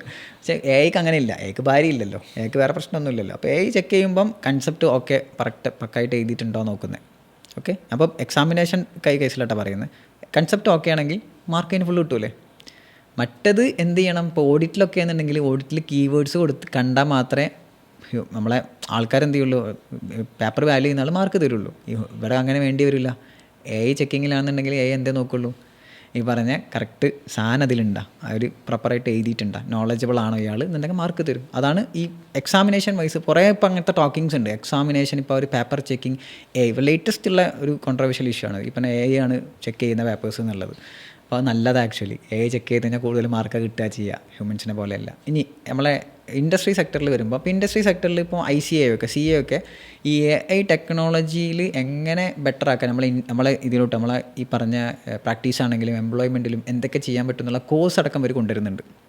ആഫ്റ്റർ പ്രാക്ടീസ് നമ്മളിപ്പം എനിക്ക് വേണമെങ്കിൽ ആ കോഴ്സിന് രജിസ്റ്റർ ചെയ്യാം, സംതിങ് എമൗണ്ട് ഉണ്ട്, അവർ പറഞ്ഞു തരും എന്തൊക്കെയാണ് ഇതിൽ ചെയ്യേണ്ട കാര്യങ്ങൾ. അത് അപ്ഡേഷൻസ് ഈവൻ ഇൻസ്റ്റിറ്റ്യൂട്ട് തന്നെ മെമ്പേഴ്സിന് വേണ്ടി ചെയ്ത് കൊടുക്കുന്നുണ്ട്. അപ്പോൾ വറീഡ് ആവേണ്ട കാര്യമില്ല. ഇപ്പോൾ എല്ലാവരും പറയും AI വന്നു കഴിഞ്ഞാൽ നമ്മളെ പണി പോകില്ല. അതിനുള്ള കാര്യങ്ങൾ ഇൻസ്റ്റിറ്റ്യൂട്ട് തന്നെ അതിനുള്ള മെഷേഴ്സ് എടുക്കുന്നുണ്ട്. നമ്മൾ ICA തന്നെ അതിനുള്ള മെഷേഴ്സ് എടുക്കുന്നുണ്ട്, അതിനുള്ള കാര്യങ്ങൾ പറഞ്ഞു തരുന്നുണ്ട്. സോ AI വരുന്നത് നല്ല തന്നെയാണ് നമ്മളെ ഹ്യൂമൻ. പക്ഷേ എന്താ വെച്ച് കഴിഞ്ഞാൽ ഇപ്പം നമ്മളെപ്പോലത്തെ ആൾക്കാർക്ക് ചിലപ്പോൾ ബാധിക്കില്ല. പക്ഷെ നമ്മളെ കീഴിലുണ്ടായിരുന്ന കുറച്ച് ആൾക്കാരുണ്ടായിരുന്നില്ല, അതായത് ബേസിക് അക്കൗണ്ടൻസ്, ജൂനിയർ അക്കൗണ്ടൻസ്, അവിടെയൊക്കെ ചിലപ്പോൾ എന്ത് ചെയ്യാം, ഇത് ബാധിക്കാം. അവിടെയൊക്കെ ഇത് എന്ത് ചെയ്യാം, ഇതിൻ്റെ പ്രശ്നങ്ങൾ വന്നേക്കാം. ചാർട്ടേഡ് അക്കൗണ്ടൻറ്റിനെ അല്ലെങ്കിൽ CMAനെ സംബന്ധിച്ചിടത്തോളം AI കൊണ്ട് ഒരു പ്രശ്നം വരാൻ ചാൻസ് ഇല്ല. പിന്നെ AI എത്രത്തോളം ഇവിടം വരെ എത്തും. ഇപ്പം ഇതെന്ന് പറയാൻ തുടങ്ങിയത് എപ്പോഴല്ലേ എത്തിയേ, ഇപ്പോഴും അത് പറഞ്ഞുകൊണ്ടിരിക്കുക. 2 കൊല്ലം മുമ്പ് ഇതന്നെ പറഞ്ഞിരുന്നു, AI വന്ന പണിവാളും, AI വന്ന പണിവാളും. ഇപ്പോഴും എന്താ പറയുന്നത്, AI വന്ന പണിവാളും, AI വന്ന പണിവാളും. 2 കൊല്ലം കഴിഞ്ഞാൽ എന്താ പറയുക, AI വന്ന പണിവാളും, AI വന്ന പണിവാളും സെയിം. അതിനപ്പുറത്തോട്ടൊരു ഇത് വരാൻ പറയാൻ പറ്റില്ല എങ്ങനെ വരും. പക്ഷേ അതിനുള്ള മെഷേഴ്സ് എന്തായാലും ആരെടുക്കുന്നുണ്ട്, ICA എടുക്കുന്നുണ്ട്. കാരണം ഞാൻ കണ്ടു അവർ കോഴ്സസ് അതിന് വേണ്ടിയിട്ടുള്ള AI ലെവൽ 1 ലെവൽ 2 എന്നുണ്ട് പല കോഴ്സസ് അവർ കൊണ്ടുവരുന്നുണ്ട്. ഇത് ബെറ്റർ ആക്കാൻ വേണ്ടിയിട്ടുള്ള, നമുക്ക് തന്നെ അപ്ഗ്രേഡ് ചെയ്യാൻ വേണ്ടിയിട്ടുള്ള സാധനങ്ങൾ കൊണ്ടുവരുന്നുണ്ട്. ഓക്കെ, ഒരു കുട്ടി CA എടുക്കാൻ തീരുമാനിച്ചാൽ why should that student come to triple I എന്ന് ചോദിച്ചു കഴിഞ്ഞാൽ സാറിൻ്റെ ആൻസർ എന്തായിരിക്കും? ഒന്ന്, ഒരു ഇൻസ്റ്റിറ്റ്യൂട്ട് ചൂസ് ചെയ്യുമ്പം അതിൽ വേണ്ട ഏറ്റവും വലിയൊരു കാര്യം അവിടുത്തെ ഫാക്കൾട്ടീസാണ്. ഒരു ഫാക്കൾട്ടീസ് അത് ആക്ച്വലി നല്ല ഫാക്കൾട്ടീസ്, ഒരു ബഞ്ച് ഓഫ് ഫാക്കൾട്ടീസ് തന്നെ, എക്സ്പീരിയൻസ്ഡ് ആയിട്ടുള്ള ഫാക്കൾട്ടീസ് തന്നെ ആക്ച്വലി ട്രിപ്പിൾ ഐയിലുണ്ട്. 1. 2, ഇപ്പോൾ ഞാൻ ട്രിപ്പിൾ ഐയിൽ റീസെൻ്റ് ജോയിനില്ല. അപ്പോൾ ഞാൻ കണ്ടൊരു കാര്യം എന്താ വെച്ച് കഴിഞ്ഞാൽ there is A group of mentors. അത്യാവശ്യം ഡെഡിക്കേറ്റഡ് ആയിട്ട് ഇരിക്കാൻ പറ്റുന്ന മെൻറ്റേഴ്സ് ഉണ്ട് ഇവിടെ. ഞാൻ ശ്രദ്ധിച്ചു അത്. അപ്പോൾ ഞാൻ ഒരു ക്വാളിറ്റി അതാണ്, അത്യാവശ്യം നല്ല അതിനായിട്ട് ഇരിക്കാൻ പറ്റുന്ന മെൻറ്റേഴ്സ് ഉണ്ട്. ആക്ച്വലി മെൻറ്റേഴ്സ് ശരിക്കും വേണം. കാരണം ഞാൻ കുറേ കാലം മെൻറ്ററായിട്ട് നിന്നൊരാൾ, മെൻറ്ററായിട്ട് ഇൻസ്റ്റിറ്റ്യൂട്ടിൽ വർക്ക് ചെയ്തല്ല, പാരലലി വിർച്വലായിട്ട് മെൻറ്ററായിട്ട് നിന്ന ആൾ. അങ്ങനെ ഈ കുട്ടികൾക്ക് ഒരുപാട് പ്രശ്നങ്ങളുണ്ടാവും. ആ പ്രശ്നങ്ങൾ ഇൻഡിവിജ്വലി ചിലപ്പോൾ ഫാക്കൾട്ടിക്ക് സോർട്ട് ഔട്ട് ചെയ്യാൻ പറ്റില്ല. ഹി വിൽ ബി ബിസി, അതായത് ആൾക്കാരുടെ ഷെഡ്യൂളും ഒക്കെ ബിസി ആയിരിക്കും. അവർക്ക് പിന്നെ ഇൻഡിവിജ്വലി ഇടപെടാൻ പറ്റുന്ന ആൾക്കാർ മെൻറ്റേഴ്സാണ്. സോ അങ്ങനെ കുറേ മെൻറ്റേഴ്സ് ട്രിപ്പിളിലുണ്ട്. അത് വലിയൊരു എന്താ പറയുക ഇമ്പോർട്ടൻസ്. പിന്നെ എന്താ ഞാൻ ഇപ്പം വന്നപ്പോൾ ശ്രദ്ധിച്ച കാര്യങ്ങളൊക്കെ പറയുന്നത്. പിന്നെ കുട്ടികളോട് എടുക്കുന്ന ഒരു നമ്മൾ ഇടുന്നൊരു എഫേർട്ടില്ല, അതായത് ചെയ്യാൻ വേണ്ടിയിട്ട് അങ്ങനെ ചെയ്യുമെന്ന് പറഞ്ഞു കൊടുക്കുന്ന ആ ഒരു എഫേർട്ട് ഈസ് ഓൾസോ ഇമ്പോർട്ടൻറ്റ്. അപ്പോൾ അങ്ങനെ നോക്കുമ്പോൾ ട്രിപ്പിൾ ഈസ് ഓക്കെ, കുഴപ്പമൊന്നുമില്ല. ഇപ്പോൾ ബി.കോം കഴിഞ്ഞിട്ട് ഒരാൾ CA ഓർ CMA എടുക്കാൻ തീരുമാനിക്കുകയാണെങ്കിൽ ബി.കോം പഠനകാലത്ത് അവർ പഠിച്ച കാര്യങ്ങൾ എത്രമാത്രം ഇവിടെ ഹെൽപ്ഫുൾ ആവും, പ്രത്യേകിച്ച് ഇൻ്ററിലേക്ക് വരുന്ന സമയത്ത്? ഈ CA അല്ലെങ്കിൽ CMA ഇൻ്ററും ബി.കോമിൽ പഠിച്ച കാര്യങ്ങളും ടോപ്പിക് വൈസ് നോക്കുകയാണെന്നുണ്ടെങ്കിൽ എക്സാക്ട്ലി സിമിലറാണ്. അവിടെ ഓഡിറ്റ് ഉണ്ട്, കോസ്റ്റിംഗ് ഉണ്ട്, മാനേജ്മെൻ്റ് ഉണ്ട്, അതേപോലെ തന്നെ ഇൻകം ടാക്സ് ഉണ്ട്, GST ഉണ്ട്. ഇതൊക്കെ തന്നെയാണ് എവിടെയുള്ള ഇൻ്ററിലുള്ള. അപ്പം സിലബസ് വൈസ് ഏകദേശം സെയിമാണ്. പക്ഷേ ബി.കോമിൽ എങ്ങനെയായാലും ആ ലെവലിൽ പഠിത്തം എത്തില്ലല്ലോ. അല്ലെങ്കിൽ എക്സാം ആണെങ്കിലും ഒരു പ്രൊഫഷണൽ സ്റ്റൈൽ എക്സാം അല്ല. ആ സെയിം കണ്ടന്റ് തന്നെ ഒരു പ്രൊഫഷണൽ സ്റ്റൈലാക്കി അങ്ങനെ ഉണ്ടാവും. അതാണ് ഇൻ്റർ. സിംപ്ലി പറയുകയാണെങ്കിൽ അതാണ് ഇൻ്റർ. അപ്പോൾ ഈ ഡിഗ്രി അല്ലെങ്കിൽ ബി.കോം ലെവലൊക്കെ അത്യാവശ്യം പഠിച്ച ഒരാൾ, അതായത് ഒരു അത്യാവശ്യം ലെവലിൽ പഠിച്ച ഒരാൾ സംബന്ധിച്ചിടത്തോളം ഇൻ്റർക്ക് എത്തുമ്പം അത്ര വലിയ ഹെക്ടിക് ആയിട്ട് ഫീൽ ചെയ്യില്ല. ഒരു ഇതെന്താണ് ഇത് എന്നുള്ളൊരു ഫീൽ. ഫ്രഷായിട്ട് ഇപ്പം ഫൗണ്ടേഷൻ കഴിഞ്ഞ് ഡയറക്റ്റ്ലി ഇൻ്റർക്ക് എത്തുമ്പോൾ ഒരു ഇനീഷ്യൽ സ്റ്റേജിൽ ഒരു ഇതെന്താ അങ്ങനെയെന്നൊരു ഫീലിംഗ് ഉണ്ടാവും. പക്ഷേ ആ ഫീലിംഗ് ആർക്കുണ്ടാവില്ല, ഡിഗ്രി കഴിഞ്ഞ വന്ന ആൾക്കുണ്ടാവില്ല. ഞാൻ കണ്ടിടത്തോളം ഡിഗ്രി കഴിഞ്ഞിട്ട് വന്ന ഒട്ടുമിക്ക സ്റ്റുഡൻസും, ചില ആൾക്കാർ ഫസ്റ്റ് അറ്റംപ്റ്റിൽ പാസ്സാവുന്ന ഒരുപാട് കുട്ടികളുണ്ട്. ചില ആൾക്കാർ ഈവൻ ദോ ഫസ്റ്റ് അറ്റംപ്റ്റ് അഥവാ ചെറിയ മാർക്കിന് പോയി കഴിഞ്ഞാലും സെക്കൻഡ് അറ്റംപ്റ്റിൽ എന്തായാലും പാസ്സാവും. കാരണം അറ്റംപ്റ്റ്സ് ടു മച്ച് എടുക്കില്ല ഈ പറഞ്ഞ ഡിഗ്രി കഴിഞ്ഞ ആൾക്കാർ. അതിനർത്ഥം ഡിഗ്രി വഴി വരണം എന്നല്ല, ഞാൻ പ്രൊമോട്ട് ചെയ്യല്ല അത്. ദാറ്റ് മീൻസ് ഫൗണ്ടേഷൻ വഴി വന്നാൽ തന്നെ ഓക്കെ. പക്ഷേ ഡിഗ്രി കഴിഞ്ഞ് വന്നു കഴിഞ്ഞാൽ ഇയർ പോവില്ലേ എന്നുള്ള ചോദ്യമുണ്ട്. ഇയർ പോവില്ല, കാരണം നിങ്ങൾക്ക് പെട്ടെന്ന് തന്നെ പാസ് ഔട്ട് ആകാൻ പറ്റും ഇഫ് നിങ്ങൾ ഡിഗ്രി അത്യാവശ്യം നല്ല രീതിയിൽ, അതായത് ബി.കോം നന്നായിട്ട് പഠിച്ചിട്ടുണ്ടെങ്കിൽ. സാറിന് ഇത്രയും കാലത്തെ ഒരു ഫാക്കൽറ്റി എന്നുള്ള രീതിയിലുള്ള എക്സ്പീരിയൻസിൽ വളരെ ഇൻട്രസ്റ്റിംഗ് ആയിട്ടുള്ള ഒരു സ്റ്റുഡൻറ്റിൻ്റെ എന്തെങ്കിലും സ്റ്റോറീസ് എന്തെങ്കിലും ഷെയർ ചെയ്യാൻ, കേൾക്കുന്ന കുട്ടികൾക്ക് ഒരു പക്ഷേ റിലേറ്റ് ചെയ്യാൻ പറ്റുന്ന അല്ലെങ്കിൽ അവരെ ഇൻസ്പയർ ചെയ്യുന്ന എന്തെങ്കിലും ഒരു സ്റ്റോറി ഉണ്ടോ? യെസ്, ഉണ്ട്. ഇപ്പോൾ പല ആൾക്കാരും അവരുടെ സിറ്റുവേഷൻസിനെ ഇങ്ങനെ നമ്മളിങ്ങനെ എന്താ പറയുക പ്രായി പറയാറുണ്ട്. അതായത് ഇങ്ങനെ എനിക്ക് സിറ്റുവേഷൻ മോശമാണ്, എൻ്റെ കണ്ടീഷൻ മോശം, എൻ്റെ വീട്ടിലെ സാഹചര്യം ഇങ്ങനെ ഇല്ല, എനിക്ക് പഠിക്കാൻ പറ്റുമെന്ന് തോന്നുന്നില്ല എന്ന് സ്വയം ഇങ്ങനെ കുറ്റപ്പെടുത്തുന്ന കുറച്ച് ആൾക്കാരുണ്ട്. അപ്പോൾ അതിൻ്റെ ഒരു ക്ലാസിക്കായിട്ട് എനിക്ക് എൻ്റെ ഫേവറേറ്റ് സ്റ്റുഡൻറ്റ് കൂടിയാണ് ആൾ. അപ്പോൾ ആളെ പേരും കാര്യങ്ങളും ഞാൻ പറയുന്നില്ല. ആൾ എന്താ വെച്ച് കഴിഞ്ഞാൽ ആളെ ഞാൻ ഒരിക്കലും അങ്ങനത്തെ ഒരു പേഴ്സണാണെന്ന് വിചാരിച്ചിട്ടേ ഉണ്ടായിരുന്നില്ല. ക്ലാസ്സിൽ ഭയങ്കര ആക്റ്റീവായിട്ടുള്ളൊരു കുട്ടി, ഭയങ്കര ആക്റ്റീവ്. ഞാനിങ്ങനെ പെൺകുട്ടികളെങ്ങനെ ചൊറിയും, അതായത് ഇങ്ങനെ ഗേൾസിനെ പറ്റി ഇങ്ങനെ ചെറിയ കുറ്റമൊക്കെ പറയും. അപ്പം ഗേൾസിനെ ഒന്ന് ആക്റ്റീവാക്കാൻ വേണ്ടി പറയുന്ന. അപ്പം ഈ കുട്ടി ഭയങ്കരമായിട്ട് തിരിച്ചു പറയും, നിങ്ങളെന്താ ഗേൾസിനെ അങ്ങനെ പറയുന്നത്, എങ്ങനെ പറഞ്ഞിട്ട് ഭയങ്കര ആക്റ്റീവ്. ഞാൻ ഒരിക്കലും വിചാരിച്ചില്ല പേഴ്സണൽ ഇഷ്യൂസ് ഉള്ള ആളാണ്. ഭയങ്കര ആക്റ്റീവ്, ക്ലാസ്സിൽ നല്ല ഡെഡിക്കേറ്റഡ് ആയിട്ടിരിക്കുന്നു. അങ്ങനെ പിന്നീട് ഞാൻ അറിഞ്ഞു ആൾക്കൊരു കുട്ടിയുണ്ടെന്ന്. ദാറ്റ് മീൻസ് ആൾക്കൊരു ഓൾറെഡി ഒരു കുട്ടിയുണ്ട്, ഒരു ചെറിയ കുട്ടിയുണ്ട്. അപ്പോൾ ഓക്കെ, മാരീഡ് ആയിട്ടുള്ള ഒരാൾ പഠിക്കുന്നത് ഓക്കെ, ഗ്രേറ്റ് തിങ്, ഭയങ്കര ഗ്രേറ്റ് ആയിട്ടുള്ള ആ കാര്യം തന്നെയാണ്. പിന്നീട് ഞാൻ ആൾ പേഴ്സണലി ഡൗട്ടൊക്കെ ചോദിച്ച് മെസ്സേജ് അയക്കും. അങ്ങനെ ആൾ പേഴ്സണലി അങ്ങനെ എന്താ പറയുക കമ്പനി ആയപ്പം അങ്ങനെയാണ് ഞാൻ ആളുടെ പേഴ്സണൽ തിങ് അറിയുന്നത്. അതായത് എന്താ പറയുക, ആൾ അറ്റ് ദി ഏജ് ഓഫ് 19 കല്യാണം കഴിഞ്ഞാൽ 19ാമത്തെ വയസ്സിൽ തന്നെ കല്യാണം കഴിഞ്ഞിട്ടുണ്ട്. കല്യാണം കഴിഞ്ഞ് 5 വർഷം പഠിക്കാൻ സമ്മതിച്ചിട്ടില്ല, പഠിക്കാൻ പോയിട്ടില്ല. അതിൻ്റെ ഇടയിൽ ഒരു കുട്ടിയായി. അങ്ങനെ ആഫ്റ്റർ 5 years സം ഇഷ്യൂസ് ഉണ്ടായി പേഴ്സണലി. അതായത് പേഴ്സണൽ വിവാഹശേഷം ഉണ്ടാകുന്ന കുറച്ച് ഇഷ്യൂസ് ഉണ്ടായിട്ട് അങ്ങനെ നിൽക്കുന്ന ഒരു സാഹചര്യത്തിൽ ആൾ സ്വയം തീരുമാനം എടുക്കുന്നത് എനിക്ക് പഠിക്കണം. ആഫ്റ്റർ 5 years ആണ് പിന്നെ എൻ്റെ ക്ലാസ്സിലിരിക്കുന്നത്. സോ അതെന്ന് വെച്ചാൽ ഇത് ഈസി അല്ല. അതും with a kid after 5 years ആ കിഡിൻ്റെ കാര്യമൊക്കെ നോക്കി എല്ലാം കൂടി ചെയ്യാമെന്ന് പറഞ്ഞു കഴിഞ്ഞാൽ ഒരിക്കലും ഒരു ഈസിയുള്ള കാര്യം. ഞാൻ ചിന്തിക്കുമ്പോൾ it's not easy at all. 3 വർഷം ആർട്ടിക്കിൾഷിപ്പ് കഴിഞ്ഞ് എനിക്ക് പഠിക്കാൻ പറ്റുന്നില്ല. അപ്പോൾ 5 വർഷം കംപ്ലീറ്റ്ലി ബ്രേക്ക് എടുത്തിട്ട് ഈ പറഞ്ഞാൽ തിരിച്ചു വന്ന് പഠിക്കുക എന്ന് പറഞ്ഞു കഴിഞ്ഞാൽ ഈസിയല്ല. ആൾ ഭയങ്കര ആക്റ്റീവ്, ക്ലാസ്സിൽ ഭയങ്കര എന്താ പറയുക ഡെഡിക്കേറ്റഡ് ആയിട്ടിരിക്കുന്നു. വീട്ടിൽ പോയി കഴിഞ്ഞാൽ കുട്ടീനെ നോക്കണം, അത് കഴിഞ്ഞ് എന്ത് ചെയ്യും ഈ പഠിത്തം കാര്യങ്ങളൊക്കെ ആയിട്ട് ഇങ്ങനെ പോകും. സോ ഫൈനലി ഈ പറഞ്ഞ ആളുടെ ഡിവോഴ്സ് ഇഷ്യൂസ് കാര്യങ്ങളൊക്കെ വന്നു തുടങ്ങി. ആൻഡ് എക്സാമും ഡിവോഴ്സും ഒരേ സമയത്താണ് ഏകദേശം വന്നത്. ഹൈലി മാനേജ് ചെയ്യാൻ പറ്റാത്തൊരു കാര്യം. അതായത് എല്ലാവരും എന്ത് ചെയ്യും, തീരെ കഴിയില്ല. അതിൻ്റെ ഇടയ്ക്ക് ആൾക്ക് പേഴ്സണലി ഒരുപാട് എന്താ പറയുക ഈ പറഞ്ഞ മാരേജുമായി ബന്ധപ്പെട്ട ഇഷ്യൂസും പേഴ്സണലി നല്ലോണം ഉണ്ടായി. മാനസികമായിട്ട് തകർക്കാൻ പറ്റുന്ന രീതിയിലുള്ള ഒരുപാട് ഇഷ്യൂസ് ഉണ്ടായി. സോ ആൾ പക്കായിട്ടത് മാനേജ് ചെയ്തു എന്നുള്ളത് ഭയങ്കരമായിട്ടൊരു കാര്യമായിരുന്നു. അങ്ങനെ ആളെന്ത് ചെയ്തു, ഡെഡിക്കേറ്റഡ് ആയിട്ട് പഠിച്ച് പഠനത്തിൽ ഒരു കോംപ്രമൈസും ചെയ്യാതെ ആൾ പഠിച്ച് അറ്റംപ്റ്റ് പാസ്സായി വിത്ത് ഗ്രേറ്റ് മാർക്സ്. നല്ല മാർക്കോട് കൂടി പാസ്സായി. 60+ ഒക്കെ ഉണ്ടായിരുന്നു ടാക്സിൽ എൻ്റെ സബ്ജക്റ്റിൽ. ബാക്കിയിൽ അത്യാവശ്യം നല്ല മാർക്കോട് കൂടി ആൾ പാസ്സായി. അപ്പോൾ ഞാൻ പറയുന്നത് എന്താ വെച്ച് കഴിഞ്ഞാൽ നമ്മളെ സാഹചര്യം ഓക്കെ അല്ലെങ്കിലും ഇഫ് വി ആർ ഡെഡിക്കേറ്റഡ് നമുക്ക് എന്ത് ചെയ്യാം, പാസ്സാവും. ആൻഡ് ആഫ്റ്റർ ദാറ്റ് കഴിഞ്ഞിട്ടില്ല. അതിൻ്റെ ശേഷം ഡിവോഴ്സ് കാര്യങ്ങളൊക്കെ ഓക്കെ ആയി. ആൻഡ് ആഫ്റ്റർ ദാറ്റ് ആളെന്ത് ചെയ്തു, ഈ പറഞ്ഞ വീണ്ടും അടുത്ത അടുത്ത ഗ്രൂപ്പ് പഠിക്കാൻ തുടങ്ങി. അടുത്ത ഗ്രൂപ്പ് പഠിച്ചു, അതും പാസ്സായി. രണ്ടും ഗ്രൂപ്പും ഓരോ അറ്റംപ്റ്റ് വെച്ച് പാസ്സായി. ദാറ്റ് മീൻസ് ഒക്കെ ഫസ്റ്റ് അറ്റംപ്റ്റ് തന്നെ പാസ്സായി. ആൻഡ് ആഫ്റ്റർ ദാറ്റ് എന്ത് ചെയ്തു, ആളെന്നോട് ചോദിച്ചു, CMA ഇൻ്റർ ഞാൻ പാസ്സായല്ലോ, എനിക്കിനി CMA ഇൻ്റർ വെച്ചിട്ട് CAക്ക് ഡയറക്റ്റ് എൻ്റർ ചെയ്തൂടെ ചോദിച്ചു. ജസ്റ്റ് ഒരു സംശയം പോലെ. ഞാൻ പറഞ്ഞു, എന്തിനാ CMA ഇൻ്റർ കഴിഞ്ഞ് CAക്ക് പോകുന്നത്, CMA ഫൈനൽ വേഗം ചെയ്യാൻ നോക്കുമെന്ന് പറഞ്ഞു. ഞാൻ വേണ്ട, എനിക്ക് CA കൂടി ഒന്ന് ചെയ്യണം എന്ന് ആഗ്രഹമുണ്ടെന്ന് പറഞ്ഞ്. അങ്ങനെ ഞാൻ ആകെ അത്ഭുതപ്പെട്ടു. ഇനി CA ചെയ്യാൻ പോവുക, CA ചെയ്യാൻ പോവാണ്. ആൾ CMA ഇൻ്റർ വെച്ചിട്ട് CAക്ക് രജിസ്റ്റർ ചെയ്തു. ഇപ്പോൾ കറൻ്റ്ലി ആൾ CA പഠിച്ചുകൊണ്ടിരിക്കുക. ഇപ്പോൾ കോൺടാക്റ്റ് ഒന്നുമില്ല, അതായത് ഫുൾ പഠിത്തം, അതായത് CA എങ്ങനെയെങ്കിലും എടുക്കണം എന്നുള്ള രീതി. അപ്പം ഇറ്റ്സ് ഓൾ അബൌട്ട് ആ ഒരു ഡെഡിക്കേഷൻ. അതായത് കുട്ടീനെ നോക്കുന്നുണ്ട്, CA പഠിക്കുന്നുണ്ട്, ഭയങ്കര ഡെഡിക്കേറ്റഡ് ആയിട്ട് ഇരിക്കുന്നത്. അപ്പം ഈ സ്വയം സാഹചര്യങ്ങളെ ഈ പറഞ്ഞ ഇപ്പം ഇത് മോശം സാഹചര്യത്തിൽ പോയുള്ള ഇത്ര മോശമാവാതെ തന്നെ ആൾക്കാർ സ്വയം എനിക്ക് പറ്റില്ല എന്നിരിക്കുന്ന ആൾക്കാരുണ്ട്. സോ അങ്ങനെ ഒരിക്കലും വിചാരിക്കരുത്. ഇഫ് യു ആർ ഡെഡിക്കേറ്റഡ്, എല്ലാവരും നമ്മളെ കൂടെ വെക്കും, പ്രകൃതി മൊത്തം നമ്മളെ കൂടെ ഉണ്ടാവും. സോ അതാണ് ഇതിൻ്റെ ക്ലാസിക് എക്സാമ്പിളാണത്. സോ ഡെഫിനറ്റ്ലി ആൾ CAയും പാസ്സാവും. ഡെഫിനറ്റ്ലി അതിലൊരു കോംപ്രമൈസും ഇല്ല, ആളെന്തായാലും പാസ്സാവും. നമ്മളിപ്പോൾ യൂട്യൂബിൽ സെർച്ച് ചെയ്യുകയാണെങ്കിലും കരിയർ ഗൈഡൻസ് ക്ലാസ്സിൽ പോകുമ്പോഴൊക്കെ CAനെ കുറിച്ച് ധാരാളം കേൾക്കുമ്പോഴും CMA ഒരു സെക്കൻഡറി ആയിട്ടാണ് ഈവൻ ഇപ്പോഴടക്കം കേൾക്കാറുള്ളത് കമ്പയർഡ് ടു CA. ഇപ്പോൾ CMA പഠിച്ചു കഴിഞ്ഞാൽ ഒരാൾക്കുള്ള ഓപ്പർച്യൂണിറ്റീസ് എങ്ങനെയൊക്കെയാണ് സാർ? നേരത്തെ ഒരു ഇൻഡസ്ട്രിയൽ സെക്ടറൊക്കെ ഉള്ളിടത്തുള്ള കാര്യം പറഞ്ഞു, കോസ്റ്റ് ഓഡിറ്റിൻ്റെ കാര്യം. ഇത് ഗവൺമെൻറ് സെക്ടേഴ്സിൽ എത്ര, അത് CA ആണെങ്കിലും CMA ആണെങ്കിലും എത്രമാത്രം പ്രാധാന്യമുണ്ട്? അതുപോലെ തന്നെ വിദേശത്തേക്ക് പോവുകയാണെങ്കിൽ എസ്പെഷ്യലി മിഡിൽ ഈസ്റ്റിലേക്ക് പോകുന്ന സമയത്ത് CMAക്കൊക്കെ എത്രമാത്രം ഓപ്പർച്യൂണിറ്റീസ് ഉണ്ട്? ഇപ്പം ഞാൻ പറഞ്ഞ പോലെ ഈ ഇൻ്റർ ക്വാളിഫൈ ചെയ്താൽ തന്നെ വി ഹാവ് ഓപ്പർച്യൂണിറ്റീസ്. അത്യാവശ്യം ഏണിംഗ് ആണ് നിങ്ങൾ നോക്കുന്നത് എന്നുണ്ടെങ്കിൽ ഇൻ്റർ കഴിഞ്ഞാൽ തന്നെ നമുക്ക് എന്ത് ചെയ്യാം, ജോബിന് കയറാം. ജോബ് ഓപ്പർച്യൂണിറ്റീസ് ഉണ്ട്.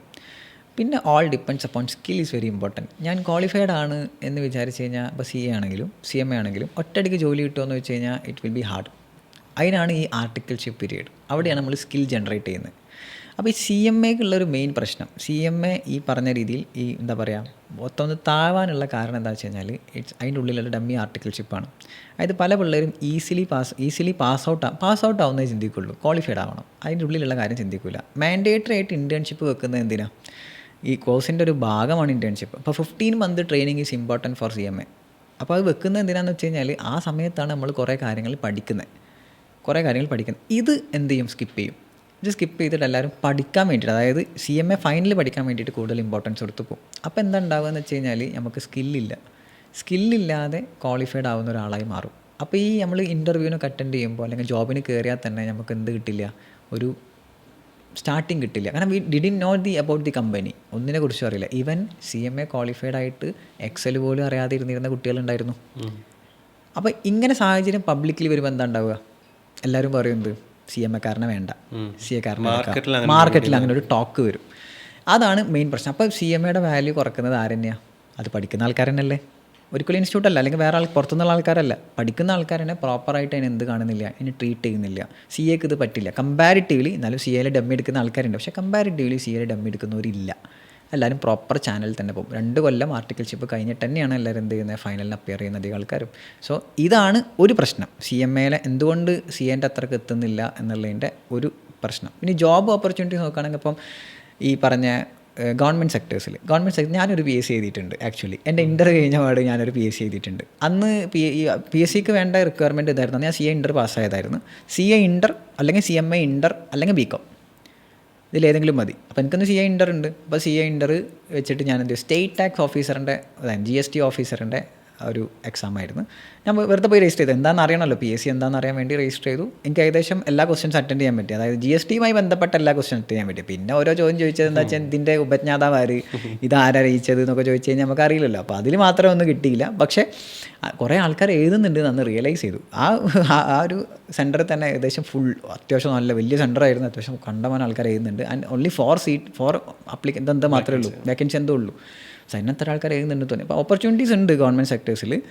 പക്ഷേ ഞാൻ കണ്ടിട്ട്, അതായത് ഇത് ഓപ്റ്റ് ചെയ്യുന്ന ആൾക്കാർ കുറവാണ്. പ്രൈവറ്റ് സെക്ടേഴ്സിൽ തന്നെയാണ് കുറേ ആൾക്കാർ എന്ത് ചെയ്യുക, പോവുക ഈ പറഞ്ഞ ഫീൽഡ് എടുത്തിട്ട്. പിന്നെ കുറേ CMA കഴിഞ്ഞ ആൾക്കാരും പാഷൻ നോക്കി പോകുന്നവരുണ്ട്. ഇപ്പം ബിസിനസ് ചെയ്യുന്ന ആൾക്കാരുണ്ട്, CMA എടുത്തിട്ട് ബിസിനസ് ചെയ്യുന്ന ആൾക്കാരുണ്ട്. ഞാൻ കൂടുതൽ അതാ പറയട്ടെ, അതായത് നമുക്ക് ഇഷ്ടം നോക്കി പോവുക, റാദർ ദാൻ ഫിനാൻഷ്യൽ ബെനിഫിറ്റ്സ് മാത്രം നോക്കി പോകുമ്പോൾ എന്താ വെച്ച് കഴിഞ്ഞാൽ ഞാനില്ല, ലൈഫ് ഈസ് ഇമ്പോർട്ടൻറ്റ്. അപ്പോൾ അങ്ങനെ ആയിപ്പോവും. ഇപ്പം സത്യം പറഞ്ഞു കഴിഞ്ഞാൽ ഞാൻ കോർപ്പറേറ്റിൽ വർക്ക് ചെയ്തിട്ടില്ല. ഞാൻ കോർപ്പറേറ്റിൽ വർക്ക് ചെയ്തിട്ടേ ഇല്ല. എൻ്റെ ആർട്ടിക്കിൾഷിപ്പ് എക്സ്പീരിയൻസ് മാത്രമാണ് എനിക്കുള്ളത്. പിന്നെ ഞാൻ ചെയ്തത് പ്രാക്ടീസ് ആയിരുന്നു. ഓഫീസ് ഇടാ ചെയ്തത്. പിന്നെ ഞാൻ ചെയ്തത് എന്താ, ടീച്ചിങ്ങാണ്. അപ്പം എന്തുകൊണ്ട് പിന്നെ ടീച്ചിങ്ങിൽ തന്നെ മുന്നോട്ട് പോയി എന്ന് വെച്ച് കഴിഞ്ഞാൽ എനിക്കിഷ്ടം ഇതാണ്. ഇറ്റ്സ് റാദർ ദാൻ ഏണിങ്. അതായത് ഇവൻ തോ ഞാൻ പൈസ ഇല്ലാതെയും എന്ത് ചെയ്തിട്ടുണ്ട്, ക്യാഷ് ഇല്ലാതെയും ക്ലാസ് എടുത്തിട്ടുണ്ട്. അപ്പം അതിനെ എന്നെ പൊക്കി പറയല്ല. കാരണം എനിക്ക് അങ്ങനെ നിങ്ങൾ ക്യാഷ് ഇല്ലാതെ എന്തെങ്കിലും ഒരു കോർപ്പറേറ്റിൽ വർക്ക് ചെയ്യും, ഡെഫിനറ്റ്ലി ഇല്ല. ഒന്നാമത് ശമ്പളം കിട്ടണം. അപ്പം ഇപ്പോൾ ചില ആൾക്കാരുണ്ട് ഡെഡിക്കേറ്റഡ് ആയിട്ട് വർക്ക് ചെയ്യുന്നത്, കോർപ്പറേറ്റ് ആണ് ഇഷ്ടം, അതായത് എംപ്ലോയ്മെൻ്റ് ആണ് ഇഷ്ടം എന്നുള്ള രീതിയിൽ. ഇപ്പോൾ എൻ്റെ ഒരു ഫ്രണ്ട് ഉണ്ട്, അവന് എംപ്ലോയ്മെൻ്റ് ആൾ, അതായത് അവനക്ക് എംപ്ലോയ്മെൻറ്റ് ഭയങ്കര ഇഷ്ടം. അതായത് കറക്റ്റ് രാവിലെ ഓഫീസിൽ വരും, കറക്റ്റ് ജോലി ചെയ്യും. അപ്പോൾ ഞാൻ നല്ല പണിയില്ലേ, നല്ല പണിയുണ്ട്, നല്ല രസമാണ് പണിയെടുക്കാൻ. അവൻ അങ്ങനെ പറയുന്നത്, നല്ല രസമാണ് പണിയെടുക്കാൻ. അപ്പം ഇന്നലെയും കൂടി കണ്ടിട്ടുള്ള ആളെ. അപ്പോൾ ഞാൻ ചോദിച്ചു, നല്ല പണിയില്ലേ അവിടെ വൈകുന്നേരം വരെ? നല്ല പണിയുണ്ട്, പക്ഷേ നല്ല രസമാണ് പണിയെടുക്കാൻ. അപ്പോൾ അവനക്ക് ഇഷ്ടം എന്താ, എംപ്ലോയ്മെൻറ്റാണ്. അവൻ ഡെഡിക്കേറ്റഡ് ആയിട്ട് ചെയ്യുന്നുണ്ട്. അപ്പം നമുക്ക് ഇഷ്ടമുള്ള ഏരിയയിൽ ചൂസ് ചെയ്തിട്ട് അത് ചിലപ്പം കിട്ടാൻ പ്രയാസമായിരിക്കും. ഇപ്പോൾ ഒറ്റയടിക്ക് നമുക്ക് ഇഷ്ടമുള്ള ഏരിയ ചിലപ്പം കിട്ടിയെന്ന് വരില്ല. അപ്പം വെയിറ്റ് ചെയ്യുക, ഇഷ്ടമുള്ള ഏരിയ കിട്ടും. ഈവൻ എംപ്ലോയ്മെൻ്റ് ആണെങ്കിൽ നമുക്ക് ഇഷ്ടം പറഞ്ഞില്ല, ഒരുപാട് ഫീൽഡ് ഉണ്ട് ഇവിടെ. Indirect tax, direct tax, international taxation, risk management, C A ആണെങ്കിലും CM ആണെങ്കിലും ഇഷ്ടമുള്ള ഫീൽഡ് ചൂസ് ചെയ്യാം. ഓഡിറ്റ് ഫീൽഡ് ഉണ്ട്. അപ്പോൾ ഏത് ഫീൽഡാണോ വേണ്ടത് നമുക്ക് ഇഷ്ടമുള്ള ഫീൽഡ് ചൂസ് ചെയ്തിട്ട് എന്ത് ചെയ്യുക, അതിലോട്ട് പോവുക. അതാണ് ഏറ്റവും നല്ല വേ. ഇപ്പോൾ ഗൾഫിൽ ഓപ്പർച്യൂണിറ്റീസ് ഉണ്ട്. ഇപ്പം എൻ്റെ വേറെ സുഹൃത്തുണ്ട്, ആൾ ആക്ച്വലി CA ഇൻ്റർ കംപ്ലീറ്റ് ചെയ്തിട്ടുള്ളൂ. CA ഇൻ്റർ കംപ്ലീറ്റ് ചെയ്തു. വീട്ടിലെ സാഹചര്യം എൽഡർ 1 ആയിരുന്നു. വീട്ടിലെ സാഹചര്യം കൊണ്ട് ഫൈനലി കംപ്ലീറ്റ് ചെയ്യാനുള്ള സാഹചര്യം കിട്ടിയില്ല. വീട്ടിൽ എൽഡർ 1 ആയിരുന്നു, വീടുണ്ടായിരുന്നില്ല, റെൻറ്റിനാണ് ഉണ്ടായിരുന്നത്. അപ്പോൾ കല്യാണ കാര്യങ്ങളൊക്കെ വരുമ്പം വീടില്ല എന്നുണ്ടെങ്കിൽ അതൊരു ഡീമെറിറ്റ് ആണല്ലോ. ശരിക്കും പറഞ്ഞാൽ അതൊരു മണ്ടത്തരാണ്. വാടകയ്ക്ക് വീട് എടുക്കുന്നതാണ് ഏറ്റവും നല്ലത്, വലിയൊരു ഇൻവെസ്റ്റ്മെൻറ്റ് ചെയ്യുന്ന എന്തിനാ. പക്ഷേ കല്യാണത്തിലൊക്കെ വരുമ്പോൾ അത് നോക്കും, വീടില്ലാത്തവൻ എന്നൊക്കെ പറയില്ല. അപ്പം ഇവനാണെങ്കിൽ 2 മക്കളാണ്, 2 ആൺമക്കളാണ്. ഇവൻ്റെ അനിയനാണെങ്കിൽ ഓൾറെഡി ഒരു കുട്ടീനെ സെറ്റാക്കി കോളേജിൽ നിന്ന്. അപ്പം ആ വീട്ടിൽ നിന്ന് പ്രഷർ, അതായത് ഇവൻ അനിയനെ കല്യാണം കഴിക്കാൻ. അനിയന് ബിടെക് കഴിഞ്ഞ് ചെറിയൊരു ജോലി ഇവിടെ ചെയ്യുന്നുണ്ട്. അപ്പം ഇവൻ മൂത്തോൻ നിൽക്കുമ്പോൾ എങ്ങനെ അനിയൻ കെട്ടുക, മൂത്തോൻ കെട്ടിയേ പറ്റൂ. അപ്പം അതിന് വേണ്ടിയിട്ട് ഇവൻ എന്ത് ചെയ്തു, ഇനി ഏതായാലും വീടൊക്കെ വെക്കാമെന്ന് വിചാരിച്ചിട്ട് ഇവൻ CA ഇൻ്റർ കഴിഞ്ഞ് ഇവൻ കൊമാൻഡ് നല്ലൊരു ജോലി കിട്ടി. ഇവിടെ ഇൻ്റർവ്യൂ ചെയ്തു, നല്ലൊരു ജോലി കിട്ടി. അവൻ എന്താ പറയുക, ആ സമയത്ത് ഞാൻ ഫൈനൽ പഠിച്ചുകൊണ്ടിരിക്കുക. ഇവൻ ഇൻ്റർ കഴിഞ്ഞ് ജോലിക്ക് പോയി, വീട് വെക്കുന്നത്, കല്യാണം കഴിക്കുന്നത്, ഭാര്യേനെ നേരെ ഗൾഫിൽ കൊണ്ടുവന്ന് ഞാനിങ്ങനെ നോക്കുന്നു. അപ്പം ആക്ച്വലി സ്പീക്കിംഗ് മീൻസ് അങ്ങനെ ജോലി ചെയ്യുന്നവരുണ്ട്. ഇൻ്റർ കഴിഞ്ഞിട്ട് എന്ത് ചെയ്യാം, ജോലി ചെയ്യാം. അങ്ങനെ കളിയാക്കി പറഞ്ഞതല്ല, ജോലി ചെയ്യാം, സാഹചര്യം അങ്ങനെ ഒക്കെ അല്ലെങ്കിൽ ചെയ്യാം. പക്ഷേ ഇപ്പോൾ ആൾ ഫൈനലിൽ അപ്പിയർ ചെയ്യാൻ തിരിച്ചു വരുമോ എന്ന് വെച്ച് കഴിഞ്ഞാൽ അത് ഇനി പ്രയാസമാണ്. കാരണം എന്താ വെച്ചാൽ ആളെ അങ്ങനെ പോയി, ആ ഒരു റൂട്ടിലൂടെ പോയി. അപ്പം ഞാനെപ്പോഴും പറയലിതാ, നിങ്ങൾ ഇൻ്റർ കഴിഞ്ഞ് ജോലിക്ക് പോയിക്കോ, ബട്ട് എന്ത് മറക്കരുത്, ഫൈനൽ മറക്കരുത്. കാരണം നമ്മൾ സ്റ്റാർട്ട് ചെയ്ത് എന്ത് വെച്ചിട്ടാണ്, ഇൻ്റർ കഴിഞ്ഞ് ജോലിക്ക് പോകാൻ വേണ്ടിയിട്ടല്ല നമ്മൾ ഈ കോഴ്സ് സ്റ്റാർട്ട് ചെയ്ത് ക്വാളിഫൈഡ് ആവാൻ വേണ്ടിയിട്ടാണ്. സോ അത് വിടരുത് എന്ന് ഞാൻ പറയും. അതന്നെ എവിടെയും പറയാമല്ലോ. അപ്പോൾ ഗൾഫിലൊക്കെ ഒരുപാട് ഓപ്പർച്യൂണിറ്റീസ് ഉണ്ട്. എനിക്കും വന്നിട്ടുണ്ടായിരുന്നു ഓപ്പർച്യൂണിറ്റീസ്, പക്ഷേ ഞാൻ പോയില്ല. എനിക്ക് ടീച്ചിങ് ആണ് ഇഷ്ടം എന്നുള്ളതുകൊണ്ട് ഞാൻ ഇവിടെ നിന്ന്.